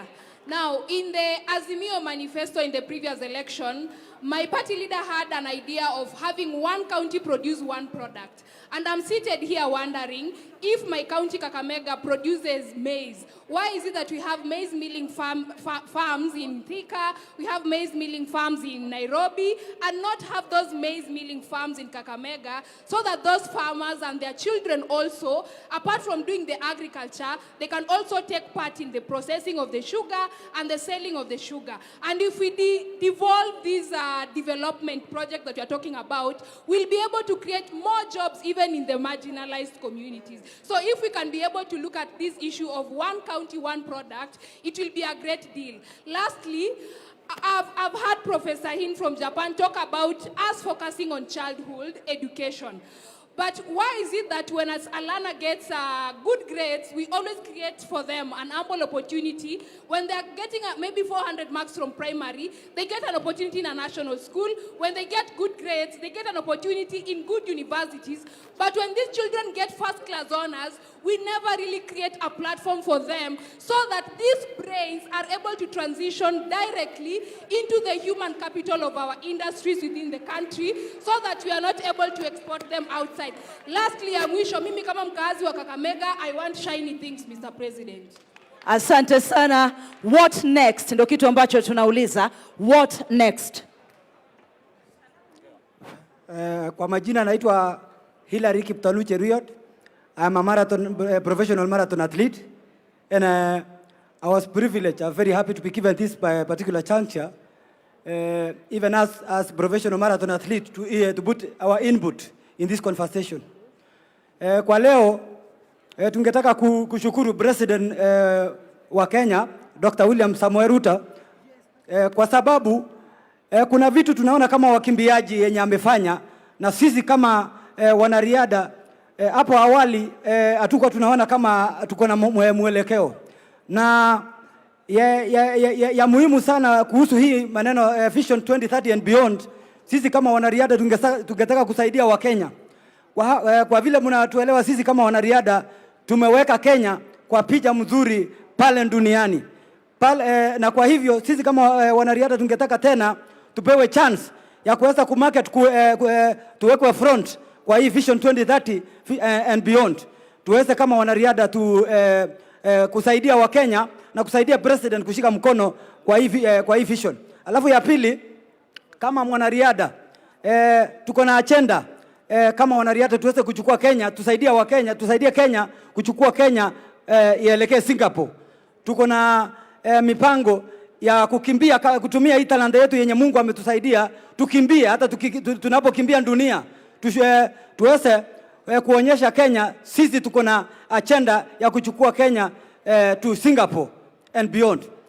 Within Vision 2030 tunataka kupewa forum ama platform kama wanariadha, tuweze kuketi na president, tuweke mipangilio yetu kwa meza kama wanariadha, ndio tukue considered pia sisi. Asante. Please pick two more questions from that side. We'll pick from this side. Naona hapo ndio mambo iko moto kabisa. Kisha tuanze sasa kumalizia. So 2 questions from that side, as we also get 2 questions from this side as we get closer to winding up. Thank you. Please allow me to use the stage so that everyone can see me.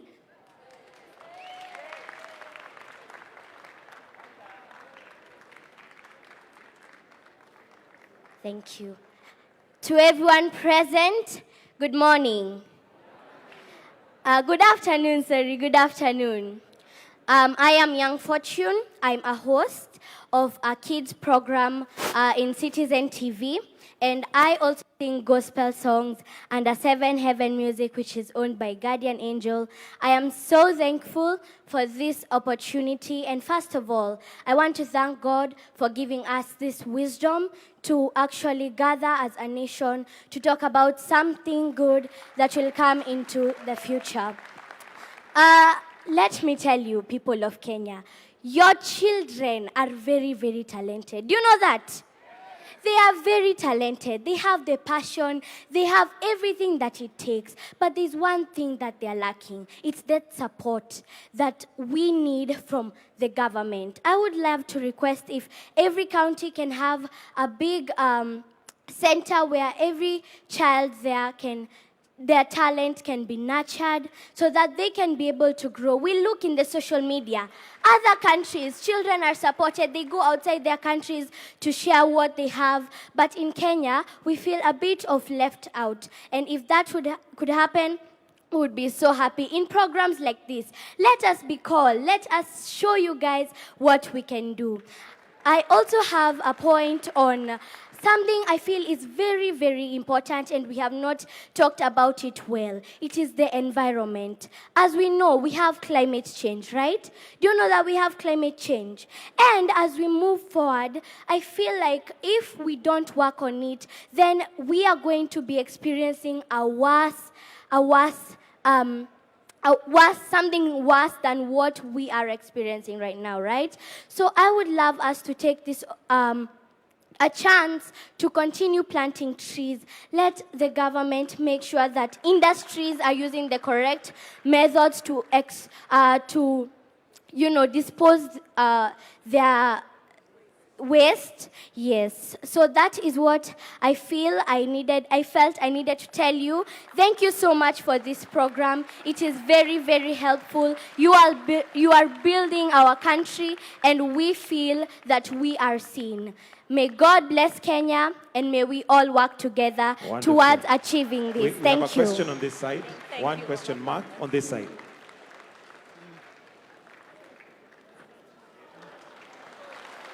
Asante, asante. Wa kumalizia upande huu kindly. Hello, Your Excellency. This is Peter Joshua from Kakamega. I'm presenting Nyota, youth from Kakamega region. Now, I have one question. As you know, many youths have got difficulty in accessing financing. In your government, you said something to do with AGPO. AGPO, access to government procurement opportunities for youths. You said that 30% belongs to youths. Now, sometimes we get those chances, yes, but financing, after getting LPO from the national government, to finance that LPO is very hard for us. So how can this government help us to finance those LPOs as we proceed with supplying new products with national government? Recently, I secured national government LPO worth 600,000 that was to supply 100 bags of maize, but it was turned down due to lack of enough finances. Now, how can this government help us in Vision 2060 to be able to accommodate the youth in accessing the national government funds without requesting for collateral securities? That is logbook and what we call title deeds, which many of youth under 25 doesn't have any of those, Your Excellency. Thank you, sir. Good afternoon, Mr. President. My name is Diana Mwansia, a student leader from JKUAT, a school rep, School of Communication and Development Studies. My question is, we have had the conversation about the national conversation about beyond 2030 vision. My question is, after this, what's next? Yes, what's the step after this? Yes, thank you. Thank you so much, Mark Masai. Asante Take it sana. away. What next? And perhaps you've read my notes because that is the last question. 30 seconds to all of us. What next? The question has been posed to the president, and he will answer it as a citizen as well when we invite him not to conclude, but to invite the start of this national conversation. Asanteni sana for the passion that you have shown to speak and to weigh in on this. It's not the last day. It's just the first of a journey we've started. A journey he has walked. So in 30 seconds, what next? Mogo. Thank you. Very quickly, 2 quick points on the way forward. Learning from the lessons of Vision 2030, the challenge of continuity. I want to reiterate the notion that we do need a national law that entrenches Vision 2063. And for that to happen, because you can't ring-fence budgets and performance management to specific flagship projects without that. That's a lesson that we've learned. We need to do that. But for that to happen, we need a robust conversation, a robust national conversation across the entire country. And hopefully, just to take Professor Hino's suggestion of a committee of experts, that committee of experts must be properly constituted, credible, independent, be able to elevate the discourse about politics, and most importantly, engage the public through different mediums or media. The younger generation, as demonstrated by the Hack Kenya 63 group that came here, is an example of many ways of engaging the public. So the committee of experts will have to find a way to engage that type of a public as well, and those diverse media, and be able also to carry the conversation to differentiate between the long-term objectives of Vision 2063 and what is immediate, because what's clearly emerging is that we've got immediate needs that must be addressed, but at the same time, we must think about the future of this country. Thank you. Thank you very much. I think for me is to say that Kenya at 2063 does not just look at housing in terms of building more homes, but how safe are we in those homes? Not just more roads, but how safe are we when it comes to using those roads? How inclusive are those roads when it comes to even people with disability accessing those roads? Not just bora kazi, but what is the quality of the work that people are doing? Access to dignified lives, meaningful work, and also reducing the underemployment so that you can match your skills to the work that you wanted to do after school. Kenya at 2063 is able to redistribute care work, is able to reduce the amount of time our caregivers are spending on care work, and they're able to take that time when it comes to development. Kenya at 2063 does not treat violence and femicide as just a gender issue or a women's issue, but it treats femicide and violence as a national security issue that is actually a threat to our development. Kenya at 2063 is just not looking at building more classrooms, but also the quality of education that our children are accessing when it comes to those classrooms, the quality of diet our children are accessing before they even enter that classroom. And lastly, Kenya at 2063 is representative when it comes to women and youth being represented in political institutions, so that we're not talking about a country where the median age is 19, but then the median age of a politician in the continent is 63, and you can get to see that gap. So a country where the majority of the citizens in this country are able to see themselves, not just at the table, but they are also able to shape the conversations on that particular table. Thank you very much. Thank you. So I think this is on. So I think what next is demonstrated by our open mic session. People need to be heard. So we need to convene these forums where people speak their heart, speak their vision, and then we need to listen. And then our committee of experts can craft those into plans that can deliver a lived experience that reflects the aspiration, the dreams of Kenyan people. Thank you. Thank you. 3 things. I think the first one is, for us from a capital markets perspective, we would love that the capital markets is embedded in Vision 2060. What does that mean? What that means is that every Kenyan, if you have a business, if you have a project, you are able to actually come to our market and raise capital seamlessly without friction. We need to make that possible. Number 2, we need to be able to democratize wealth. Why? You know, I keep going back to our national anthem because I truly, truly do believe it's our regional vision. The national anthem talks about farm may we stand to defend. People will only defend something they own. In order for us to be able to defend the vision in terms of its crafting and implementation, we need people to own both the vision as well as the underlying resources that go to making the vision a reality. And then the last thing is, we actually want to have more listings in our market. We want to have more privatizations. And the government has done a fantastic job of enabling that to happen. Case in point, the Kenya pipeline. But we want to have more of these homegrown businesses listed on the exchange. That way, every Kenyan has a stake. Once Kenyans have a stake, it's much easier and better for them to defend the vision and actually carry it through, whether there's change of government or not, whether there's political ebb or flow, but then the vision stays. Lastly, Mark, we need the vision embedded in law. There needs to be a legal framework that captures the vision and embeds it in law. Number 2, the implementation of the vision needs to be institutionalized. We can't leave it to chance. Number 3, it needs to be audited periodically so that we course correct when we are off the vision. Not just at the tail end. Marianne. Thank you. I think what is important, every bus needs a driver to move the bus forward. So what needs to be identified is who is the driver. Who will this committee report to? Is it Adrian? And I'm very willing to vote for Adrian to be the leader of this. Because there must be accountability. So identifying that for me, I think, is most critical. Excuse me. The other thing I want, the enablers must also be looked at in the process. It's my voice.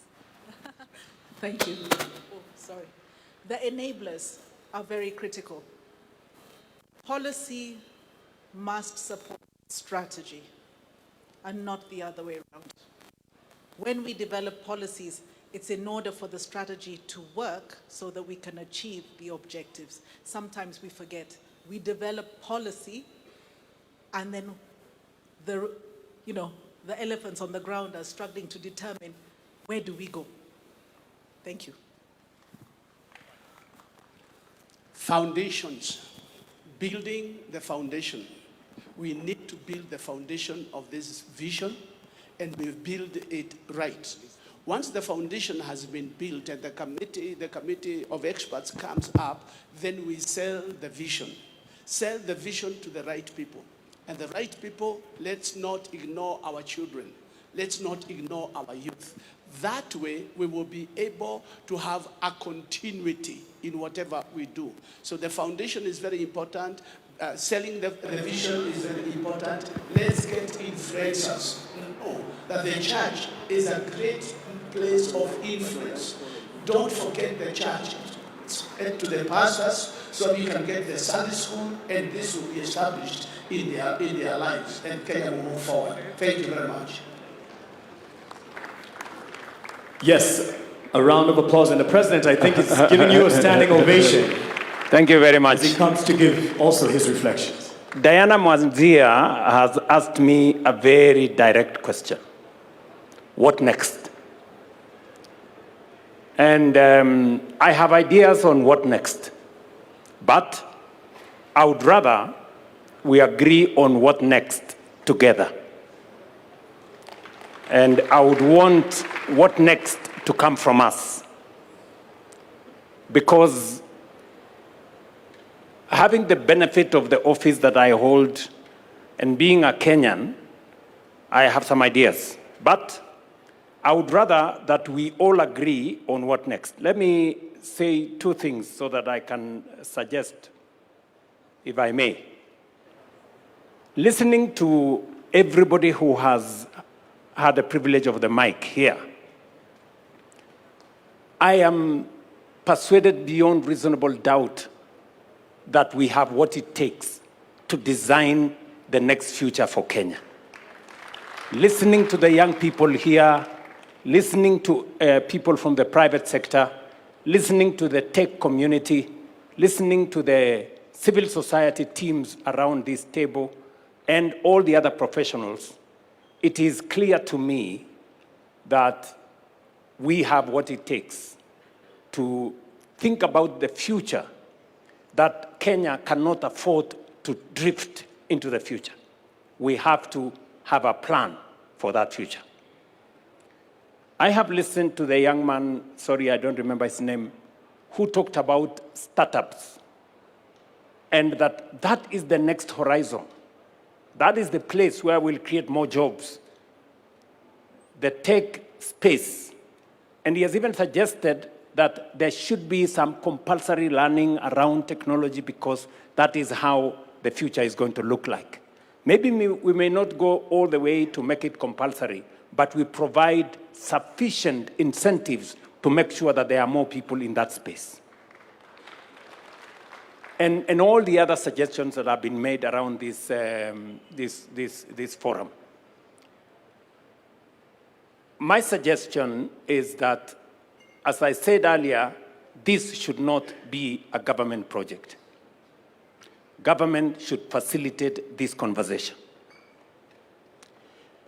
Article 3 of the Constitution obligates each and every Kenyan individually to protect and defend the Constitution. We are discussing in this conversation how we are going to actualize some of our constitutional rights, whether it is access to health, whether it is, as well as has been said here very ably, whether it is access to education, the best quality education, whether it is how we are going to deliver on making sure there is no hunger. Every Kenyan has something to eat, and not just something to eat. We have been told here nutrition is very good for our children. How do we make sure that that is available? All the way to every other constitutional right that has been provided for by our Constitution. How do we do that together? So my suggestion is that we put together a multi-sectoral team chosen by the different sectors. The religious sector can give us people, private sector can give us some people, knowledgeable. Civil society can suggest to us who they want. All the other sectors can suggest to us who they want in this team. Because learning from what we have done in the past, and I have been part of those processes, whether it is the constitution-making process or all the other processes, we've always done it together as Kenyans. Not by government appointing people, but by citizens suggesting leaders who can lead this process into the future. So my suggestion, and it is not, it's just a suggestion, is maybe we ask different sectors to suggest people who can lead this process into the future, people they trust, people they believe in, so that they can lead us in this process. And then maybe that group of multi-sectoral committee or leaders can then give us a roadmap. If we need a body of experts to help us think through and to consolidate all our thoughts, my suggestion would be whatever it is that we do, they should not go and dictate to citizens what they think. They should go and listen to citizens, for citizens themselves to tell us how they want this to go into the future. I also agree that part of the challenge we had with Vision 2030 was that it wasn't underpinned by any law. It was a mere suggestion. And therefore, different administrations decided what to do. They were not obligated in any way to implement the national vision. So others came, reversed this, others came, tried to push that, and it wasn't coherent. If we do not have a coherent plan, then we drift. And therefore, it is important that we also agree on legislation that is going to guardrail Kenya into where we all want it to go. So that whoever is in office, whoever the president is, they cannot sabotage our collective progress, or they cannot interfere with where we want to go as a nation. It becomes the responsibility of every leader who has an opportunity to take us faster into the destination we agree as Kenyans. So that would be my suggestion on how we take this forward. I am sure there are many suggestions around this table, and we must agree, or let me request that we agree, that if my suggestion is good, I must be willing to give way to a better suggestion by somebody else. And if that somebody else's suggestion is better, they must also be willing to give up to the best suggestion so that we can all move forward together. So that would be my suggestion. Maybe other people can also have an idea of how we take this forward.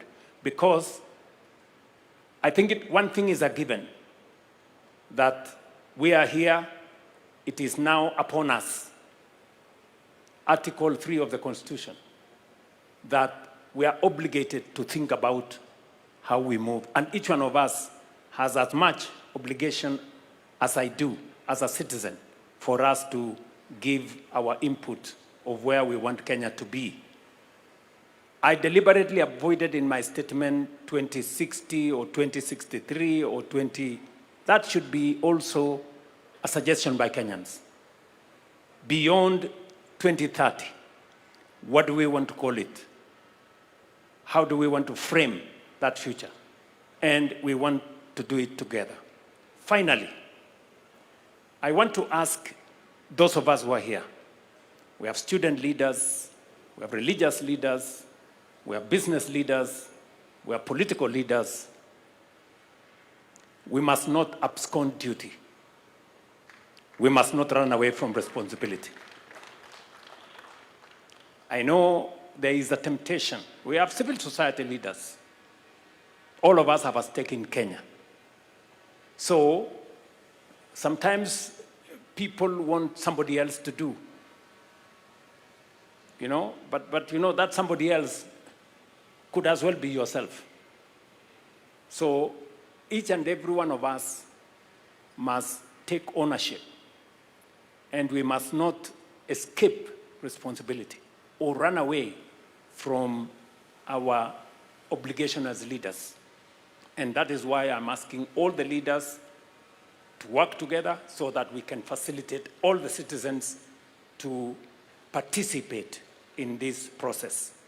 I can just say from a government standpoint that we are available to make all resources available for this process to be truly people-centered, citizen-driven, future-looking. We are ready for that. Thank you very much. Maybe just so that we can benefit from some wisdom, we have one of us, an elder in this room, Dr. Oburu Oginga. He should also... And as he comes, we may have our seats. Asante sana.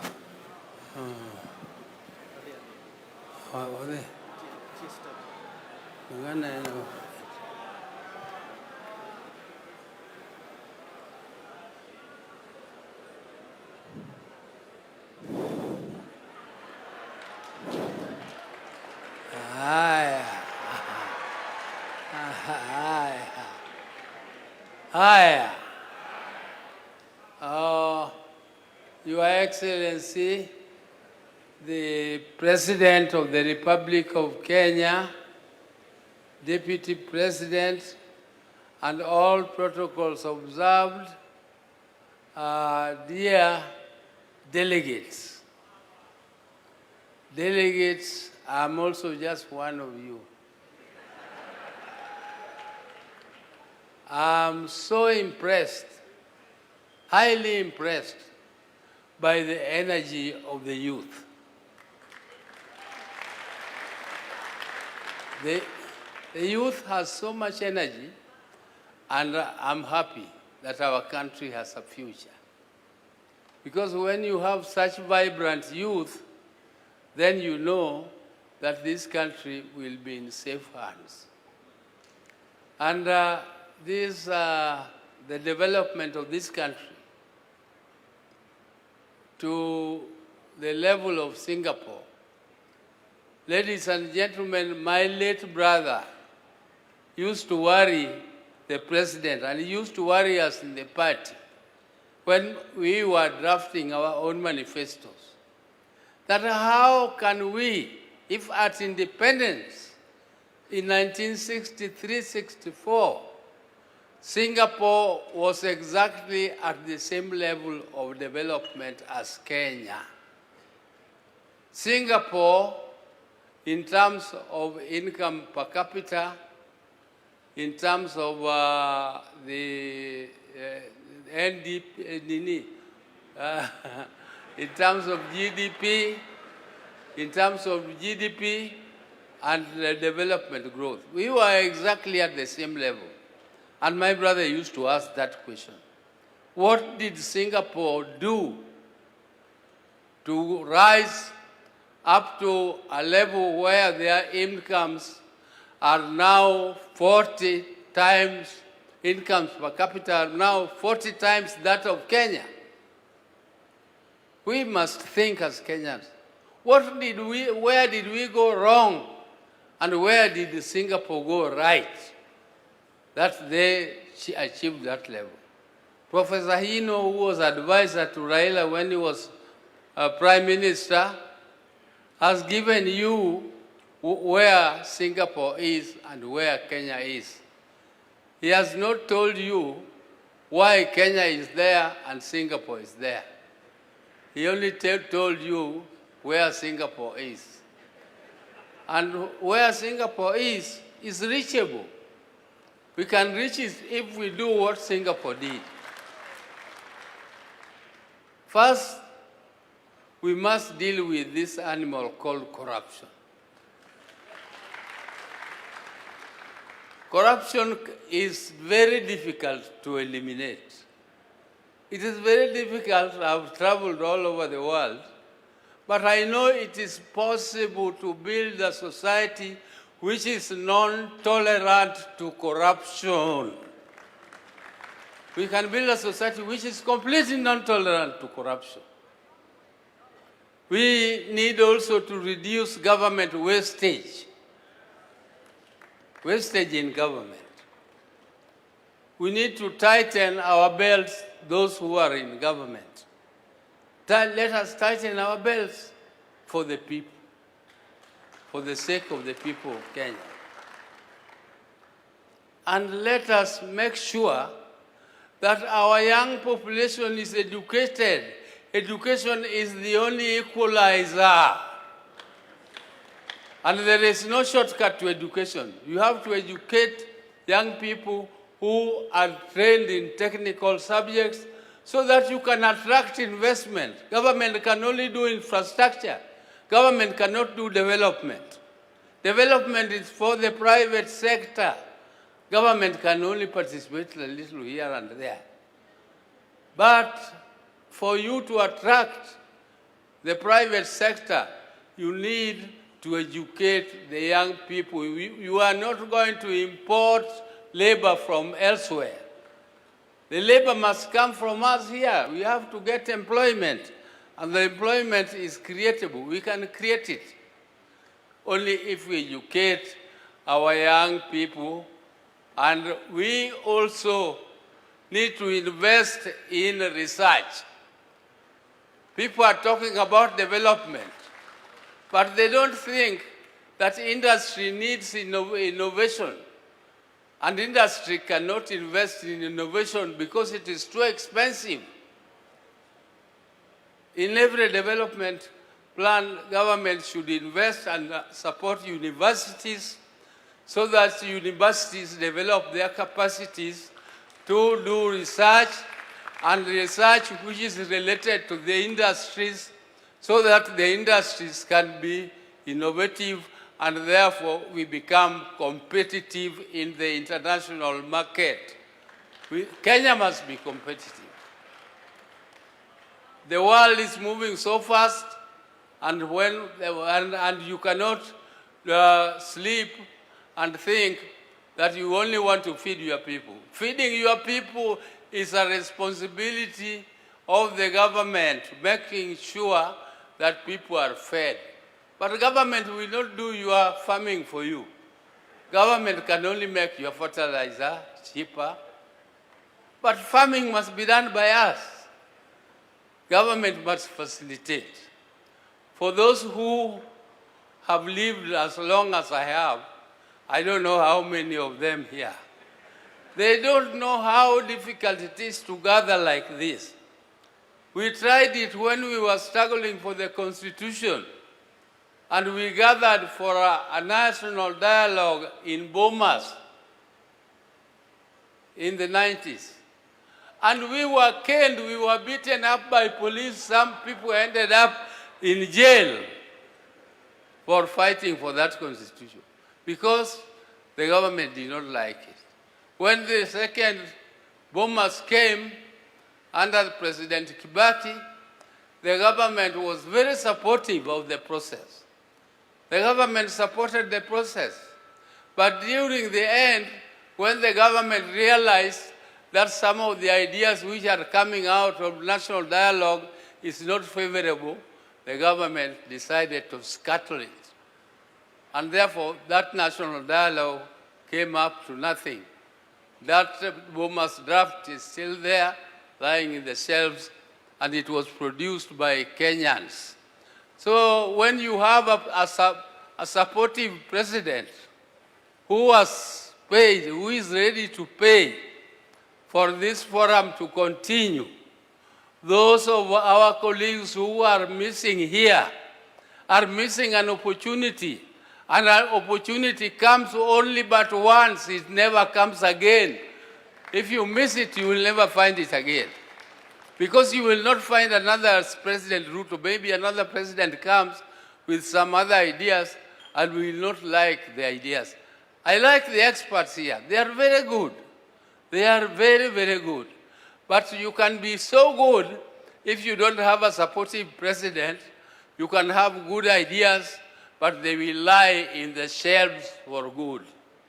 So take this opportunity and make your ideas catapult into fruition, and let us make sure that this forum comes out with a good vision which will guide Kenya up to 2060. 2060. Some of us will not be there. But we are so happy that Kenyans are thinking about it, and I'm so happy. Thank you very much. And I want to thank you. Power is there, and power is supporting you. Asante sana. Thank you. Asante sana. Thank you very much. Thank you. Yeah. A round of applause for Powerman. Thank you very much, Mzee. Thank you very much. I think by way of winding up, I want one governor to speak on behalf of the governors who are here to tell us what are their thoughts on how do we take this process forward. Also, to a representative from the National Assembly and Senate, for them to give us suggestions on how they think this should go forward so that we can agree. I think they have done a lot of listening, and I think it is time for them also to give us suggestions on whether we need a legal framework to establish and to facilitate this process, or whether we need, and whether if we go to Parliament, they will allocate the resources to facilitate this national conversation. I also have listened to the young people. Already, they have worked on a platform, the Hackathon 100. And they have said they will use that platform to collect and to process suggestions from young people and on the digital space. I would suggest that we facilitate that process so that we can collect those views in that manner. Do we have a member of parliament who wants to, or a governor who wants to make a suggestion? The Council of Governors Chair, my good brother, please take the floor. Thank you. I'll use that one. Thank you very much, Your Excellency, the President of the Republic of Kenya, Dr. William Ruto, all protocols observed. Your Excellency, I think in my mother tongue we usually say, or in our setting, don't speak because you've not spoken if there is nothing additional to say. I've heard everyone here. I've seen all the energy. I was conversing with Dr. Ndi there that the first person to have thanked God for giving us the opportunity to be here and to have this conversation was the young girl. And that tells you how smart our kids are. I just want to assure you, Your Excellency, as the Council of Governors, we have bought into this idea. It is timely. I think it is not wise for our politicians to suggest that we postpone this just because we'll have elections next year. Government is there in perpetuity, and as a responsible president who is facing an election, you did the right thing to take note of the fact that the vision that we've had is expiring in less than how many years? 3 years from now, and that you have set the process for replacing it. Your Excellency, we have so much going right for Kenya. And we have seen what Professor Hino also presented, that we've come a long way in implementing the vision that we had. But I want to tell Kenyans to understand that the tone at the top, having the right people in the right places, will also determine whether whatever vision we craft will see the light of day. There are countries, even in the developed world, that have gotten their governance so wrong, their politics so wrong. They have had 7 prime ministers in 5 years, and they are declining. If we don't get governance right, if we don't get politics right, we will not have the right tone at the top, and whatever we're doing here will not be properly implemented. So much as we've been reminded that we're facing elections in 1 year, the Kenyans who are going to elect a president and are going to elect governors, and I will not be one of those governors because I'm already serving my 2nd term, are seated here and are watching.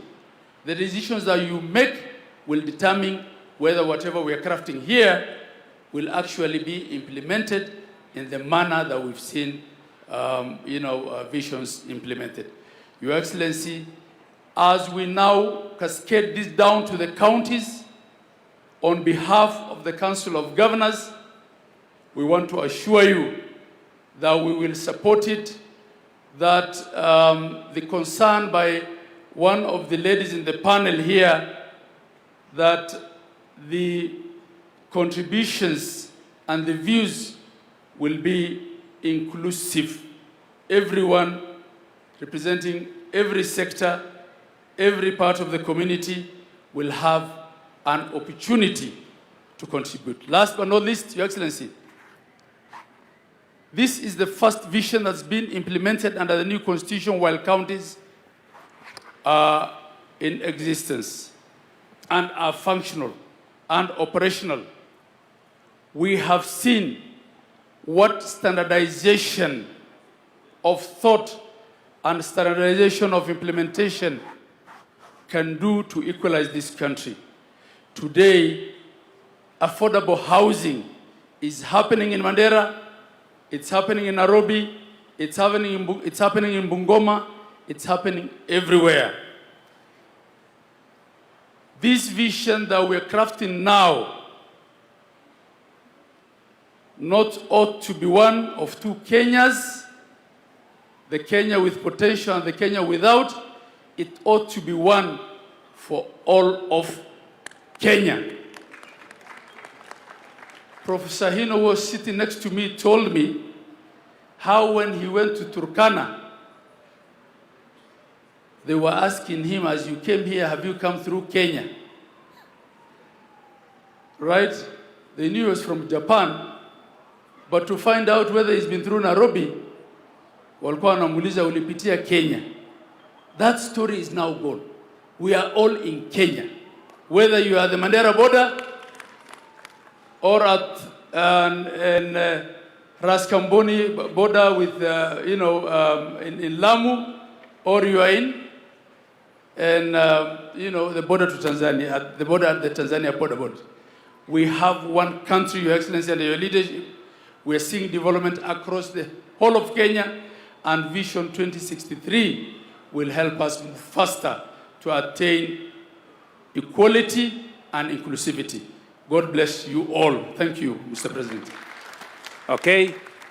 Can we have somebody from Parliament, representing Parliament, to come and say something? Please give him the mic. please, if you can speak to how do we make this an exercise in public participation as is envisaged by the Constitution. Thank you, Your Excellency. And Your Excellency, in fact, with the consent of the leader of majority in the Senate, he was telling me that actually what we are doing here today is what Parliament should be doing. We have today constituted ourselves as a People's Constituent Assembly to start that journey of even anchoring this process into law, as you say. And I want to say that we support. And indeed, Your Excellency, you remember on Monday in our meeting in Naivasha, I did suggest that probably it's time that when we have a national vision like this, we not only anchor it in law, but we also find a way where within the governance structures of our political parties, we ensure that even at a time as this, when we are looking at elections and we're looking at people crafting their election manifestos, that all political parties and elective leaders who are looking for elective positions speak to that greater national vision so that we hold you to account when you get elected as to what you are doing within your manifesto in actualizing that dream, that greater dream of the Kenyan nation. Your Excellency, Senate Majority Leader is telling me that I should say that since we craft laws or we have legislative proposals that we draft into bills and then take those bills back to the people for public participation, what we've actually done today is begun with public participation. And we must look at a way where from this process, we then culminate in a legislative proposal in terms of a bill that will now anchor this process of a national vision into law so that we obligate all future leaders to the time we are 100 years as a nation and beyond in law and make sure that nobody ever takes us backward in terms of what we want to aspire to get to as a nation. Lastly, Your Excellency, in the interest of time, Mheshimiwa Esther Pasaris, the county women rep for Nairobi, reminds me and told me I must say this if I get that opportunity, and she doesn't get, that when Singapore aspired to be what it is today, they had a consideration on their population growth and family planning. And she tells me and reminds me that President Mwai Kibaki, in around 2008 when we were doing Vision 2030, did speak to us on the need to look at our population growth and how we plan for that population growth. Your Excellency is food for thought, because you've also told us that by the year, you say 2050, yes, a quarter of the population, world population, will be in Africa. Population is both a resource, but can also be a burden to a nation's economy. And therefore, there must be a very good balance between the rate at which our population grows and the rate at which we grow our economy. And those are the challenges that we must think about as we continue in this conversation. Your Excellency, let me give you the assurance of both houses of Parliament that we shall do all that it takes. And indeed, Your Excellency wanted to suggest that probably, because Parliament works through committees, I do not know whether through this forum, we could also constitute committees that will go out, probably one to sit in Nairobi and another that goes around the country, collecting and collating the views of Kenyans so that every part of our country feels that they are part and parcel of this process. As Mugo Kibati told us, being the first CEO of the Vision 2030, there's probably something we didn't get right when we started this process of Vision 2030. We never really involved the people, and we left it to be a process that was largely seen to be a process of bureaucrats in government, and probably that is why many Kenyans never hold successive administrations after the Kibaki administration on what we are doing towards the realization of Vision 2030. The other thing Mugo told us is that we never anchored this process into law, and that's why Your Excellency agreed with what you said. It is time that we anchor this process into law. With those many remarks, Your Excellency, wacha nikomee hapo na sote tuendelee na mazungumzo. Okay. Can I, let me get representations from three final ones. A member of the civil society, what suggestion do you have for us in terms of taking this process forward? Do we set up a multi-sectoral committee? Do we set up a task force? Do we do it in law, or how do we do it? Can I have somebody from civil society to give us a suggestion? Daisy? Then maybe somebody from the religious community will give us their suggestion, and then finally get somebody from the private sector to give us their suggestion. Thank you, Your Excellency. I want to agree with those who have said that it needs to be anchored in law. For sure, the vision has to exist beyond any political formation, any political leader.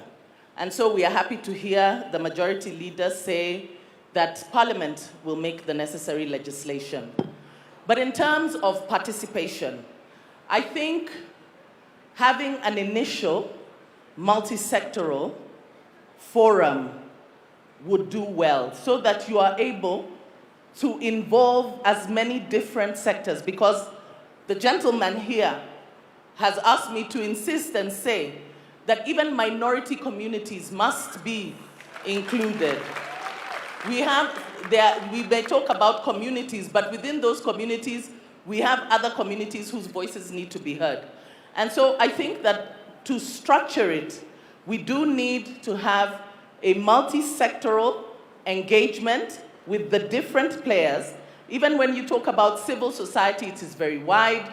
We have women's rights organizations, human rights defenders, and a host of them all. And so moving forward, I hope that we can have a framework that guarantees that every voice, at least representatives from the different voices, will be heard. Thank you.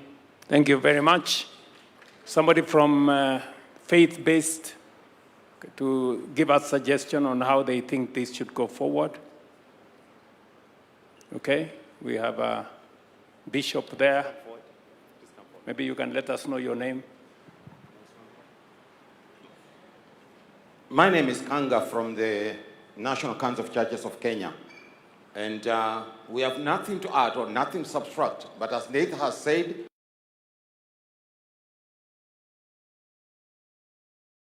and then we put in action.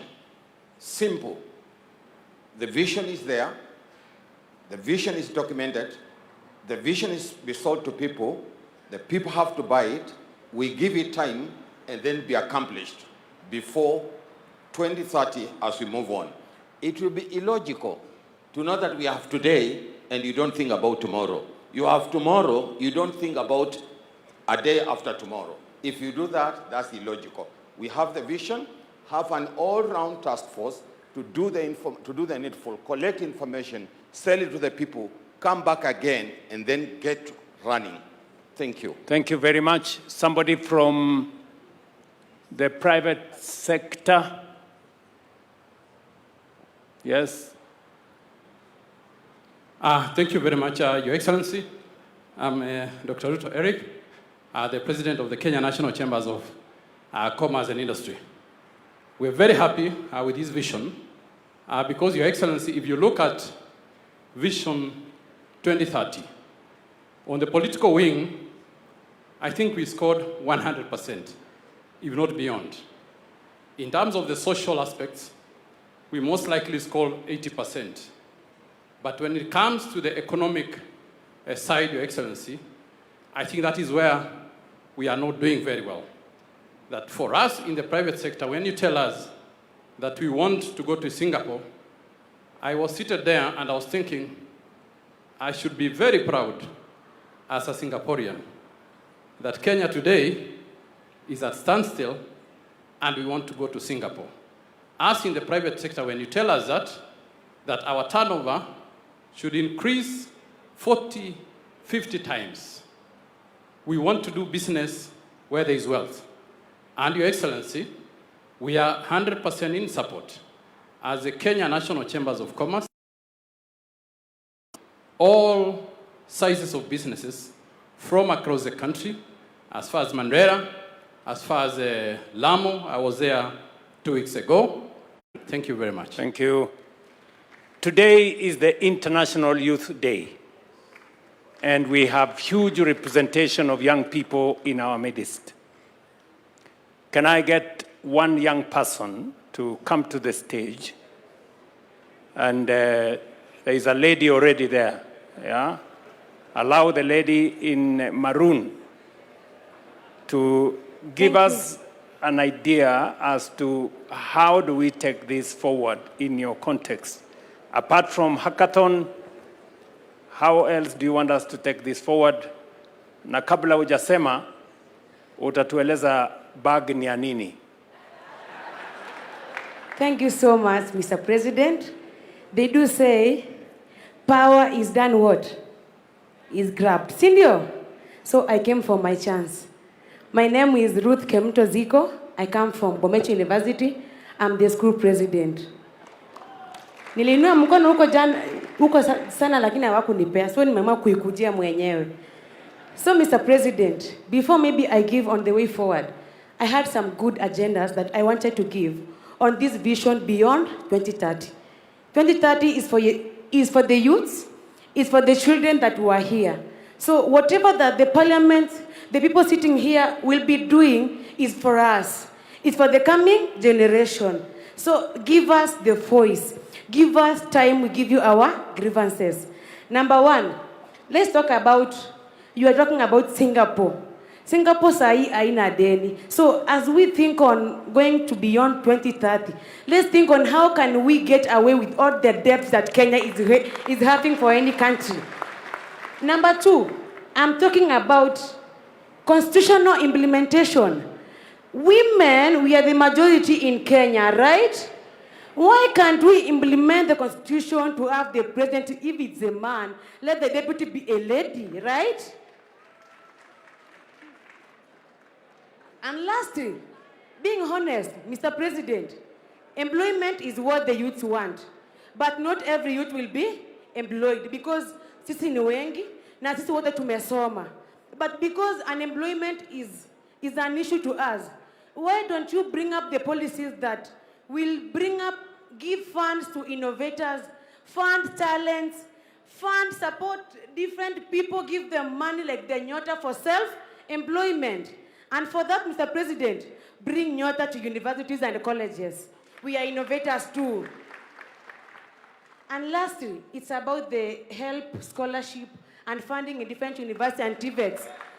As we think of beyond 2030, let's make education free for every Kenyan child, from primary, secondary, to high school. Let no child cry because eti akwenda university juu akwana pesa, si ndio? Make it free. And lastly, me being a teacher of special needs education, as that young man said, factor in these special needs people. They are being left behind in our society. For the first time, with your government, bring them in. Otherwise, Mr. President, you are doing a good job. For all the president went tumejua hapa nyuma before tuzaliwe na wengine wamekuwa uko number 1 for now. And kwa yote, you called me to give give on what the way forward. Yes. One of the way forward, include these university students in that, doing research everywhere. If it's each county has a university. And Mr. President, if there is a county that has no university, in this vision beyond 2030, include every county to have a university, so that it can factor in every learner.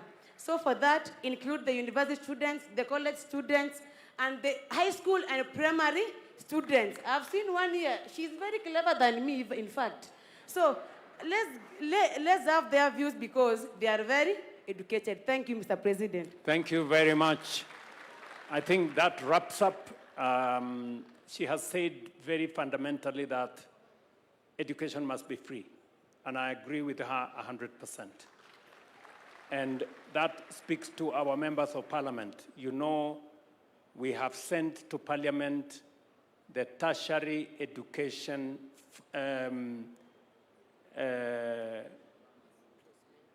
placement and funding bill. Tertiary education funding, placement and funding bill. We want that bill as soon as possible to get out of parliament so that we can implement a program that every child that is placed in a learning institution, in a TVET, in a Kenya Medical Training College, or in a university, all of them get funding for their education without exception. And that learning and education is not pegged on the ability of the parent. It is pegged on the intellectual capacity of every student. You do the course for which you are suited and you have applied for. And government of Kenya must make sure that funding is available. That is already in the works. And you have told us we should include young people, we should include universities in this process, and therefore I think we are set. Thank you very much. Hand it over to the people running the program. All right, and at this point I'd like to say, let us all just give a warm clap to ourselves, appreciating the fact that when history is written, your name will be written as one of those who sat through the process that changed the trajectory of this country. Another loud clap for yourselves, please. Your Excellency, with your permission, that brings us to the end of this session. I'll request that we all be upstanding. We shall finish with the national anthem as our prayer, which we all know. So let us have the national anthem as our closing prayer. The anthem.